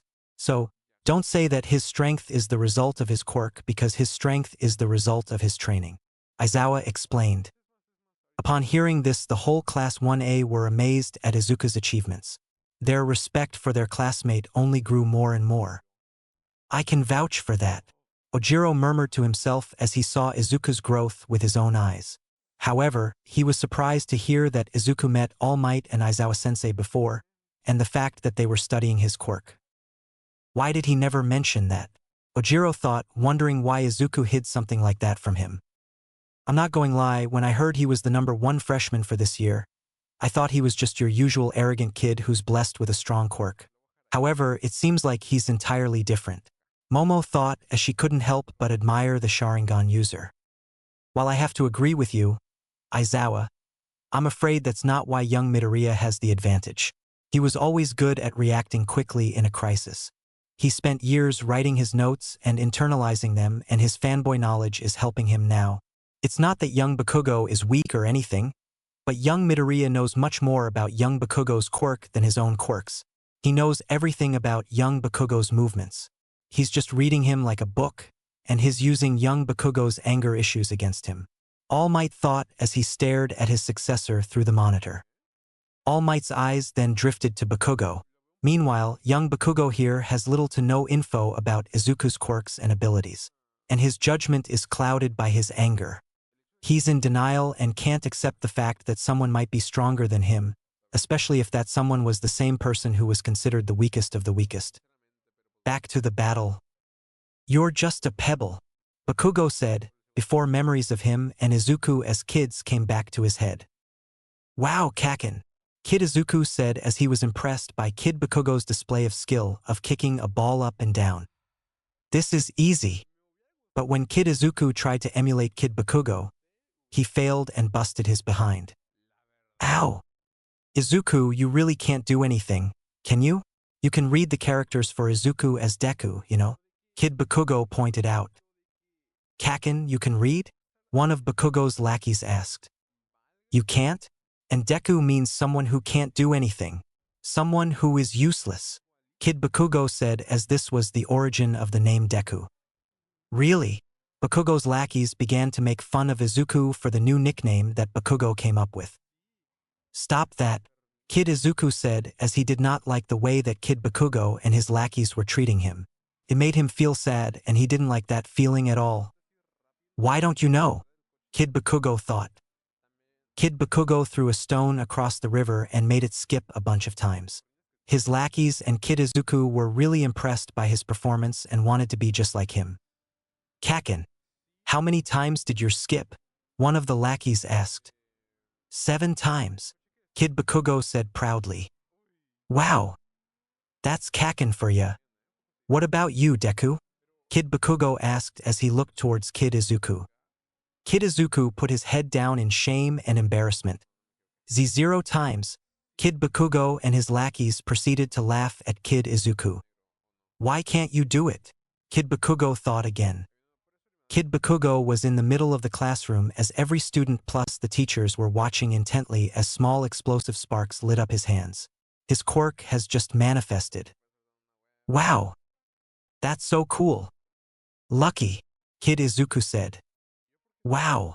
That's an amazing quirk, the male teacher of the class said. It really is. It is a flashy quirk just right for a pro hero. Right, Katsuki? The female teacher replied. Oh, I see. I'm amazing, No one is as amazing as I am. Kid Bakugo thought, as this was only the beginning of how his ego got bigger and bigger, which made him the arrogant person he is today. You're so lucky. Your quirk is so cool. I hope I get mine soon, too. Kid Izuku said as he and Kid Bakugo were walking through a forest, while Kid Bakugo had a fishing net in his hands. No matter what quirk you get, you'll never beat me. He's just a pebble, Bakugo said, as he was still lying on the floor. Hey, did you hear? Deku doesn't have a quirk. What? Really? Yeah, it's called being quirkless. That's so lame. Too bad for him. He's so weird. Don't worry about it, Izuku. Kid Izuku remembered the words of his mother, telling him not to worry. But that was thrown out the window as soon as the news spread about him not having a quirk. That is when the isolation for Izuku Midoriya began, and he was officially deemed a social outcast by his peers. You're the least amazing, Deku, Kid Bakugo thought. Forward march, members of the Bakugo Hero Agency. Kid Bakugo sang as he, his lackeys and Izuku went across a huge log that acted as a bridge since it was above the river. However, as Kid Bakugo was singing, he tripped and fell off the log and went straight towards the river. Kakin, Izuku shouted, genuinely concerned about his friend's safety. Hey, are you okay? He's fine. Kakin's really strong. See? Kid Bakugo emerged from the water, completely unscathed. I was fine, Bakugo angrily said. Hurry up and get back up here. Okay, no problem, Kid Bakugo responded, as he put his hand behind his head and smiled sheepishly. Nothing was wrong. Kid Bakugo heard footsteps coming towards him. He turned his head to see Kid Izuku with his hand outstretched for Kid Bakugo to hold and use as support. Are you all right? Can you stand? Kid Izuku asked sincerely as he was truly worried about his friend and wanted to help him in any way he can. Kid Bakugo was speechless as his whole world was shaking upside down. It would have been bad if you hit your head. As soon as those words left Kid Izuku's mouth, something snapped within Kid Bakugo. Don't look at me with that face. You looked like you were asking for help.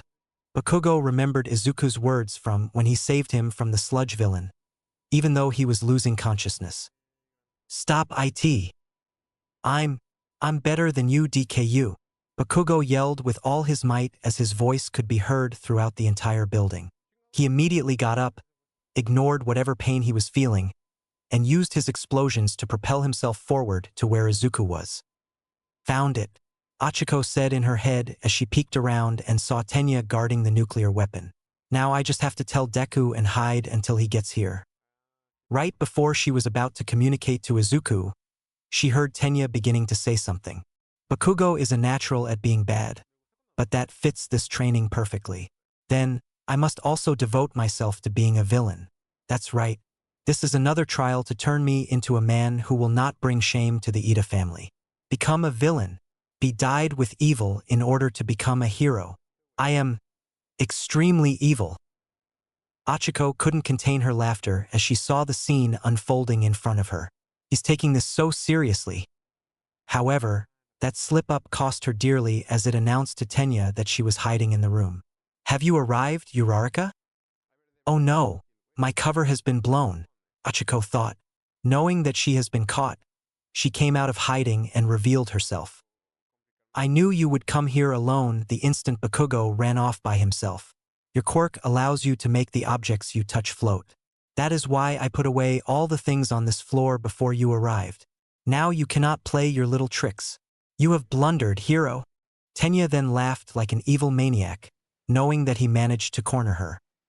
He's starting to look like a villain, Uraraka said as she decided to communicate with Izuku. Deku. Deku heard his name through his earpiece as he touched it to respond. Uraraka, how's it going? Ida found me. Sorry. I'm evil. Izuku heard someone talking dramatically through his earpiece, which confused him for a moment. Right now he's... Where are you? The middle of the 5th floor. Almost directly above us. We probably don't have much time left, either. If we run out of time, our opponents win. Izuku gripped the capture tape tightly. I'll have to finish this fight now. Just then Bakugo made it to where Izuku was, blinded by rage and heavily panting. His right gauntlet glowed red. Bakugo smirked. They're loaded.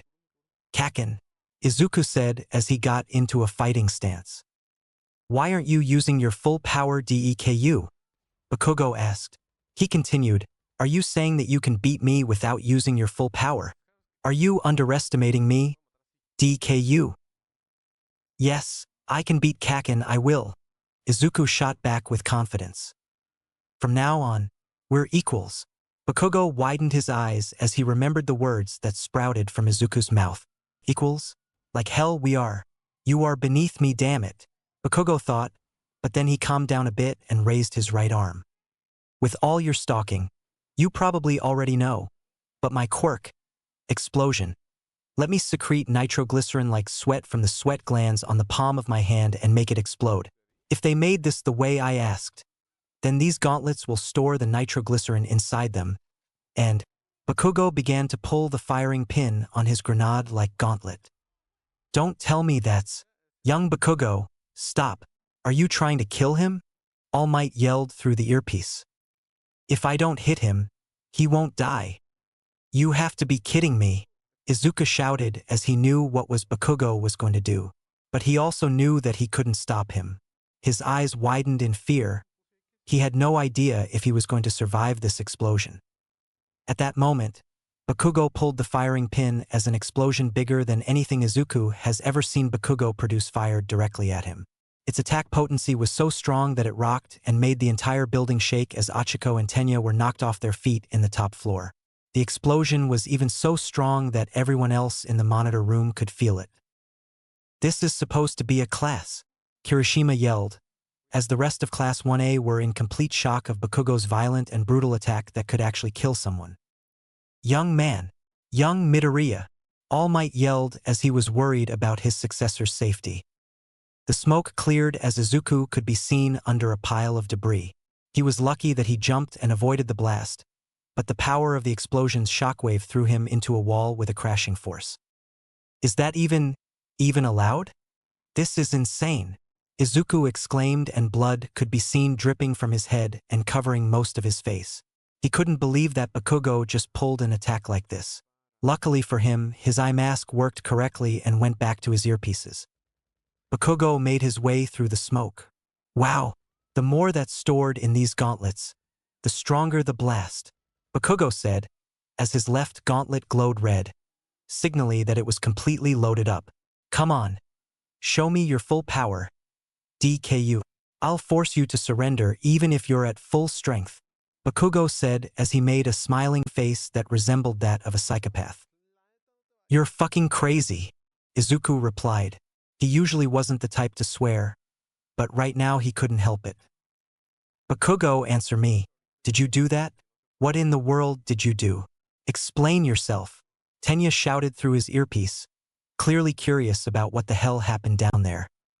This is my chance. If we retrieve the weapon, we'll win, Achiko thought as she decided to take advantage of the situation and reach the nuclear weapon. Tenya saw what Achiko was doing and was immediately on the defensive. I won't let you, hero. Achiko used zero gravity on herself and jumped over Tenya as she floated above the air. Can she make herself float now, too? We need to touch the weapon itself for it to count as being retrieved. Release. But before she even got a chance to reach the weapon, Tenya used his engine quirk to dash towards the weapon and snatch it, as then Achiko landed hard on the ground. Your quirk is not a threat if you cannot touch anything. I'll hold out until time runs out. Tenya then did his evil laugh as he was really adapting the villain persona. Deku is trying so hard though, Achiko thought as she got back up to her feet. Back to Izuku. Hey, what's wrong, Deku? I didn't hit you, so you can still move, can't you? Do you still think that you'll beat me? Come at me with your full power, you damn nerd. However, Izuku reached for his earpiece. Uraraka, what's the situation? Deku, Achiko responded as she was relieved to find out that he was all right. Bakugo had an angry look on his face. Ignoring me again? I can't believe this damn fucking nerd.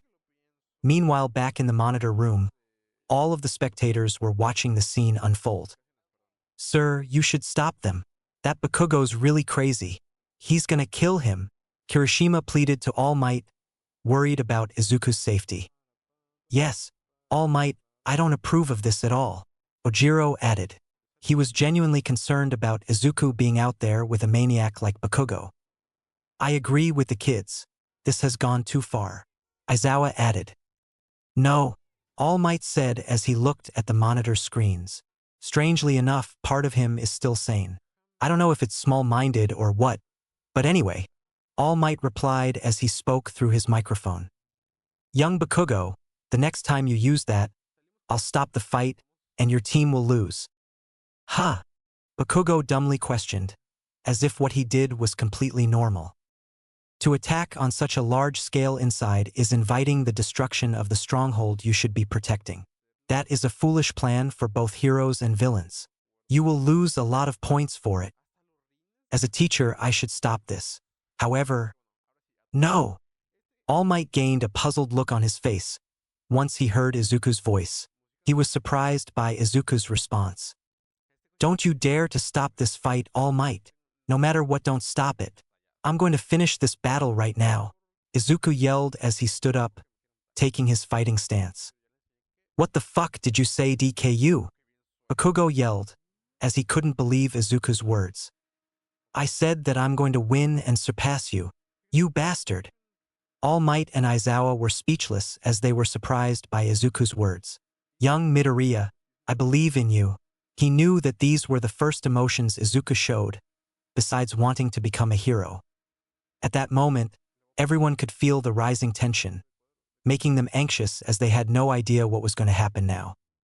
Fine then, let's fight it out with our fists, Bakugo angrily yelled, as he propelled himself with his explosions towards Izuku. Izuku tried to land a solid punch to Bakugo's face, but the latter used an explosion to dodge and move around Izuku. Bakugo then caught Izuku's arm tightly. You're not going anywhere now, DKU, Bakugo shouted as his other arm ignited with explosions, showing that he was going to blast Izuku with it. However, before he could, Izuku quickly slapped his wrist, causing the explosion to fire at the roof. Unfortunately for the two of them, the explosion was strong enough to make a small part of the roof come down on them. Bakugo quickly let go of Izuku's arm, and both teens managed to dodge the incoming debris. Dust filled the room they were in, and no one was able to clearly see what's happening, including those who were in the monitor room. Once the smoke somewhat cleared, Bakugo tried to look for Izuku but was surprised to see Izuku coming out of the smoke. Unfortunately for Bakugo, he had no time to dodge. Izuku managed to land a devastating roundhouse kick, slamming Bakugo in a nearby wall. Izuku then tried to continue his assault, having no intention to show Bakugo any mercy. But unluckily for him, Bakugo shot an explosion from point-blank range at him. It was weaker than his previous explosions, but enough to knock him away. Deku, hurry up and show me. Show me your full strength, you bastard, Bakugo exclaimed while heavily panting. He was near his limits. I don't need to use my full power to beat you, Izuku shot back, causing Bakugo to become even more furious. Both teens then stood up, covered in blood and bruises, and stared at each other. Shortly after, Bakugo dashed over Izuku again with his explosions. He tried to punch Izuku using the built-up momentum he got. However, his fist was caught by Izuku. Bakugo then tried to kick Izuku in his head, but Izuku caught his leg too. I got you now, DKU, he said as he aimed to fire an explosion at Izuku with his free hand. Seeing this, Izuku had to quickly think of something. He pulled Bakugo towards him and kneed him in the stomach. Unfortunately for Izuku, not using his full cowl costed him dearly as his attack wasn't powerful enough to stun Bakugo, who seized the opportunity to fire an explosion at Izuku. Die, DKU, Bakugo shouted. Oh no, Izuku murmured. His back slammed to the ground with a loud thud. Bakugo then got on top of him and began to relentlessly punch his face. He's not giving me the chance to take my breath, let alone think. Did I fail? After all that training, did I really fail? Izuku questioned in his mind, as his face received one punch after the other without a moment to spare. Monitor room. Everyone in the monitor room cringed at this sight. How is this supposed to be a hero core school, let alone the best? Allowing a student to injure another helpless student to this extent was so wrong. This is a lynching. He can capture him for this exercise by just wrapping the tape around him. Mina cried out, unable to watch the match anymore. Those are not the actions of a hero, the Raven-head kid, Tokoyami added. I thought Midoriya was pretty amazing too, but in terms of combat power, Bakugo is definitely a ball of natural instincts. Denki commented. All Might, Aizawa-sensei, please stop this match. I came here to learn how to protect other people, not massacre them, Ojiro shouted, unable to contain his anger. He was so angry over the fact that his friend was getting beaten and he couldn't help him. He was useless. Shortly after, other kids followed the previous kid's example and demanded the teachers to stop the match. That's it, the kids are right, All Might. I'm stopping this match, and I'm going to give Bakugo a serious talk about this. Aizawa pointed out, but All Might stopped him by putting his arm in front of him. Aizawa's eyes widened in surprise. This has to be the most irrational and stupid thing he ever saw. What's the meaning of this, All Might? Aizawa questioned. I know I should stop them, but I don't want to stop them. For his sake, All Might thought before looking at Izuku again. Seeing him taking hit after hit, he finally decided that this was the enough. I'm sorry, young Midoriya, you didn't use your full cowl and it costed you the match. Please forgive me. I'll stop them myself, Aizawa, All Might pointed out. Both of you All Might began but was interrupted by Tsuyu. All Might, look Midoriya . Meanwhile with Izuku. With each punch coming down his face, Izuku began to remember some of his past childhood memories. Flashback. The situation wasn't any different. Kid Bakugo was on top of Kid Izuku, relentlessly punching his face left and right. He was surrounded by his classmates who had formed a circle around them to make sure that Kid Izuku doesn't escape. It wasn't anything new to Kid Izuku though, as this happened countless times before. Oi, DKU. How are you going to become a hero when you're so weak? Huh. You quirkless piece of shit. You're even worse than any extra here. Kid Bakugo continued his assault and the other children were cheering for him. Tell me, DKU, do you think that you can become the greatest hero? Do you think you can surpass me? Teen Bakugo asked. Normally, Kid Izuku would have protected his face with his hands, but they were pinned down by Tsubasa and Kid Bakugo's other lackey. I will become a hero, Kid Izuku weakly said, before his face was met by another punch. I will become the greatest hero and surpass you, Teen Izuku replied. Sorry, I think I didn't hear you well. Can you repeat what you just said? Kid Bakugo exclaimed with a cocky smirk. Teen Bakugo growled in anger. Why can't this nerd ever give up? Both versions of Bakugo were met with silence. Kid Bakugo's hand ignited with an explosion, threatening Kid Izuku, before he got closer to his face to hear his answer. Teen Bakugo pulled his fist back and shouted, Don't look at me like that, you damn nerd. Music. My Hero Academia OST Yusei Run.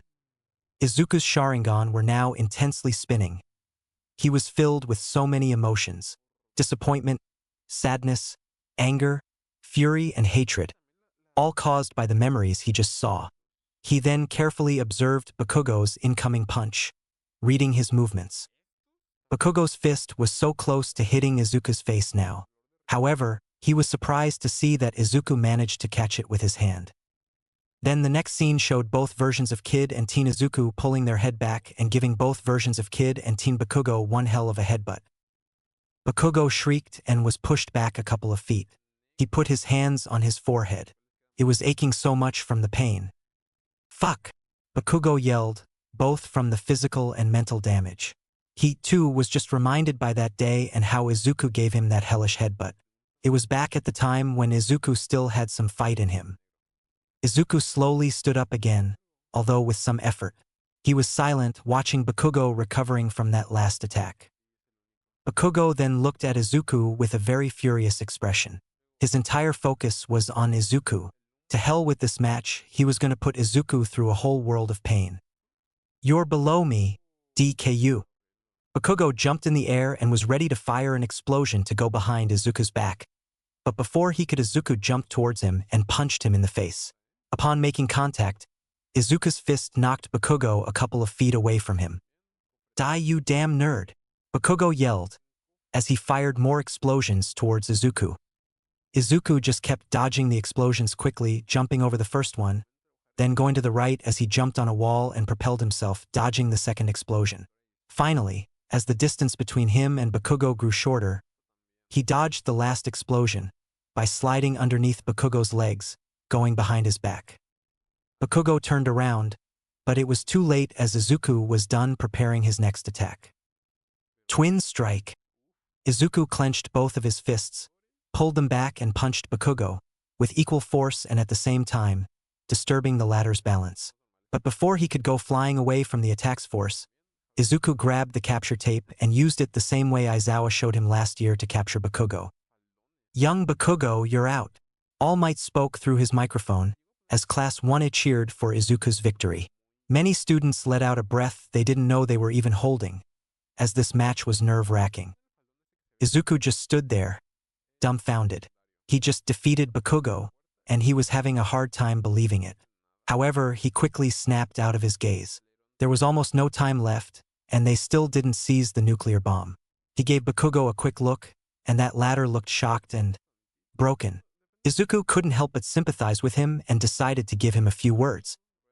"It's true that I was a pebble compared to you a year ago, but now this pebble became a strong big rock. However, even this strong rock knows that somewhere in this world there's a strong mountain. But that said rock won't stop becoming stronger." Izuku looked at Bakugo, who was still in shock from what had just happened. Izuku hoped that Bakugo finally learns his lesson. Yes, Izuku wanted to teach Bakugo a lesson, and that lesson was humility. Izuku then knew that there was no time left. He powered up and activated his full cowl at 8%. The scent of ozone filled the air as he powered up. "One for all, full cowl. 8%. He said in his mind as green lighting surrounded his body. Monitor room. "What's this? Midoriya looks different." Kirishima voiced everyone's thoughts, as he and everyone present were gawking at Izuku's new form, except for All Might. "He looks magnifique," Aoyama commented, happy to have found a sparkling buddy. So, this is what he meant by finding a new way to control his quirk. Aizawa thought, clearly surprised by Izuku's new form. "Hurry up, young Midoriya. There's not much time left." All Might thought as only 1 minute was left. Back to Izuku. Izuku decided to stop wasting any more time. He had to go help Achiko. So, without any delay, Izuku sprinted off towards the top floor. Seeing his new form, Bakugo was even more shell-shocked to see how much stronger did Izuku get. He lowered his head and gritted his teeth. Deku was in a whole different league than him, and he knew it was the truth. Izuku quickly arrived to the 5th floor, thanks to his super speed. Tenya was about to attack Achiko, but Izuku immediately dashed over Tenya and pulled his fist back. Detroit Smash! Izuku punched Tenya right in his guts, sending him flying and crashing into a wall. Tenya was surprised. His mind couldn't even comprehend what just happened. He had no idea what just hit him, that is until he saw Izuku's new majestic form. "I'm sorry, Ida, but I'm here," Izuku said as he finally touched the nuclear weapon, getting the win for his team. For a moment, everyone was silent. They were all in awe at Izuku Midoriya's extraordinary power. All Might then grabbed the microphone and shouted, "Hero Team wins!" And shortly after, everyone began cheering, clearly hyped up by the conclusion of this epic battle. Chapter 9. Izuku and Katsuki. A new start? Hero Team wins! All Might announced in the microphone, as everyone began cheering, clearly hyped up by the conclusion of this epic battle. What did Midoriya do at the end? What was that form? Kaminari questioned, as he and the others were still shell-shocked by what just happened during the last minute of the match. He was so much faster than Ida, yet maybe stronger than even Shoji. He took him out with one punch. He's so manly, Kirishima replied with a lot of enthusiasm. It wasn't every day that you had the chance to see an exciting match as this one. He was so cool and shiny, Mina commented. Maybe a limited time boost. He only used it at the end of the match, ribbit. Tsuyu tried to make an assumption while putting a finger on her chin. It seems like Midoriya found a new way to control his quirk without injuring himself, Aizawa pointed out, as the students were impressed at how quick was Izuku able to negate the drawbacks of his quirk. After all, it only took him a day, and that was thanks to the Sharingan. This kid is really something else. There's no doubt that Bakugo is pretty strong and talented in combat, but it appears that Midoriya is what you can call a prodigy. However, I wonder why Midoriya wasn't using his full power from the start? Aizawa thought as he graded Izuku on the battle trial exercise. Izuku may have won the match and overall performed well, but Aizawa was definitely going to deduct some points for holding back. If this was a real-life situation, it wouldn't be wise to waste time like that, especially when the villains had a bomb. That is, unless it was really a limited time boost. Meanwhile, a white and red-haired boy was staring at Izuku through the monitor in utter silence. I thought that I could easily be the best with only my right side, but Midoriya proved to be a much bigger threat than I initially thought.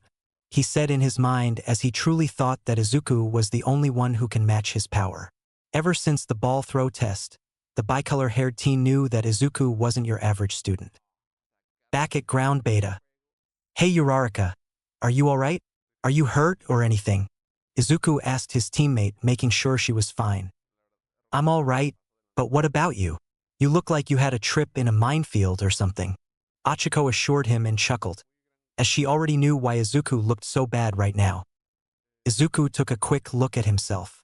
Aside from the few burn marks on his arm and the bruises he got here and there and notably on his face, judging from the stinging pain, he noticed that his new costume was really damaged. The right sleeve of his costume was torn off, the costume had a few holes and one of his earpieces broke, probably after that big explosion Bakugo fired at him. Always count on Bakugo when it comes to explosions, he replied in a deadpan voice. He was a bit annoyed by the fact that his new costume got damaged. Heck, this was the first time he tried his hero costume, so it definitely sucked. But you were really amazing back there, Deku. You just came out with lightning sparkling around you.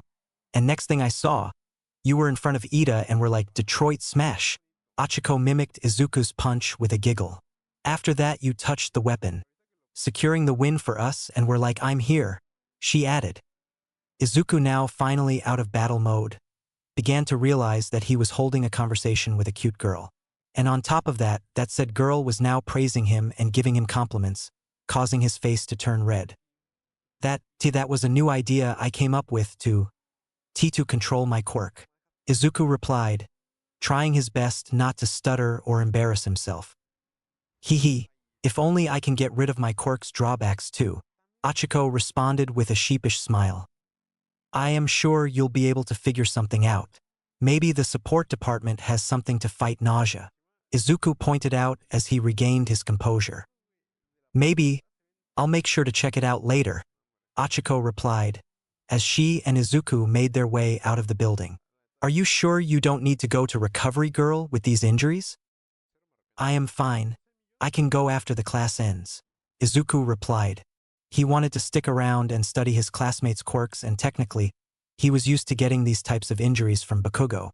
It wasn't the first time after all. Izuku's had a hint of sadness in them as the last thought crossed his mind. Speaking of Bakugo, the explosion teen was still where Izuku left him, utterly silent. His eyes were still wide open in shock. It was obvious that he wasn't taking this loss so well. Deku defeated me, Bakugo murmured to himself and finally broke the silence. He was still sitting on the ground and shaking. He never imagined in his life that he would ever hear himself saying those 3 words. I didn't stand a chance against him, and he wasn't even using his full power. Then does that mean that if Deku fights me using his full power, I'll be completely destroyed? Does that mean I'm not even in his league? Bakugo rhetorically asked himself. Despite how much he wanted to deny this, to say it was a fluke or that this was all possibly a bad dream and that he'll soon wake up, Bakugo knew it wasn't. Deku, the quirkless kid who despite how much he tried to put him down always got up, finally did what Bakugo always feared. He rose above him and bested him. When did Deku even get this strong? How did I not notice this? Bakugo added, as tons of questions were popping in his head right now. His panic was becoming more and more evident the more he questioned Izuku's strength. That is until he felt a hand on his shoulder. Come back, young Bakugo. It's time to review the results. Whether you win or lose, looking back and learning from your experiences is a part of life. All Might said from behind Bakugo, finally able to snap him out of his shock. Bakugo then somewhat regained his composure before he followed the pro hero. The monitor room. As the participants returned to the monitor room, the teachers finished grading each one of them and decided on who was getting the MVP. Well, even if I say that the MVP for this battle was young Midoriya, I want to hear all of your opinions on this match. Midoriya rocks, Mina shouted. Young Ishido were talking about detailed comments for the four of them here. All Might sternly replied as this is supposed to be a serious discussion. Sorry, she apologized. Anyone wants to share his opinions about the match? All Might then noticed Momo Yaoyorozu raising her hand and naturally gave her the permission to speak. Yes, All Might Sensei, Momo replied. Midoriya is the MVP because he adapted the most to the context of the training. He managed to capitalize on Bakugo's weakness and got his attention in order for Uraraka to locate the weapon. He defeated Bakugo with minimal damage to the building and finally secured his team's victory. However, it is also to be noted that it was a mistake from him to hold back during his fight with Bakugo. After all, as we all saw, he could have finished the battle much earlier if he had used that special form from the start. But if it was for the purpose to conserve some stamina to fight Ida later, then I believe we can ignore this mistake. Momo gave her input on Izuku before turning towards Bakugo. From watching the match, it was evident to me that Bakugo acted on his own because of an obviously personal grudge, which is a critical mistake that, as I said before, Midoriya was able to capitalize. Not only that, but as All Might Sensei said, it is foolish to launch a large-scale attack indoors. As for Uraraka, she let her guard down in mid-battle, which could have cost her dearly if this was a real battle. On the other hand, Ida did pretty well. He had prepared for his opponent's arrival and assumed it would be a fight over the weapon, which made him late in responding to the final attack. Honestly speaking, Ida wasn't too far from being the MVP either. Momo finished as everyone was clearly awestruck at her analytic skills. That is except for Bakugo, who was just upset and looking down, and Ida, who was now happy with his overall performance. She said more than I expected. Both All Might and Aizawa thought in unison. That was correct, All Might said with a thumbs up. I'm sorry for holding back until the last minute of the match. Izuku apologized.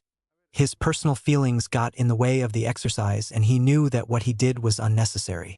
After all, his objective today was to test the full extent of his full cowl. While I'm going to deduct some marks over the fact you held back, I'll give you a bonus since you managed to figure out a way to control your quirk in just one day.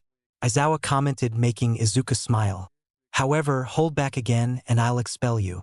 The exercises you're doing this week are a way for us teachers to gauge your full strength, so that we can then plan on how to make you improve and such. Aizawa added, and Izuku flinched at the threat. Name, Momo Yaoyorozu. Quirk, creation. She can create anything from the lipids in her body, as long as she knows its molecular composition. Momo is a fairly tall teenage girl with a rather mature physique, considering her age. She has long black hair that is normally tied into a spiky ponytail with a large strand hanging on the right side of her face and onyx eyes that point slightly inwards, which seem to resemble a cat. She is also one of the 4 students admitted to the hero course based on recommendations. All right, everyone, let's change locations and start the second match. Tackle this training after thinking about what we just talked about. Yes, sir, the students responded. They were really excited to give it their all after watching the previous match. Battle Building B. Match 2. Team B are the heroes, and Team I are the villains. The villain team was Toru Hagakure, with a quirk that makes her invisible, and Hantashiro with a quirk that makes him shoot tapes from his elbows. The hero team was Mizo Shoji, quirk, Dupli Arms. He can create replicas of his own body parts on the tips of his tentacles. And Shoto Todoroki, Quirk, half cold, half hot. He's another one of the 4 admitted to the hero course based on recommendations. He freezes with his right and burns with his left. The range and temperature of his ability is unknown, as he froze the whole building along with the villain team, winning the match in an instant. Everyone in the monitor room was freezing as his power was so strong, it managed to drop the temperature in the monitor room as well. Everyone was gobsmacked at his power while Bakugo grew more frustrated. He clenched his fists as he realized that Izuku wasn't the only student who was stronger than him.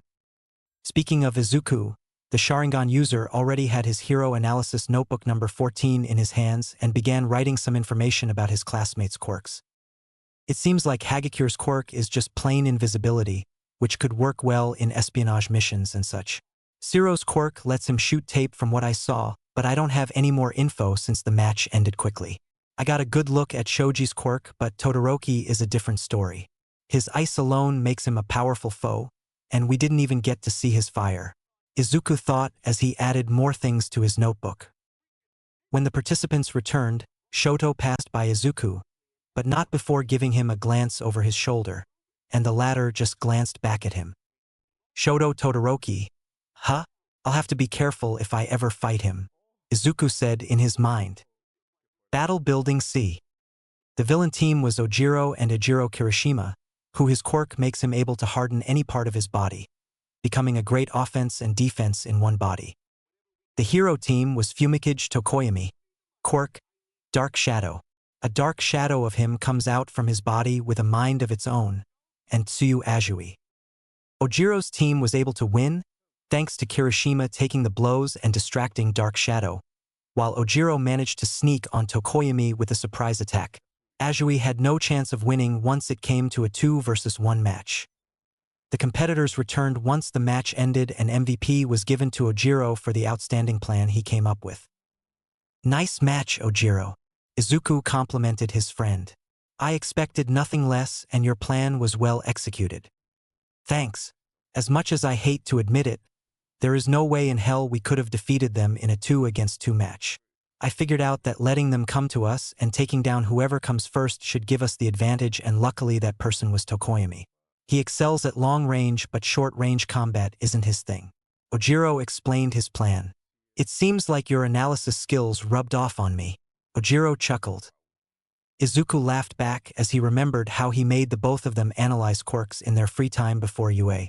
Both teens may be rivals, but they make sure to share any valuable skill they have with each other. That is, in order to reach the top like they promised each other. Izuku had also noticed before UA that Ojiro is pretty clever when it comes to battle strategies, and he was sure that combined with the quirk analysis skill, Ojiro could prove to be a deadly strategist. Yeah, Ojiro is so manly. Kirishima came in out of nowhere, surprising both teens. The matches continued till everyone was able to show their abilities, and the teachers were content with their students' performance. Izuku was also happy with the information he got on his classmates' quirks, and was definitely going to expand on them once he returns home. Recovery Girl's office. The school year has just begun, and he's already been in here 3 times. Why didn't you stop him, All Might? Recovery Girl scolded the pro hero. I apologize, Recovery Girl. All Might apologized. What are you apologizing to me for? Geez.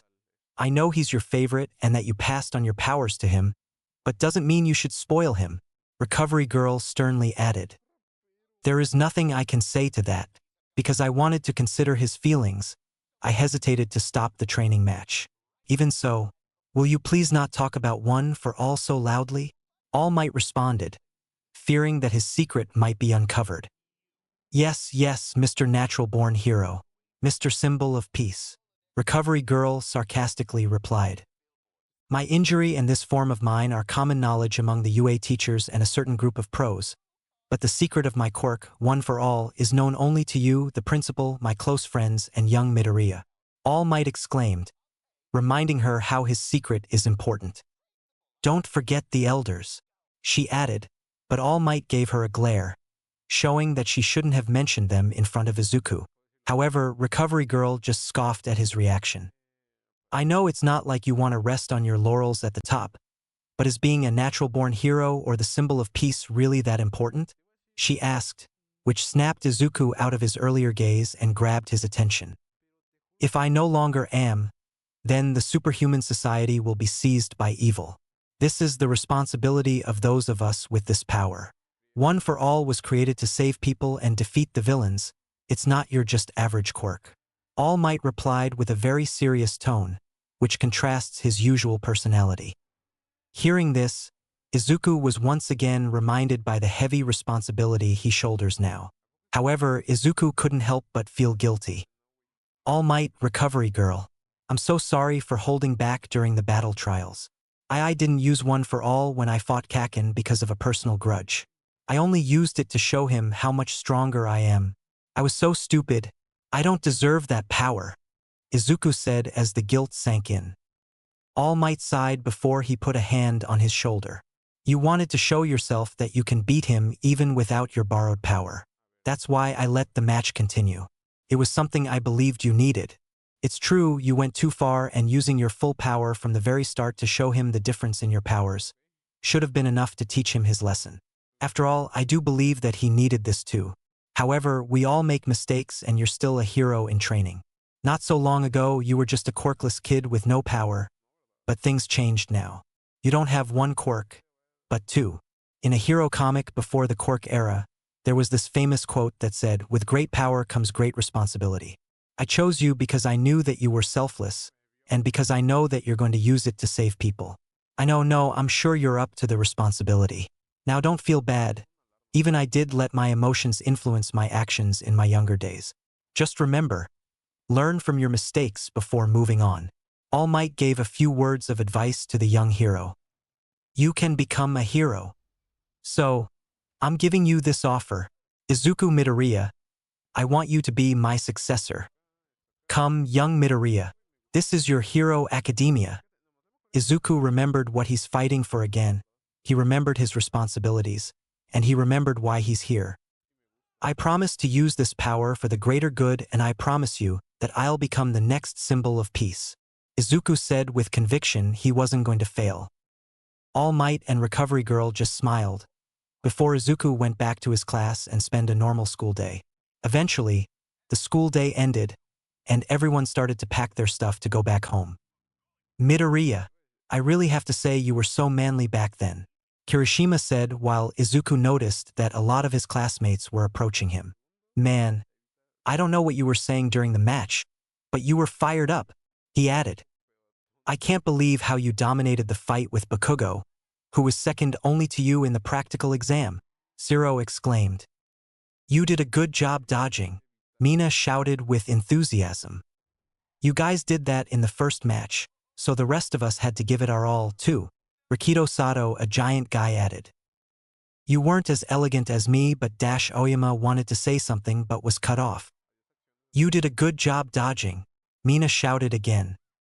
Midoriya was overwhelmed right now. He wasn't used to all of that attention at once. I'm Ejiro Kirishima. We're all going over the training together right now.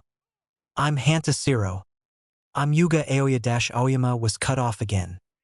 I'm Mina Ashido, though you already know my name, Mina said as she winked at Izuku, who immediately blushed and got nervous, knowing what she was referring to.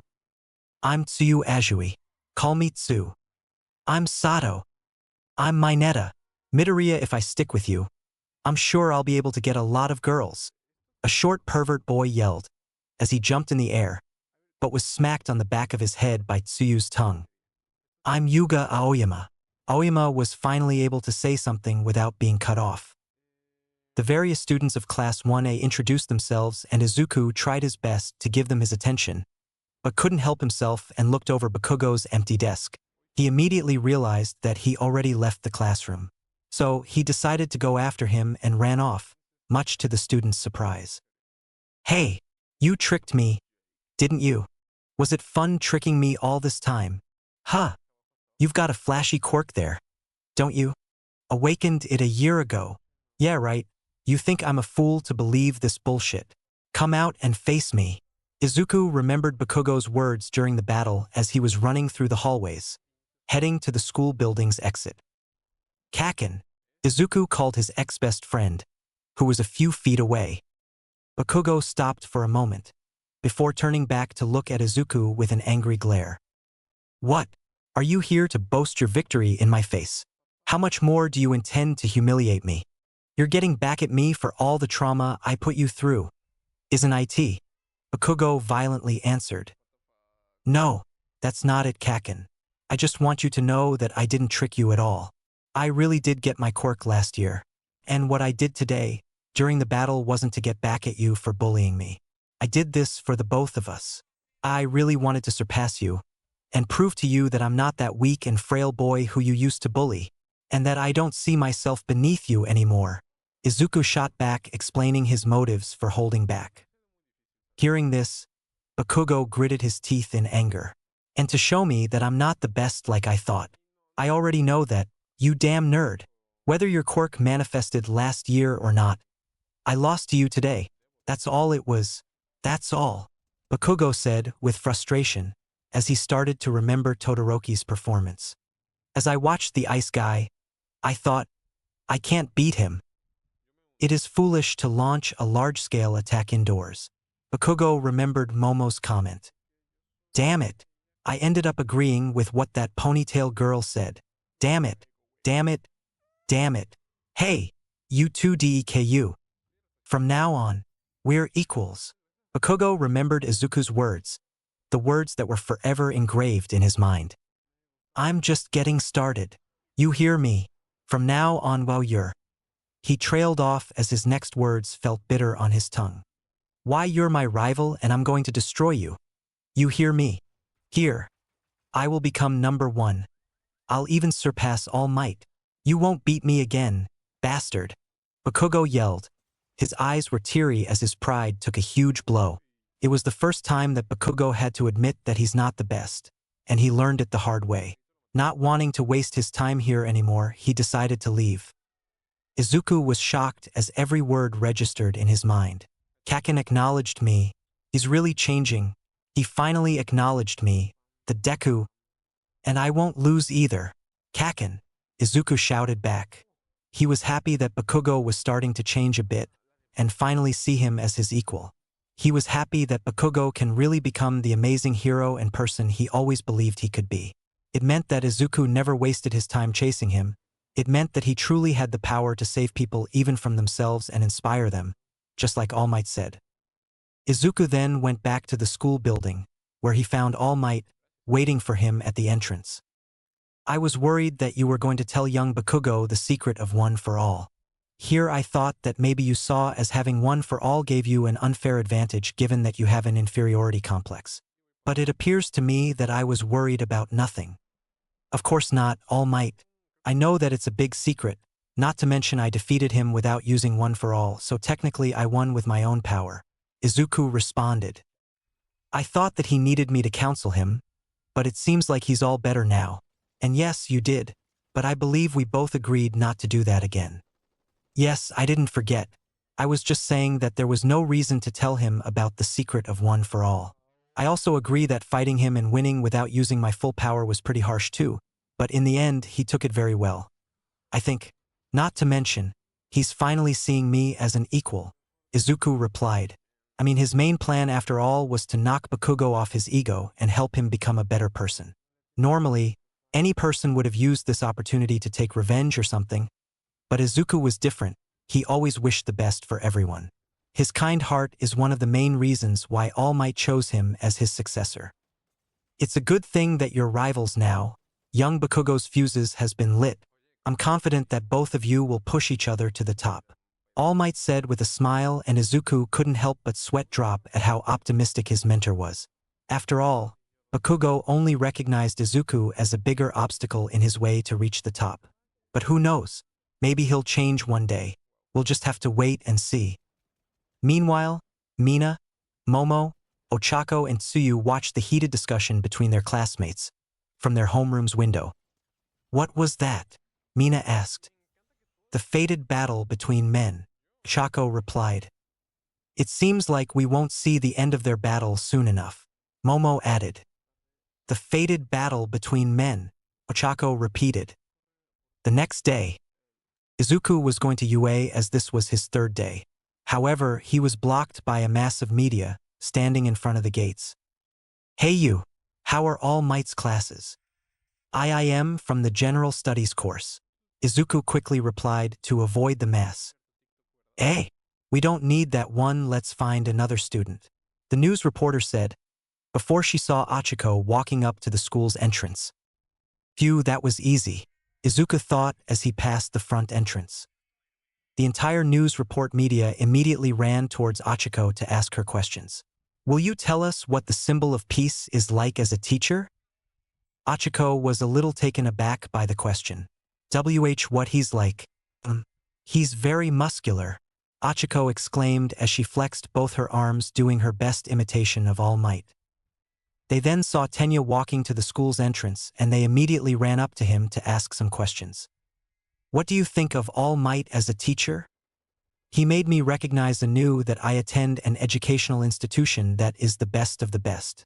Of course, his dignity and character go without saying, but we students are constantly able to see his humorous side. It is a unique opportunity to learn about being a top hero directly from one," Tenya said with his usual serious and dramatic fashion. This caused the reporters to get bored as they didn't expect a teenager to be so earnest about having All Might as a teacher. They thought he would be more typical about, but they were dead wrong as there is nothing typical about Tenya Ida.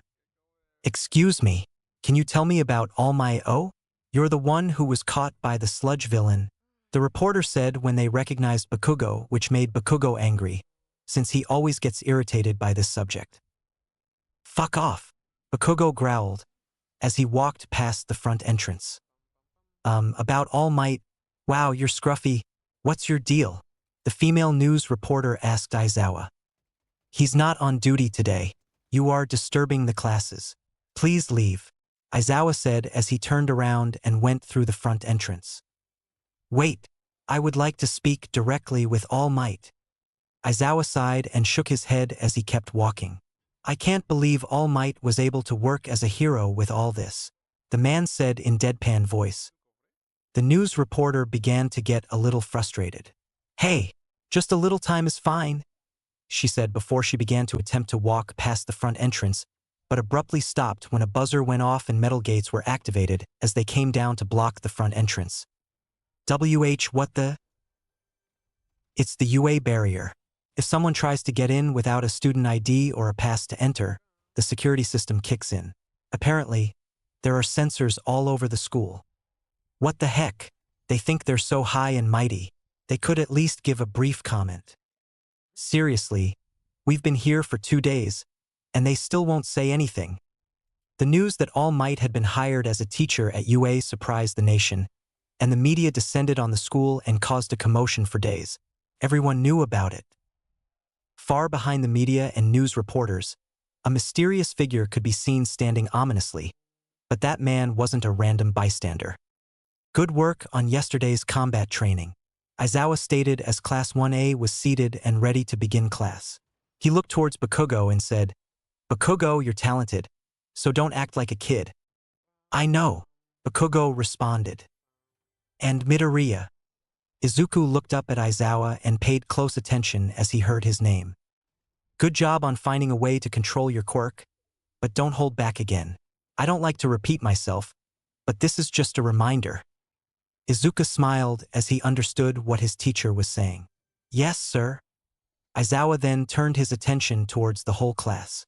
"Now let's get down to homeroom business. Sorry about the late notice, but today, I'll have you."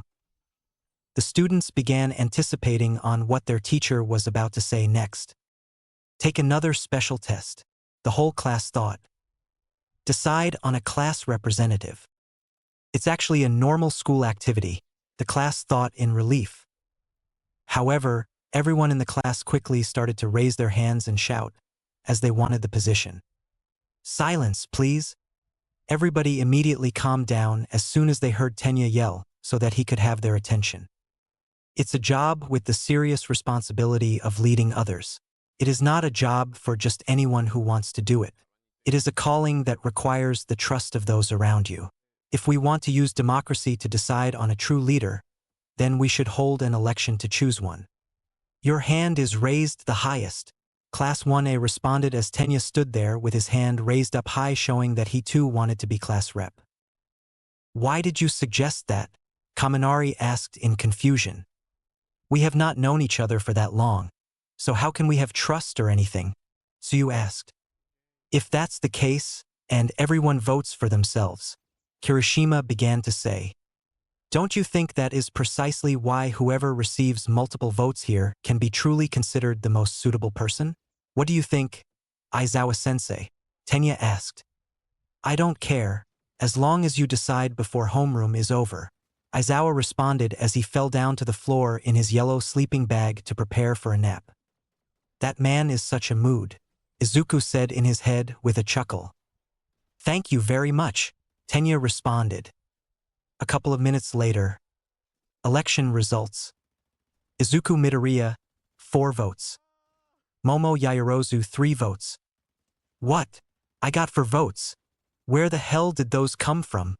Izuku yelled out in shock, as he didn't expect to get so many votes. Why Deku? Who voted for the damn nerd? Bakugo yelled in rage as he jumped out of his seat.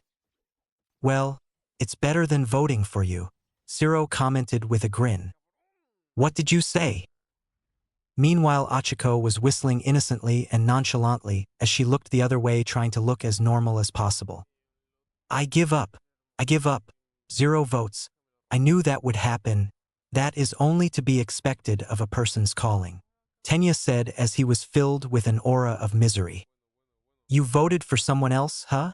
Momo said in a sympathetic tone. But you wanted to do it, too. What are you trying to do, Ida? Sato asked as he couldn't get why Ida didn't vote for himself. Then, the class rep is Midoriya, and the deputy class rep will be Yaoyorozu, Aizawa stated in his bored and monotone voice as the two stood in front of the class. Everyone, thank you for choosing me. I promise you all that I'll do my best, Izuku said as he smiled sheepishly and rubbed the back of his head. He was a little nervous about fitting the criteria for class rep. Hey, you know what? This might not be too bad, Tsuyu commented. After all said and done, Midoriya can be pretty fired up anyway, and Yaoyorozu was cool when we were going over the battle results, Kirishima stated as he also liked the idea of having Izuku as their class rep. Lunchtime.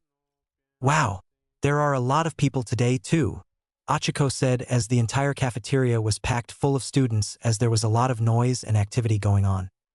That's because everyone in the hero course, support course, and management course meets in the same place, Tenya replied. I wonder who voted for me? Izuku questioned himself. I did. Your courage and judgment at critical moments make you worth following. Out of all of us, you're the one who probably has the most heroic spirit. That's why I voted for you, Tenya said before he took another spoonful of his food. It was you? Izuku asked in shock. Me too, Achiko stated. Me 3, Ojiro said, as sat down next to Izuku. Wait a second. So, you all voted for me? Who else did? Izuku asked. He was surprised that so many people voted for him. I did, Kirishima replied as he sat on the same table with them. Kirishima also voted for Midoriya? Then that just means that Izuku also didn't vote for himself, Tenya thought, before attempting to ask Izuku about the matter, only to be interrupted by Achiko. But didn't you want to be class rep too, Ida? I mean, you've got glasses and everything, Achiko said bluntly and outright. Uraraka just talks without thinking, Izuku thought with a sweat drop. Tenya took a sip of his orange juice. Wanting to do it and being suitable for it are different issues. I merely did what I judged to be correct. Merely? You don't usually use that word, Izuku said in confusion. Oh, that's, Tenya mumbled. I've been thinking, are you a rich boy, Ida? Achiko asked in curiosity. Rich? I tried to change how I talk because I didn't want to be called that, Tenya said. He was taken aback as his little secret was exposed. Izuku, Achiko, Ojiro and Kirishima stared at him, urging and pleading for him to go on and explain.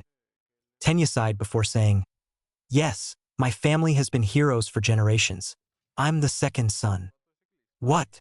Wow, the four of them exclaimed. Do you know the turbo hero, Ingenium? Ida asked. Of course. He's a really popular hero who has 65 sidekicks working at his Tokyo agency, Izuku stated, going into fanboy mode.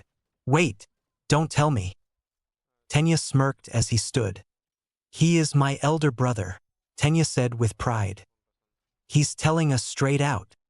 That's amazing, Izuku shouted, still in his fanboy mode. He is a likable hero who honors the rules and leads people. I set my sights on being a hero because I want to be like my brother. However, I think it is still too soon for me to lead others. Unlike me, Midoriya realized the point of the practical portion of the entrance exam, so he's more suitable for the job, Tenya pointed out. This might be the first time I've seen you smile, Ida, Achiko said. What, really? I smile, Tenya said as he was surprised that Achiko would even say something like that. Izuku smiled and thought to himself, Ingenium is to Ida what All Might is to me, but I should tell him. By the way, Ojiro, what did you mean when you said that Midoriya is your rival? Kirishima asked, and both Ochako and Tenya got interested in the topic too. Oh, that. Well, you see, before the entrance exam, Midoriya and I trained together at a Muay Thai dojo and we would spar almost every day. Our sensei also put us through a lot of training, in order to show us the spirit of youth, Ojiro excitedly said as he reminisced the past. That's why Deku fights like a martial artist, Ochako shouted excitedly, as she finally figured out why Izuku was so good at hand-to-hand combat. That's so manly, and your sensei sounds even manlier, Kirishima added as he thought how cool his two classmates were. I see, as expected of both of you. I'm sure that you two went through rigorous training to reach your current level, Tenya commented. Izuku then felt two hands going over his eyes, hiding them before a familiar voice said, Yes, he's also a master in Taekwondo, and I believe I told you before, Ojiro. Stop imitating Grandpa. Izuku immediately turned around as he and Ojiro yelled in shock, Itsuka! Both teens were gobsmacked. They never imagined seeing her in UA. Hello, Izuku. It's been a long time, she greeted the Sharingan user. What are you doing here? Izuku asked. What do you mean? I'm here to become a hero just like you, Itsuka replied, stating the obvious. But you never told us, Ojiro commented, voicing Izuku's thought. I wanted to surprise you guys, she replied. I still can't believe this. We all made it to UA, Izuku exclaimed as he was happy to know that his two best friends were in UA with him.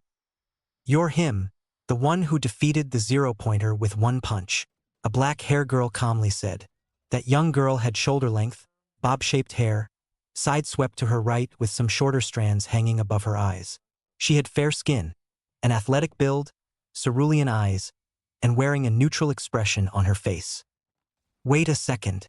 Izuku is the one you told us about, the one who destroyed the zero-pointer with one punch, Asuka cried out in shock. She never thought that her shy and timid friend would be the same person who accomplished such a feat, not to mention. The last time she saw him, he was just a cinnamon roll. She had no idea how much Izuka changed, both physically and mentally. Yes, Achiko began. He did it to save me. He was so cool. You should have seen him. He appeared out of nowhere and jumped 25 meters in the air, and then punched the robot, completely destroying his head. Achiko mimicked Izuku, while the black-haired girl nodded, confirming her story. Guys, Izuku blushed. He usually got embarrassed when people praised his achievements. So, that's how you got first place. Asuka nodded, happy with her deduction. I was so surprised when I got a glimpse of your name at the top of the leaderboards. Yes, Midoriya is truly a model example to what a pro hero should be. After all, he realized the secret component to the exam. Tenya added. He's so manly, Kirishima shouted, and Itsuka noticed that they had their own tetsu. Guys, Izuku repeated. But where were you guys since the start of year? I didn't see you during the orientations, Asuka asked. We skipped it.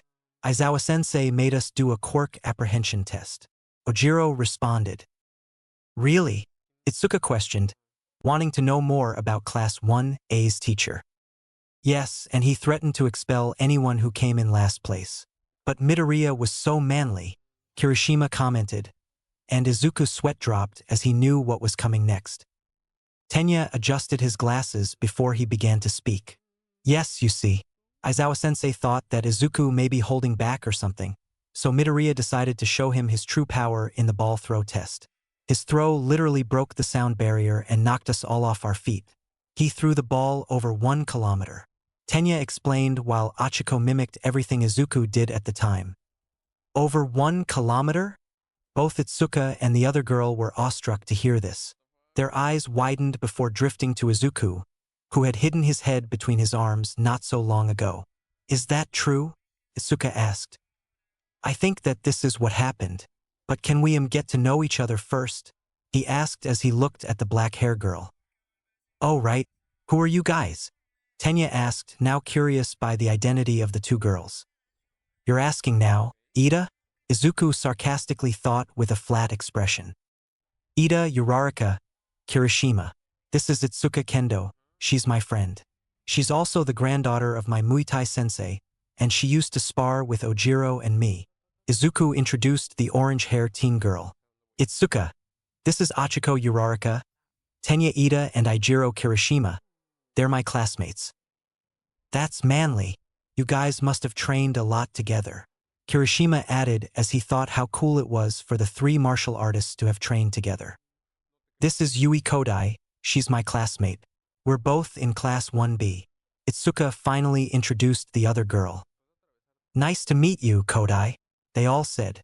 Itsuka noted throughout the conversation how Yui's usual neutral expression changed when she heard about Izuku's achievements. I guess even she can show emotions and different expressions too, Itsuka thought. So, who did your sensei expel? Itsuka asked, feeling sorry for whoever who got expelled. No one, they all replied. Wait, what? He said it was a logical ruse to make us draw out the upper limits of our quirks. Tenya replied. Feeling that lunchtime was almost over, Itsuka decided to say goodbye to Izuku and Ojiro. Congratulations on getting the number 1 spot, Izuku. You really did what you said you would do. Thank you, Izuku began but was cut off by the sound of an alarm. There has been a level 3 security breach. All students please evacuate outdoors promptly. What's a level 3 security? Tenya asked an upperclassman. It means someone is trespassing on school grounds. I've never seen anything like this in the 3 years I've been here. You should hurry too, he said before he ran out of his chair to evacuate. What happened afterwards was pure havoc as everyone tried to evacuate at the same time in a rush in complete disorder. Everybody was squished up together and there was barely any breathing room. It was quite the uncomfortable predicament. Ow! Achiko and Itsuka both shouted as they got squeezed in the crowd. Itsuka, Uraraka, they're so quick that it's causing a panic, Izuku said in a strained voice as he too was in an uncomfortable position. He was also worried about his friends. I'll have to activate my Sharingan to find them. Izuku activated his Sharingan trying to locate his friends, but then saw from the window that it was just the press and trespassing media. It seems like no one else knows who's trespassing, Izuku said, before locating Achiko and trying to reach her, as he had a plan. Uraraka, make me float, Izuku shouted as he was squeezing himself to get to Achiko, until the latter activated her quirk on him, and Izuku started to float in the air. Everyone, calm down. It is just the media and press. There is nothing to worry about. The teachers got the situation under control. There is nothing to fear. This is UA for crying out loud, Izuku yelled. Every student quieted down and sighed in relief, as they heard police sirens which signified that the media would be gone in a few minutes. Meanwhile, at UA's front entrance, 4 figures could be seen standing near the front entrance, one of them being Recovery Girl and 2 other teachers at UA. The one in front of the 3 of them resembled a mouse as he saw what was in front of him, which confused him greatly. How were the ordinary members of the press able to do something like this? Someone instigated this. Did someone evil slip in? Or was it intended to be a declaration of war? The reason that he said this was because the metal gate that once stood in front of the entrance as a form of security was completely destroyed and reduced to dust. Only bits and pieces remained. They had no idea who did this, and they had no idea what was their motive. Unfortunately, they were about to find out pretty soon, and not in the way they hoped they would. The next day, All Might was saving people as he was heading to UA. He couldn't help saving people when he knew they were in danger. It'll be bad if I'm late, but All Might jumped high in the air in pursuit of a car. I've gotten slower? After I gave young Midoriya one for all, my powers have been weakening. On top of that, after forcing myself that time, the time I can spend in this form has gotten shorter than before. All Might thought as he caught the car that committed the hit and run and smashed the engine to prevent it from going anywhere else. Young Midoriya, please think carefully about what it means to have this power. If word gets out, it's clear that the world would be teeming with those trying to steal the power from you. This secret should be kept both to prevent chaos in society and for your sake. All Might said in his head as he thought about the safety of his successor and what dangers bearing one for all would bring to him. Even if he is a suitable vessel, he is still only a 15-year-old boy. I have to pull myself together. Someone's barricaded themselves in the neighboring town. As soon as he heard that, All Might blasted off once again to go resolve the issue. At UA High School. For today's hero basic training, it's turned into a class with 3 instructors, All Might and me, and one more person. Aizawa revealed to the class as they wondered who the third teacher could be. Turned into? I wonder if it is a special case. Izuku thought. Excuse me, what will we be doing? Zero asked. Aizawa held out a card that the word rescue in blue letters printed on it. Disasters, shipwrecks, and everything in between. It's rescue training. Rescue? Looks like it'll be a lot of work this time, too, Kaminari said. Right? Mina agreed with him. Idiot. This is the duty of a hero. My arms are ready to rumble, Kirishima said as he was fired up. No one can beat me in water, Karo. Tsuyu said as she too anticipated the rescue training. Hey, I'm not done. You can decide if you want to wear your costumes or not this time, because there are probably costumes that limit your abilities too, Aizawa said as he used a remote to make the numbered boxes that contain the students' costumes come out of the wall. The training will take place off campus, so we're taking a bus. That is all. Start getting ready. And with that, the students got up from their chairs and began to prepare to head to rescue training. Rescue training, what I've admired, Izuku thought as he remembered the video of All Might's debut, the one he watched countless times as a kid. He then clenched his right fist. Chapter 10, The USJ Attack. It's training to get another step closer to being the greatest hero. I'll do my best, Izuku thought as he was currently standing outside the school building, wearing his hero costume. Hey Midoriya, they managed to fix your costume pretty quickly. Good for you, Ojiro exclaimed, happy to know that his friend's hero costume wasn't permanently damaged or anything considering what happened during Izuku's fight with Bakugo. Yes, I have to admit, I was surprised myself to see how fast they managed to fix it. I thought it was going to take them much more time, but I guess it wasn't so damaged after all, Izuku replied. Okay, listen here everyone. There's a small change that has been made for today's training. I just got a phone call that All Might is busy with something, so he won't be able to attend the class. That's why we decided to make this a joint rescue training between Class 1A and Class 1B, Aizawa said in his usual monotonic voice, a bit louder so that his students could hear him. Hearing this, the students were surprised as many of them never met Class 1B students. They wondered what caused this sudden change, yet excited to meet the students from 1B. That is right, and here we are. I'm the homeroom teacher of Class 1B Sekjiro Kan, aka the blood hero Vlad King. Vlad King introduced himself as he was exiting the school's building, followed by his students. Vlad King was a very tall, wide-set man of a bulky, muscular build with lightly tanned skin, a few visible scars showing on his left cheek and the left side of his notably thick neck. He had short, pale gray hair which was spiked upwards, away from his face. The only exception to this was the small clump of hair which hangs down over the left of his forehead. His eyes were very small and thin, and he had a wide mouth with two prominent lower canines, which were visible even when his mouth was closed. His hero costume consisted of a dark red skin-tight suit with a very low U-shaped collar, which exposed the middle of his pectoral muscles and was lined with a thick black trim, which matched the ones over his shoulders. He wore white over-the-knee boots and thick vambraces over his lower arms, a thin wire snaking from one of the two small protrusions on the left one to the back of his neck, and red gloves. Around his waist, he had a three-piece metallic belt which dips downwards in the center, and he wore an orange mask over his eyes. Izuku, Ojiro. Itsuka waved at them as she approached them. Nice costume you got there, Izuku. And Ojiro, you went with your martial arts uniform. She deadpanned once she saw Ojiro's hero costume. Yes, that way. I'm representing the dojo and kendo-sensei, he proudly exclaimed. I am sure Grandpa would appreciate this, but are you sure?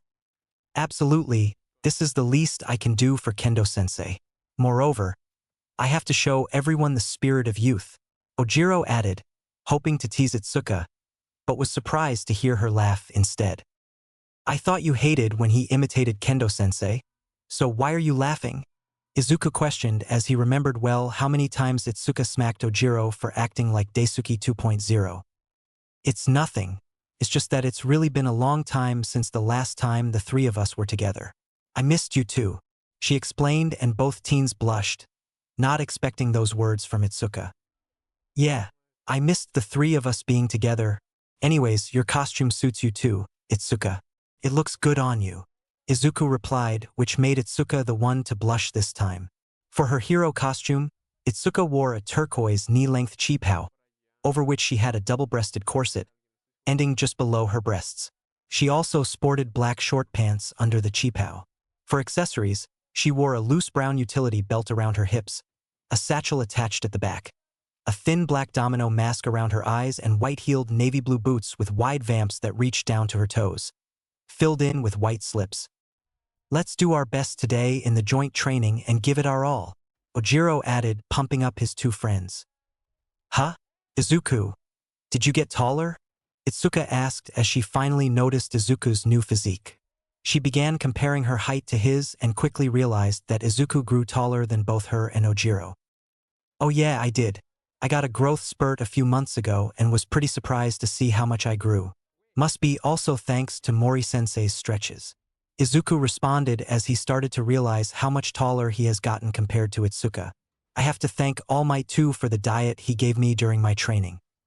Yeah, I mean you were the shortest one between the three of us, Itsuka commented, still shocked by Izuku's new height.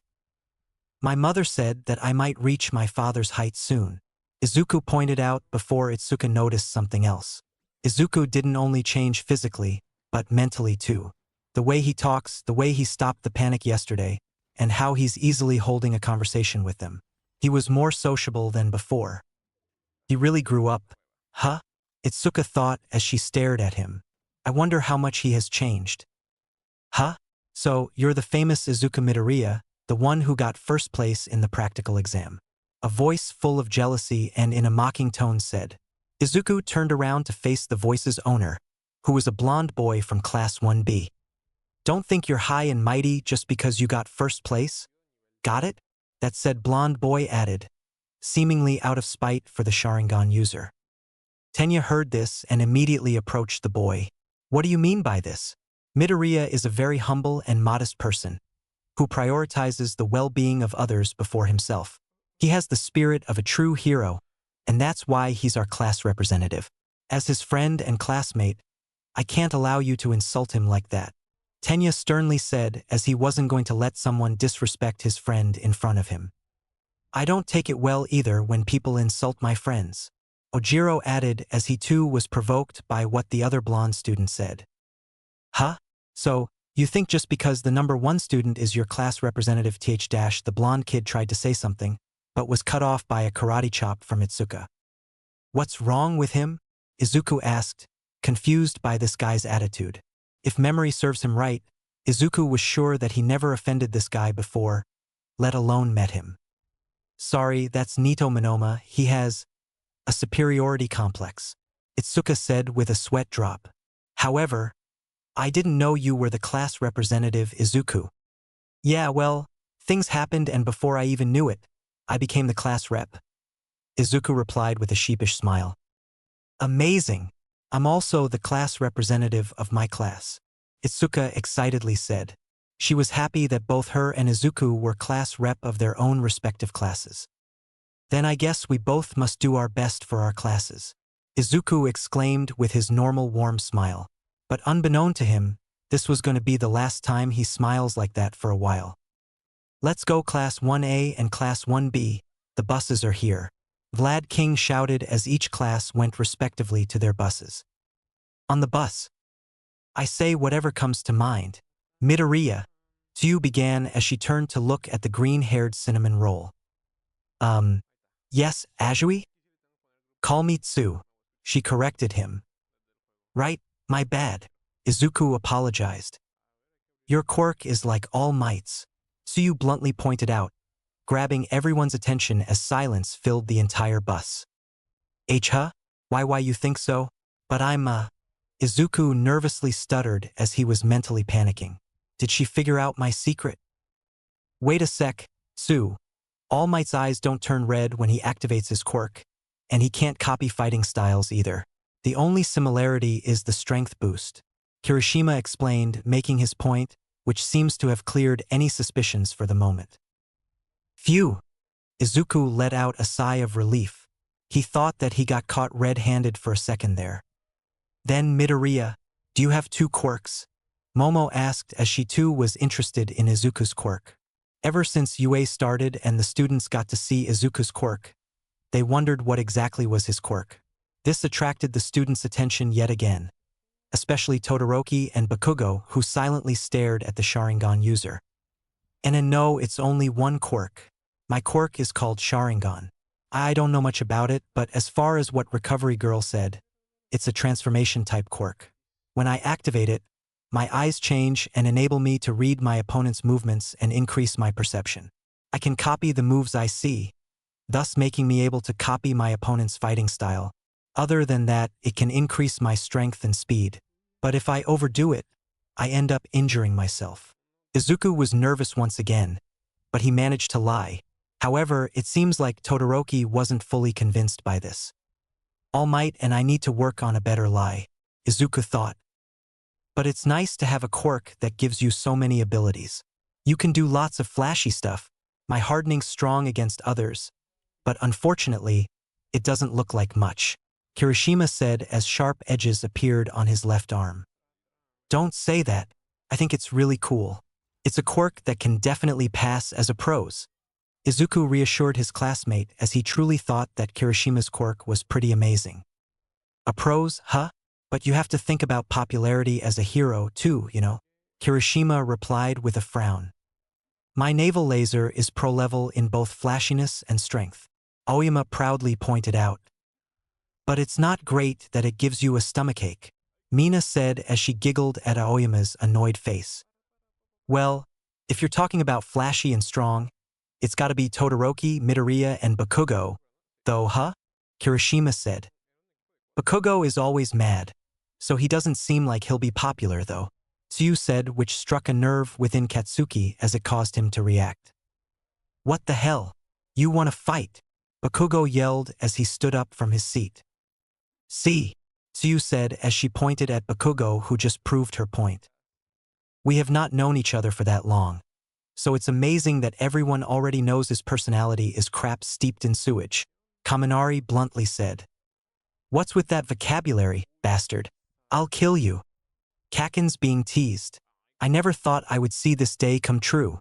Wow, I guess that's UA for you. Izuku murmured to himself and chuckled. What a vulgar conversation, Momo said, as she covered her mouth with her hand. But I like stuff like this too, Achiko replied cheerily. We're here. Stop messing around, Aizawa sternly said as the bus stopped. Yes, sir. When the class got off the bus, they were greeted by an interesting sight. Everyone, I have been waiting for you. Izuku smiled as he immediately went into fanboy mode. Once he saw who it was. It's the Space Hero 13, the gentlemanly hero who has rescued tons of people from disasters. Oh, I love 13. She's my idol, Achiko said as she also was excited from seeing one of her favorite pro heroes. 13's costume consisted of a white space suit with a black helmet with white eyes. She also wore a pair of yellow boots. Let's go inside without delay, she exclaimed, before turning around and leading them to the facility. Look forward to working with you, the students of Class 1A and 1B said as they made their way inside the facility. When the students entered, they were amazed at what they saw. There were many different areas where different activities of rescue training can be performed. Wow, it looks like Universal Studios Japan. A shipwreck, a landslide, a fire, a windstorm, etc. It is a training ground that I made with different types of accidents and disasters. It's called the Unforeseen Simulation Joint, or USJ for short, 13 said. It really is USJ, Class 1A and 1B thought. Let's see. Before we begin, let me say one thing or two or three or four, 5, 6, 7. The student's sweat dropped. It's increasing. Everyone, I am sure you are aware of my quirk, black hole. I can suck up anything and turn it to dust, 13 said as she explained her quirk. You've been able to use that quirk to save people from all kinds of disasters, right? Izuku asked. Yes, but it is a power that can easily kill others. Some of you also have quirks like that, right? Izuku looked at his hands as he knew what 13 is referring to. With the power of one for all, I can easily destroy buildings and kill people. So, in order for someone like me to become a hero, I must learn how to use that power to save people and control it. In a superhuman society, personal quirks have been certified and stringently regulated, so that doesn't seem to be a problem at first glance. However, please do not forget that there are many quirks that can easily kill with one wrong step. With Aizawa's and Vlad's physical fitness test, you found out about the possibility of your own hidden powers, and with All Might's person-to-person combat training, I think you have experienced the danger of using those powers against others. This class is a fresh start. You shall learn how to use your quirks to save people's lives. You do not have powers so you can harm others. I hope you leave here with the understanding that you have powers in order to help others. That is all. Thank you for listening. 13 finished her speech with a bow. It was now Aizawa's turn to speak. All right then. First dash. But before he could say anything more, the various lights and electricity went off.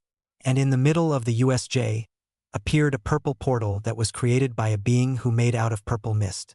Out of the portal came out a man with multiple hands around his body. Aizawa widened his eyes at this. Gather together and don't move. 13. Protect the students. Vlad. Yes, I know, I'll come with you. What's that? Kirishima asked as it seems like he has noticed something. Out of the portal came more figures, each looking unique thanks to their own personal quirks. Is this like the entrance exam, where the lesson has already started? Kirishima asked again, not fully understanding what was happening. Don't move, Aizawa commanded as he put on his yellow goggles. Those are villains, Vlad King added as he got ready to fight too. Izuku looked at the portal, as more villains came out of the purple portal one by one. However, he was beyond shocked by the sight of the two huge villains he saw. They both had their brains exposed, scars all over their bodies, and a mouth that resembled a bird's beak. One of them had black skin while the other one had green skin and wings, and was also a bit shorter than the other one. Izuku then activated his Sharingan, prepared to battle too if needed. But what he saw with his Sharingan made his stomach drop. Something is not right, he thought as his body started to shake in fear. What Izuku saw was that the two huge villains' quirks' energies were a different color than the normal blue.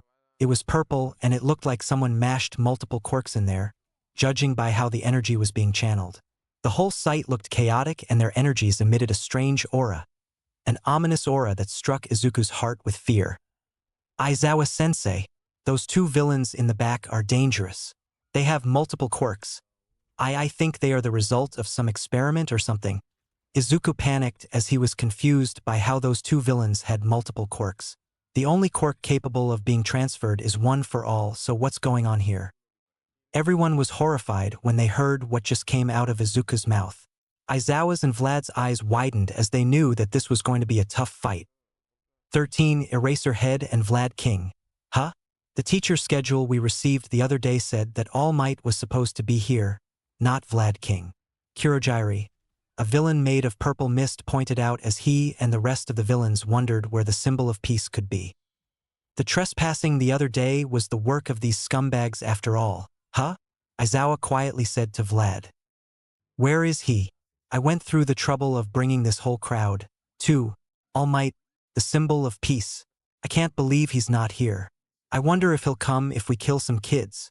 Tamura Shigaraki, the one who appears to be the leader, and the same man with the fake hands all around his body, said with absolute malice in his tone as he was annoyed by All Might's absence. Hearing this, Izuku clenched his fists as he started to get angry. What did he say? He will kill everyone here, just because he's annoyed that All Might isn't here. There's no way I will let him hurt my friends, Izuku said in his mind as he activated one for all full cowl at 8%. The scent of ozone quickly filled the air and green lightning began to swirl around him. He was ready to fight those villains and show them the error of their ways. He took one step before Aizawa stopped him. Midoriya, stand back, Aizawa shouted, concerned about Izuku endangering himself. His hair floated up as he undid his scarf, ready to battle. But Aizawa-sensei, there's so many of them, not to mention the 2 huge villains at the back, and there's only 2 of you. I can at least take down these goons to make things easier. Please, just let me help you, Izuku replied, worried about his teacher's safety. Midoriya, you're a good kid, getting concerned about your teachers and all. But take a moment and look behind you. Many of your fellow classmates are scared. They need someone like you right now. They need their class representative. Aizawa instructed him. The teacher knew well that when it comes to it, people like Izuku would jump into battle to protect their classmates. Yes, Aizawa-sensei, Izuku responded as he realized that Aizawa was right. One look at his peers' horrified expressions showed him how scared they were. Vlad, let's take care of the villains, Aizawa said in a commanding tone. Wait a second, villains? There's no way they could get into a hero school, Kirishima exclaimed as he couldn't believe that a whole gang of villains showed up in UA. Sensei, what about the trespasser sensors? Momo asked 13 as she thought that the security alarms should have went off. We have them, of course, but 13 trailed off as she too wondered why the alarms hadn't gone off yet. Did they only appear here or around the whole school? Either way, if the sensors are not responding, that means they have someone with a quirk that can do that. An isolated area separated from the main campus during a time when a class is supposed to be here. They might be fools, but they're not dumb. This surprise attack was carefully planned with some sort of goal in mind. Shoto Todoroki pointed out, as he intellectually deduced the situation. Izuku nodded his head. Yeah, you're right. They must have stolen a copy of today's class schedule during yesterday's press commotion. Izuku continued Todoroki's deduction. 13. Start the evacuation. Try calling the school. Make sure that they are safe. These villains even had something to counteract the sensors. It's possible someone with radio wave-type powers is interfering, Aizawa said as he turned his head towards Denki. Kaminari, you try contacting the school with your quirk. 2. Aizawa ordered his student before heading off towards the villains with Vlad King. Yes, sir, the blond boy replied as he placed his hand on a device located near his right ear. I'm leaving the safety of our students to you, 13, Vlad King said as 13 nodded her head. He then jumped down the stairs and thrust himself towards the mob of villains. Shooting squad, let's go, one villain with holes in his fingertips said as they observed Aizawa and Vlad King descending towards them. Didn't our intel say it would just be 13 and All Might? Who were these 2? A female villain with long gray hair floating upwards stated as she and the rest of the goons underestimated the teachers. I don't know, but if they think they can come at us from the font by themselves, then they're idiots, another villain said as they got ready to kill the teachers. Aizawa responded by activating his quirk as his eyes turned blood red and stared at all the villains in his line of sight. One of the villains tried to shoot from his fingertips but was confused as to why his quirk wasn't working. Huh? My quirk? The bullets won't come out. The other two villains experienced the same as their quirks weren't responding either. Aizawa used this opportunity to grab two of them with his scarf and throw them against each other, effectively knocking them out cold. During that moment, Vlad King used his blood to make a hardened fist and punched the third one, knocking him out cold too. Hero name Vlad King. Quirk, blood control. It allows him to freely manipulate his own blood after it has left his body. He can also solidify the ejected blood, allowing him to trap his opponent. Also, it appears that it allows him to go unaffected by levels of blood loss that would normally be fatal to the average human. Idiot, he's Eraser Head. He can erase quirks just by looking at them. And the other is the blood hero Vlad King. Erase? Are you going to erase the quirks of heteromorphic type villains like us, too? A large villain with multiple arms around his body said as he charged Aizawa. No, I can't, Aizawa said as he dodged his strike and punched him square in the face. But the skills of guys like you. Aizawa wrapped his scarf around the villain's leg as he dodged another punch from another villain and countered it with a kick, are statistically more likely to manifest in close combat. Aizawa threw the villain that he wrapped around his scarf to Vlad King, who hardened his leg with his blood, and kicked him, knocking him into a crowd of goons, taking them all out immediately. So, I've taken measures against that, Aizawa said confidently as he and Vlad King easily manhandled the small fries. He's also strong in hand-to-hand combat, and since he's hiding his eyes with goggles, you can't tell whose quirk he's erasing. When he fights against a group, that makes it harder for them to work together, not to mention getting help from Vlad King is a great asset. They're basically covering for each other's weaknesses, Tamura stated as he watched Aizawa and Vlad King manhandling his goons. I see. I hate pro-heroes. The masses don't stand a chance against them, Tamura said with a hint of annoyance in his voice and scratched his neck. Wow, Aizawa-sensei is even stronger than I thought, and the teamwork between him and Vlad King is incredible, Izuku said with a hint of amazement, as he watched both teachers handle the mob of villains. This is no time for analysis. Hurry up and take shelter, Tenya yelled towards Izuku, who nodded and ran back to where the rest of the students were heading. As they neared the exit, a purple mist appeared in front of them as it grew in size. I won't let you, Kurogiri said as he blocked their path.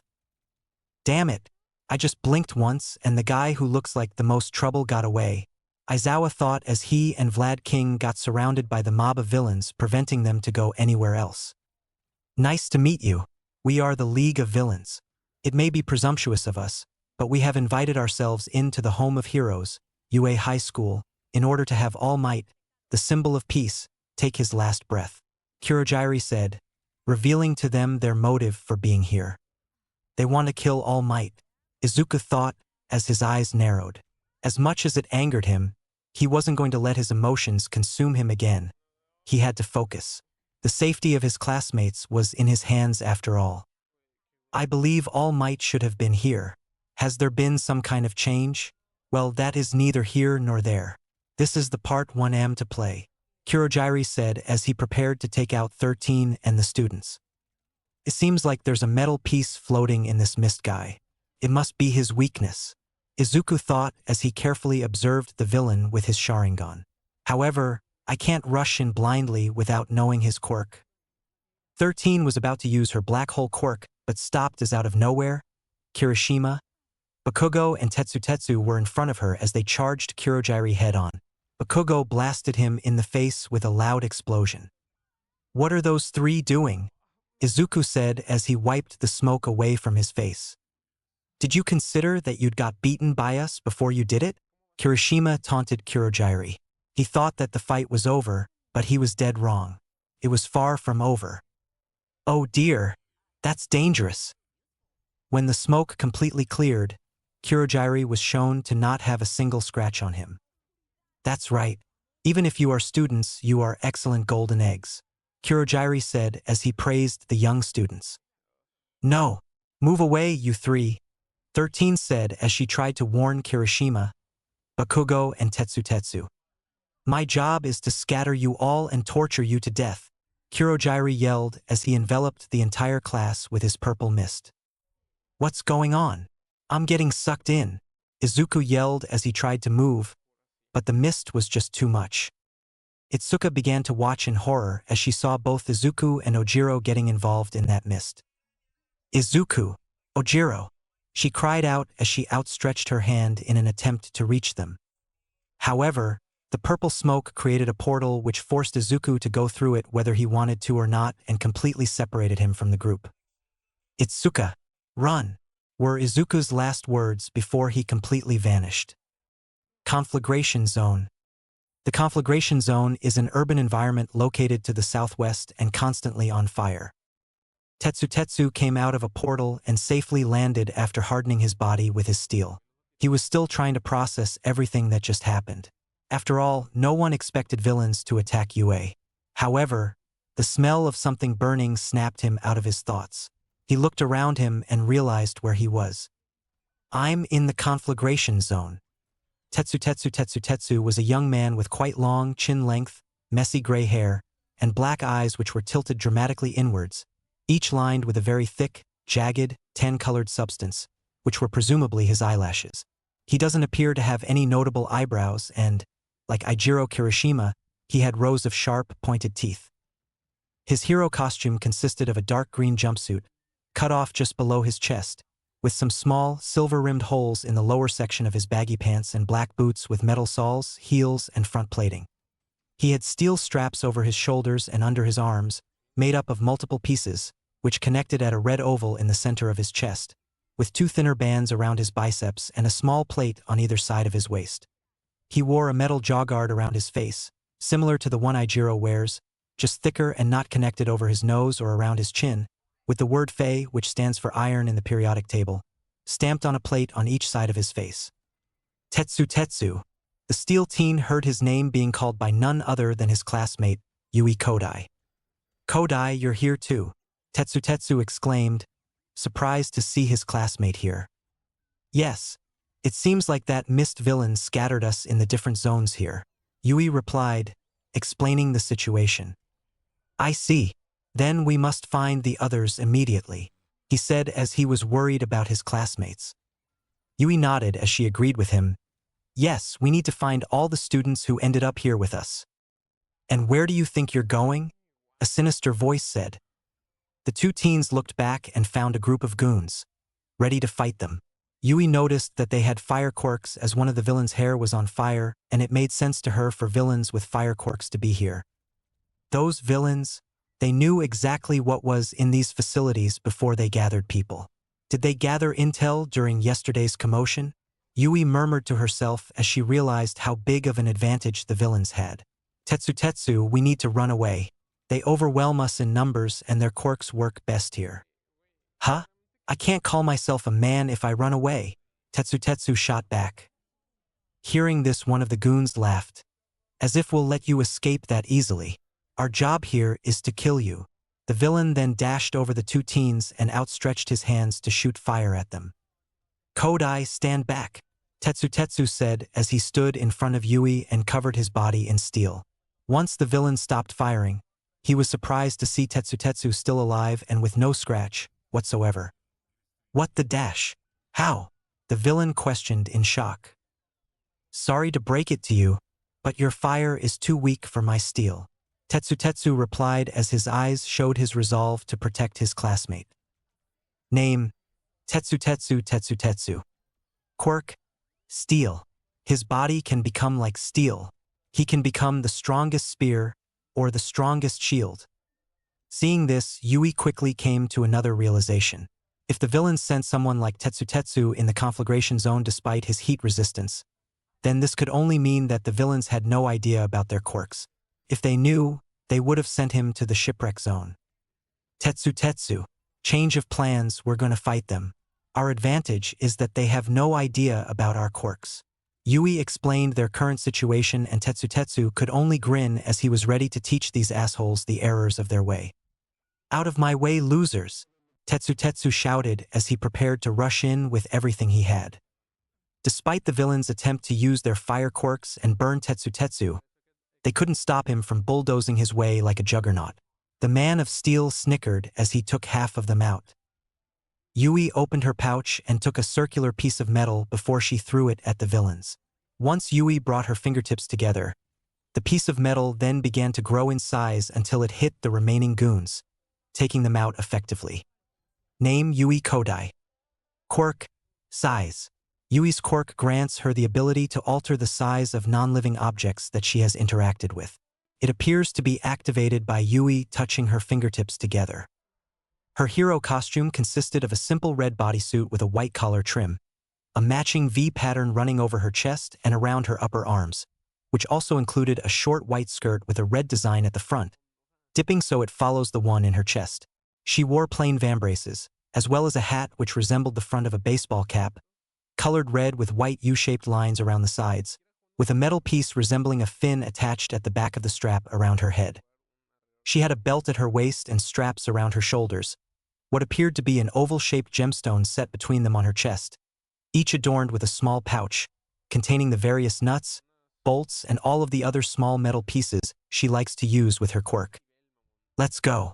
We need to get out of here before they wake up again, Yui commented, and Tetsu was about to follow her, until he heard the voice of one of the goons they just defeated. You think you kids will be able to get away? He weakly said before he chuckled. Just wait until our boss, Salamander, finds you. His flames are stronger than any of us, and he'll make sure to burn you all to death. The villain then began laughing with a hint of malice, but Tetsu punched him and put him out of commission. He was tired of his rambling.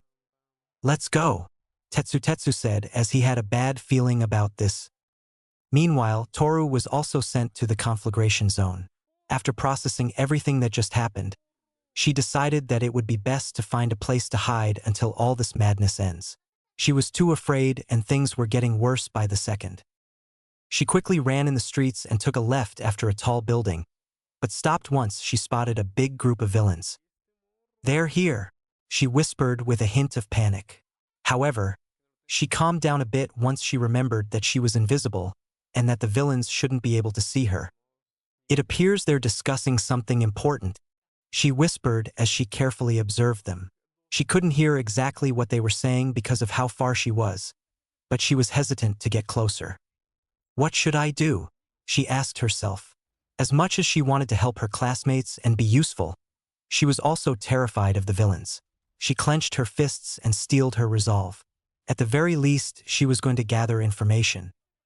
Toru then approached the group of villains while making sure not to make any noise.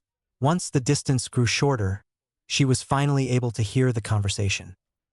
Hey boss, are you sure that this Shigaraki kid would be able to kill All Might?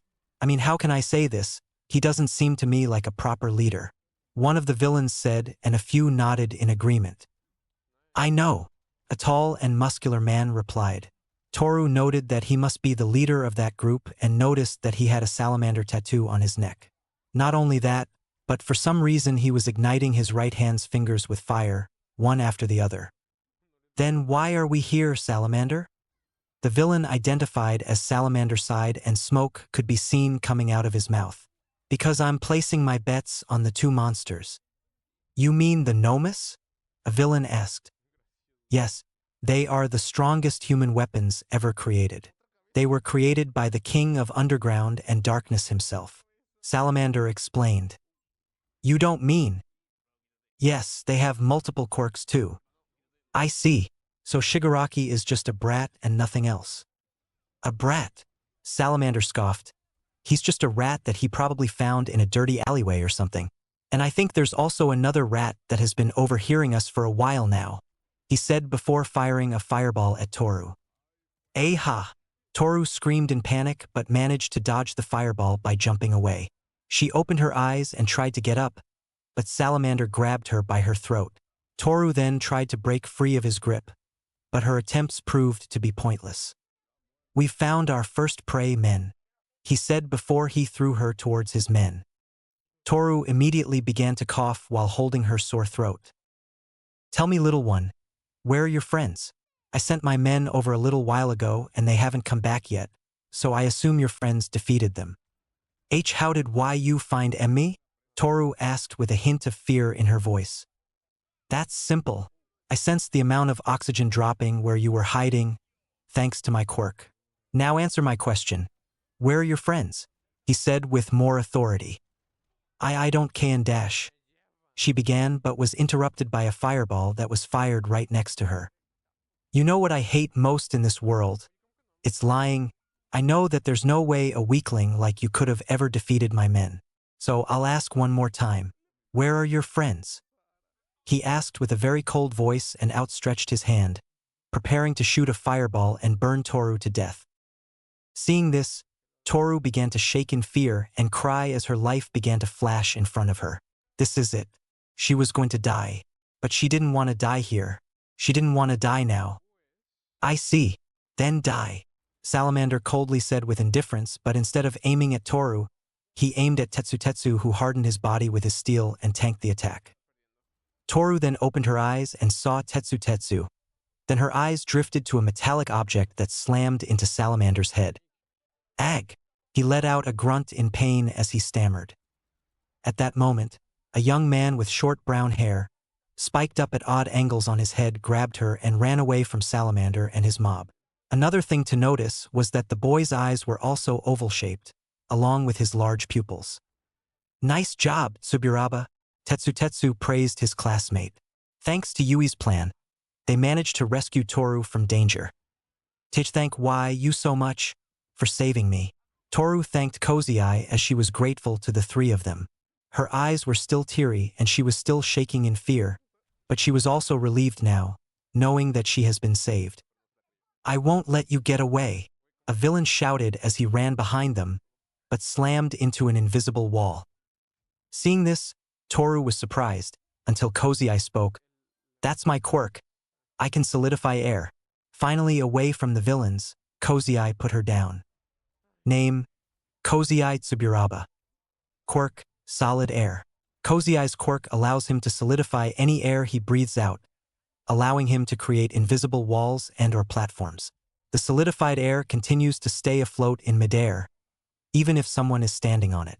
The size of the wall or platform depends on his lung capacity.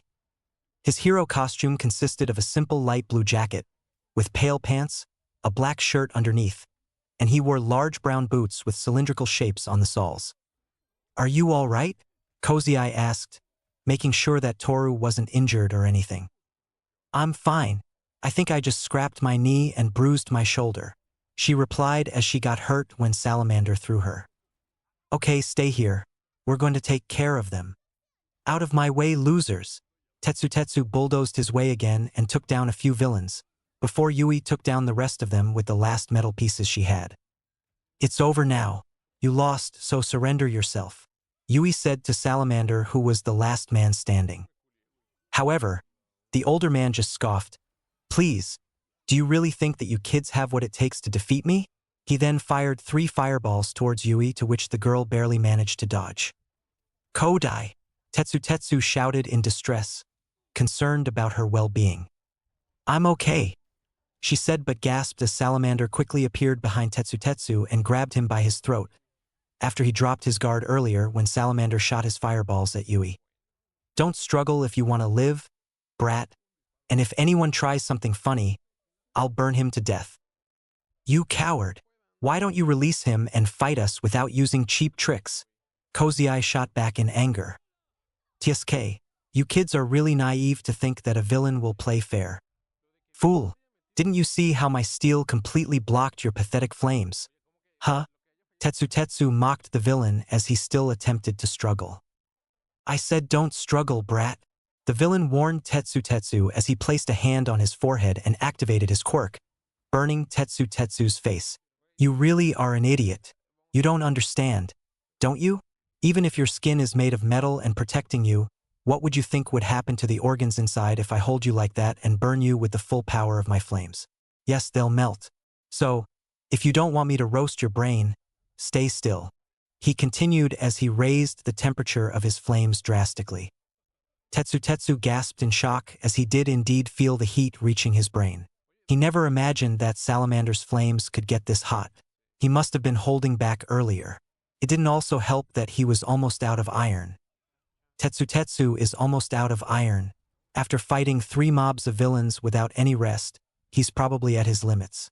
At this rate, Tetsu will be burned to death. Yui nervously thought as her neutral expression changed into a horrified one. I can feel it through my flames. They're heavily breathing. They're afraid because his fate is in my hands now. Salamander thought to himself. Salamander then looked at Toru and Cozy Eye and decided to finish them first. He opened his mouth wide open. Salamander breath. He shouted as a big fireball attack started to come out of his mouth. Tetsu didn't care though. He would gladly risk his life if it's to save his friends. He brought his hand to Salamander's mouth and stopped the villain before he could shoot the fireball at Toru and Cozy Eye. Salamander then freed Tetsu's throat from his grasp as he started to cough after the fireball was fired in his own mouth. However, he also started to raise the temperature of his flames in his hand, as he was going to turn Tetsu's brain into a crisp for pulling that stunt. Ah! Tetsu screamed as the heat was unbearable. Instinctively, in the face of death, Tetsu started to use every last bit of iron in his body to harden his forehead, pushing past his limits. Tetsu, both Cozy Eye and Toru cried out. They were concerned about him. Seeing this, Yui began to panic as she didn't know what to do. She didn't have anything to throw at Salamander. However, just then, she got an idea. It's a shame, but it's time for you to die, you shitty brat. Salamander pointed out, finally able to speak again before he got his by something in the back of his head. It was Yui's hat. Aff, you little bitch, he growled as he finally let go of Tetsu. Tetsu then fell on one knee, breathing heavily as most of his body was no longer hardened by his steel. His head felt terrible as the pain was ringing in his head. He was getting dizzy and he felt like he was going to pass out in any moment now. Tetsu, are you all right? Cozy Eye asked. I'm fine. If I go down after something like this, then I can't call myself a man, he shouted as he stood up again. Despite the terrible headache he currently felt, he was ready to attack Salamander. Salamander then began to clap his hands. I commend you for your tenacity, kid. I must say, you've proved yourself to be a real man. But for how long will you be able to keep that form, huh? 2 minutes? 1 minute, Salamander said as he was having fun tormenting the kids who took out his group. Tetsu groaned as his patience grew thin with this guy. Since you're going to die anyway and I feel a little generous, I'll tell you more about my quirk. By creating a spark, I can manipulate the concentration of oxygen in the air. When attacking, I raise the density of the oxygen surrounding my target to a level at which it becomes volatile and creates narrow pathways of oxygen between myself and the victim through which I can direct the ensuing flash fire that blossoms from the spark my body produces. As a result, I can incinerate any number of enemies in the field while deftly avoiding any adjacent allies. The man explained, showing how strong his quirk is. Realizing how dangerous this villain is, Tetsu decided to everything he could to take him down, as he was the only one who had a chance to do so. Now die, kid, the man shouted before he fired a salamander breath at Tetsu, an attack that was strong enough to melt the asphalt. Tetsu was quickly engulfed in the flames as he made no attempt to dodge. He was barely able to stand on his feet after all. Tetsu, they all shouted, thinking that their friend was done for. However, the Man of Steel decided to endure whatever pain he was feeling right now and ran towards Salamander as fast as he can. He wasn't able to harden all of his body and the pain of his flesh burning was nothing short of painful. But still, he kept moving forward and launched himself towards Salamander. This time, however, he focused his quirk to harden his hand as strong as possible. What? No. This cannot be, the man shouted in panic, as Tetsu finally managed to get close to him. Take that, you fucker, Tetsu shouted in rage. His hardened fist made contact with Salamander's face and managed to break a few of Salamander's teeth along with his nose, effectively knocking him out. His face became one ugly mess after that punch. Silence filled the area as the students managed to finally defeat Salamander. Everyone then sighed in relief before Tetsu spoke. We did it. We defeated that bastard. Tetsu collapsed on the ground, unconscious. He was covered in blood and burns. His leg was badly burnt, probably suffering second-degree burns, as well as his right arm. He was severely injured and needed medical attention. But they managed to take out all of the villains in the conflagration zone. Kozai then lifted Tetsu with the help of Yui. "Come on, let's go," Kozai said as they headed towards the zone's exit. Mountain Zone. Aha! Izuku came out of the portal and fell on the ground. Ouch! That hurt. He stood up and quickly began looking around him. It didn't take him much time to figure out that he landed in the Mountain Zone. A warp? Is that his quirk? They want to kill All Might? What in the world is going on? Izuku thought, as many questions popped in his head, before getting interrupted by a familiar voice. "Midoriya, so you were sent here too," Ojiro said, relieved that he found his friend. "Yes, I think that mist villains scattered us into small groups and each group must have landed in one of the rescue zones. We must find the others who were sent here and regroup." Ojiro nodded and the two teens began searching for their classmates. Both of them were anxious about this whole thing and wanted to quickly find them before it's too late. "You know, the villains made a great mistake to send us here together," Ojiro pointed out as he cracked his knuckles, ready for some action. He was sure that with him and Izuku they could easily take out the goons. "They won't even know what hit them, but we can't underestimate the three villains who were at the center plaza, and more importantly the mist guy too. It seems like he can warp us anywhere. But for now, let's find the others. They're our priority right now," Izuku exclaimed, still worried about the two villains who looked like Frankenstein duplicates more than anything. "You're right. Let's go check this way," Ojiro replied, as he pointed to the direction where all the noise was coming from. Izuku and Ojiro descended from a cliff and found Momo, Ibara and Aways fighting villains.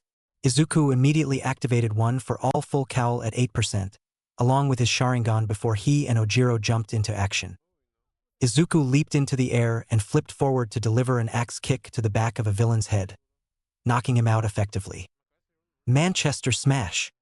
He was followed by Ojiro who spun and swung his tail, knocking down another villain, both of them making quite a big entrance.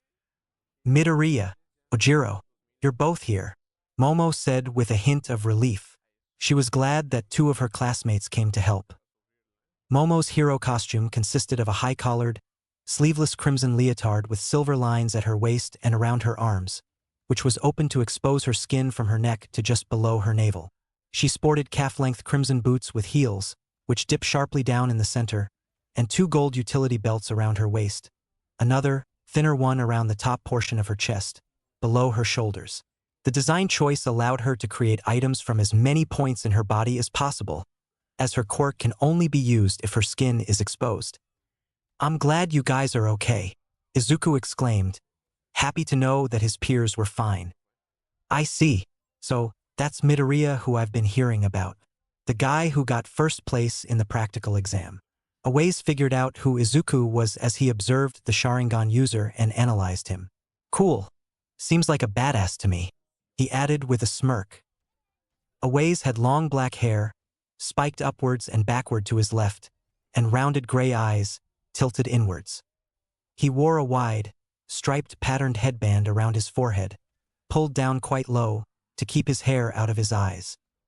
His hero costume consisted of a burgundy, baggy, full bodysuit, its collar passing his chin.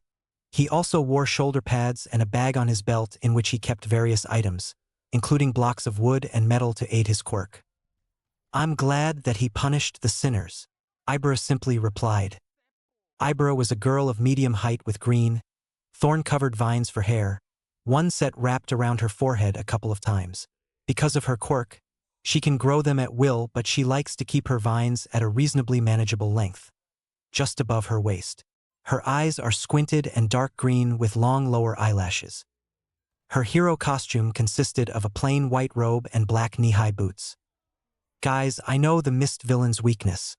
If we manage to defeat the villains who are here, we'll be able to tell the others about it. Then we can escape and call for support." Izuku told them his next move. The students were all surprised to hear that Izuku has already figured out Kurogiri's weakness. They were definitely impressed by his analytical skills. Also, Yaoyorozu, can you make me a metallic staff like the one you have? Sure, Momo replied, as she proceeded to create a staff out of her arm. Thanks. I wanted the support department to add one for my hero costume, but I forgot to add it in my application. Izuku took his staff from Momo. But isn't it too dangerous to fight the villains? Awaze pointed out. He wasn't sure if they had what it takes to beat these villains. After all, they were still freshmen. Don't worry. These guys won't cause us any trouble. We can take them out. If you don't want to fight, that's okay. I'll protect you. However, I don't think we have a choice anyway. It's either fight or get killed because they won't hesitate to kill you, so we got to protect ourselves. Izuku went over their current situation, making them understand that now wasn't the time to hesitate. But before anyone could add anything, they heard the sound of footsteps coming towards them. Look over there. There are 5 kids. We can easily kill those 3 boys and have fun with the 2 girls, a villain said, as he had a lewd expression on his face. Today seems our day. We get to kill All Might and have some fun, the other villain added. Look, that girl with a ponytail in the back. Her body is screaming rape, mean her hero costume isn't leaving much for imagination, another villain added. He licked his lips, as if he was a predator who has found his prey. The 5 students gave them a look of utter disgust at how disgusting those villains were. Like I'll let you, Izuku yelled as he jumped and smacked the villain on his head with the staff. He then saw another villain closing in from the corner of his eyes and kicked him in the head without losing his momentum. The other villain, who looked like a crocodile more than a human, tried to close in on Izuku and attack him, but a white blur quickly came in front of him. It was Ojiro who punched the villain in the guts, knocking the air out of his lungs before finishing him with a roundhouse kick, knocking him out. Awaze then proceeded to use his quirk to glue the knocked-down villains to the ground. At least this way we'll be sure that they won't fucking move anymore. Name Yosetsu Awaze. Quirk. Weld. He can fuse objects at an atomic level, although he needs to be touching both objects in order to fuse them. His quirk is effective on both organic and inorganic material. A villain with a camouflage quirk tried to sneak up on Ojiro, but was immediately wrapped up in Ibara's vines. She then used her vines to slam him into another villain. Name, Ibara Shiozaki. Quirk, vines. Ibara's quirk gives her hair-like vines that grow on her head.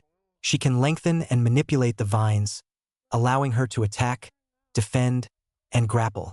She also can detach them at will. The vines will grow back, provided her head receives proper sunlight and water.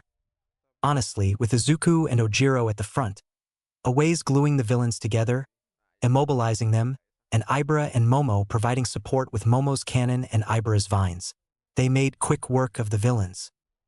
Midoriya, you were right. These villains are just fucking minions. We totally kicked their asses. Awaze excitedly shouted, much to the girl's annoyance at his vulgar language. However, there was still a villain left, one who had a lightning-type quirk. He was hiding, waiting for the moment they would drop their guard. And once they defeated his comrades, he made himself known and appeared from behind Izuku, hoping to take him hostage. Midoriya watched the 4 students tried to warn Izuku, but they were cut off once Izuku hit the villain in his stomach with his staff, then straight in the face without turning back to face him, knocking him out easily. His skills at fighting with a staff are even more incredible than mine.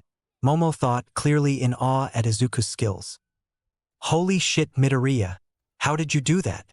You were like that guy Goku from Dragon Ball when he unlocked Ultra Instinct. It was fucking amazing, Awaze excitedly said. He, too, was impressed by Izuku's display of strength as it was nothing short of amazing. Well, I just trained at a weapon arts dojo and my sensei didn't go easy on me, Izuku said and smiled sheepishly. He remembered those times Kurigane would smack him with a staff on his head while he was wearing a blindfold. Despite his sadistic ways, it really did benefit him, as not only can he react to the attacks he can see, but also to the ones he cannot see. Everyone, let's go now to the USJ entrance to help the others defeat that mist villain, Momo said, now that they have defeated all the villains in the mountain zone. Wait, I want to go to the central plaza first. I want to check if our teachers are okay, Izuku objected. He was worried ever since he saw those two villains' Quirk's energies, and something was telling him that his teachers might be in trouble. All Might had told him that maybe his energy became cyan because One for All evolved or something, and had finally settled in his body. However, it seemed like his theory wasn't completely true, given that there were other reasons for a Quirk energy to change colors. But Midoriya, the main villains are there, they are not like these minions. We'll be getting ourselves in danger and possibly killed. Let's leave it to the pros and focus on saving our classmates. Ojiro interjected, trying to reason with his friend. Sure, he felt confident defeating any of those small fries any day, but the villains at the plaza were on a whole other level. One that UA can't prepare you to face in a single week. Heck, even Izuku said earlier not to engage them, so what was he thinking now? He's right, our teachers will punish the sinners. It's dangerous for us to go. Ibara agreed with Ojiro. I know, but there are two villains who have multiple quirks there. Something is fishy, and I think it's bigger than either of our teachers. I mean, think about it, they want to kill All Might. Surely, they didn't plan an attack like this just to lose to a bunch of students and two pro heroes. Izuku argued, worried about how strong those monsters could be. And besides, I'm sure our classmates can easily take on these goons too. The real danger is out there and we're close to them. We can reach them. We can go and see how they're doing, but we can't intervene. Momo replied, thinking that a little look won't do them any harm. However, she would soon realize that this was a big mistake. Well, if you put it that way, I guess we can. Awaze nervously replied, still hesitant about this whole thing. In the end, everyone agreed and Izuku was glad that he'll get the chance to check on his teachers. Central Plaza. When Izuku and his friends arrived, they discovered that Izuku's deduction was unfortunately on the spot. Vlad King was lying in a pool of his blood, unconscious, while Aizawa was yelling in pain as his right shoulder was being dislocated by the big black monster. Seeing this, the students felt shivers being sent down their spines. They were consumed by their fear. Izuku tightened his fists in anger. He wanted to go save his teachers, but he couldn't risk endangering his friends. Pissed him off seeing how useless he was right now. He looked at them and it was obvious that they were terrified. In the end, he decided to keep hiding with them and not blow their cover. However, much to their surprise, the purple mist villain, Kurogiri, suddenly appeared beside Tamura. Tamura Shigaraki Kurogiri called, getting said man's attention. Kurogiri, did you kill 13? I put 13 out of action, but there were students that I was unable to disperse, and one of them was able to run away. Kurogiri pointed out, referring to Tenya, who was able to escape the USJ and call for help from the pros. Ha! Tamura began to angrily scratch his neck. Kurogiri, if you weren't a warp gate and our ride out of here, I would have crushed you to pieces, Tamura said with a hint of anger. He was pissed off as he realized that the pros were soon coming for backup. It just made their situation a lot more complicated. The hiding students, however, were happy to hear this. This means that backup is on their way. Izuku happily thought, as now the situation has turned to their favor. There was still hope. Tamura sighed as he stopped scratching his neck. We can't win against dozens of pros. It is game over. Let's go home. Wow. Our classmates were really able to defeat that mist villain and call for backup, Momo commented, happy to know that she has such powerful classmates. Did he say they're going home? Is this really the end? Awaze asked, hoping for the best. That's what I heard them saying. Ibara replied as everyone was starting to relax and smile, now that the villains were leaving. Izuku, however, didn't buy it. Izuku felt that something was fishy, so he kept his Sharingan activated just in case. After all of this, they're going home? Just like that? No, something's wrong, Izuku thought. Shigaraki turned his head a little. Oh yeah, before we leave, let's smash some of his pride. In the blink of an eye, Tamura ran towards the 5 hiding students at transonic speeds, with his hand aimed straight for Momo's face. Izuku could only watch this in fear, as he was only able to track Shigaraki's speed thanks to his Sharingan. However, he had no idea if he was going to reach Momo before Shigaraki does. As the symbol of peace, Shigaraki continued with pure malice in his voice. Music. My Hero Academia OST, just another hero. However, as he was stretching his arm to decay Momo's face, Izuku appeared in a flash. Detroit Smash! Izuku shouted before punching Tamura right in the face, sending him flying a couple of meters away. Shigaraki didn't even know what hit him, and soon he hit the ground head first with a loud thud and lost consciousness. Shigaraki! Kurogiri called out his master's name. Seeing their collapsed master's form, the monster duo went to check on him and totally ignored the kids. Speaking of them, the other 4 students were all stunned by Izuku's speed. None of them were able to see him moving.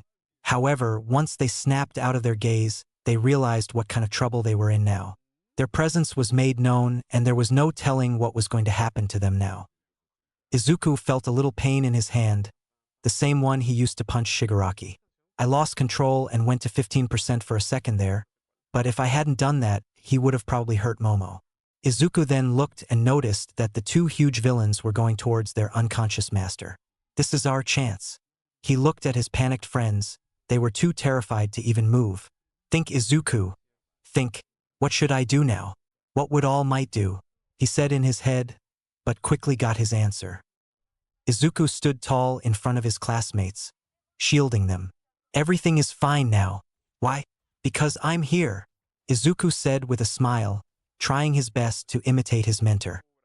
This immediately succeeded in calming down his friends and reassuring them that everything was going to be all right. Everyone, let's go save Aizawa-sensei and Vlad-sensei and get out of here, Izuku shouted as his eyes were burning with determination. His intimidating Sharingan was doing an excellent job showing his conviction and sheer will, as well as freeze Kurogiri in his place, who was already panicking as he had no idea what to do now. However, they didn't know that the battle had just started.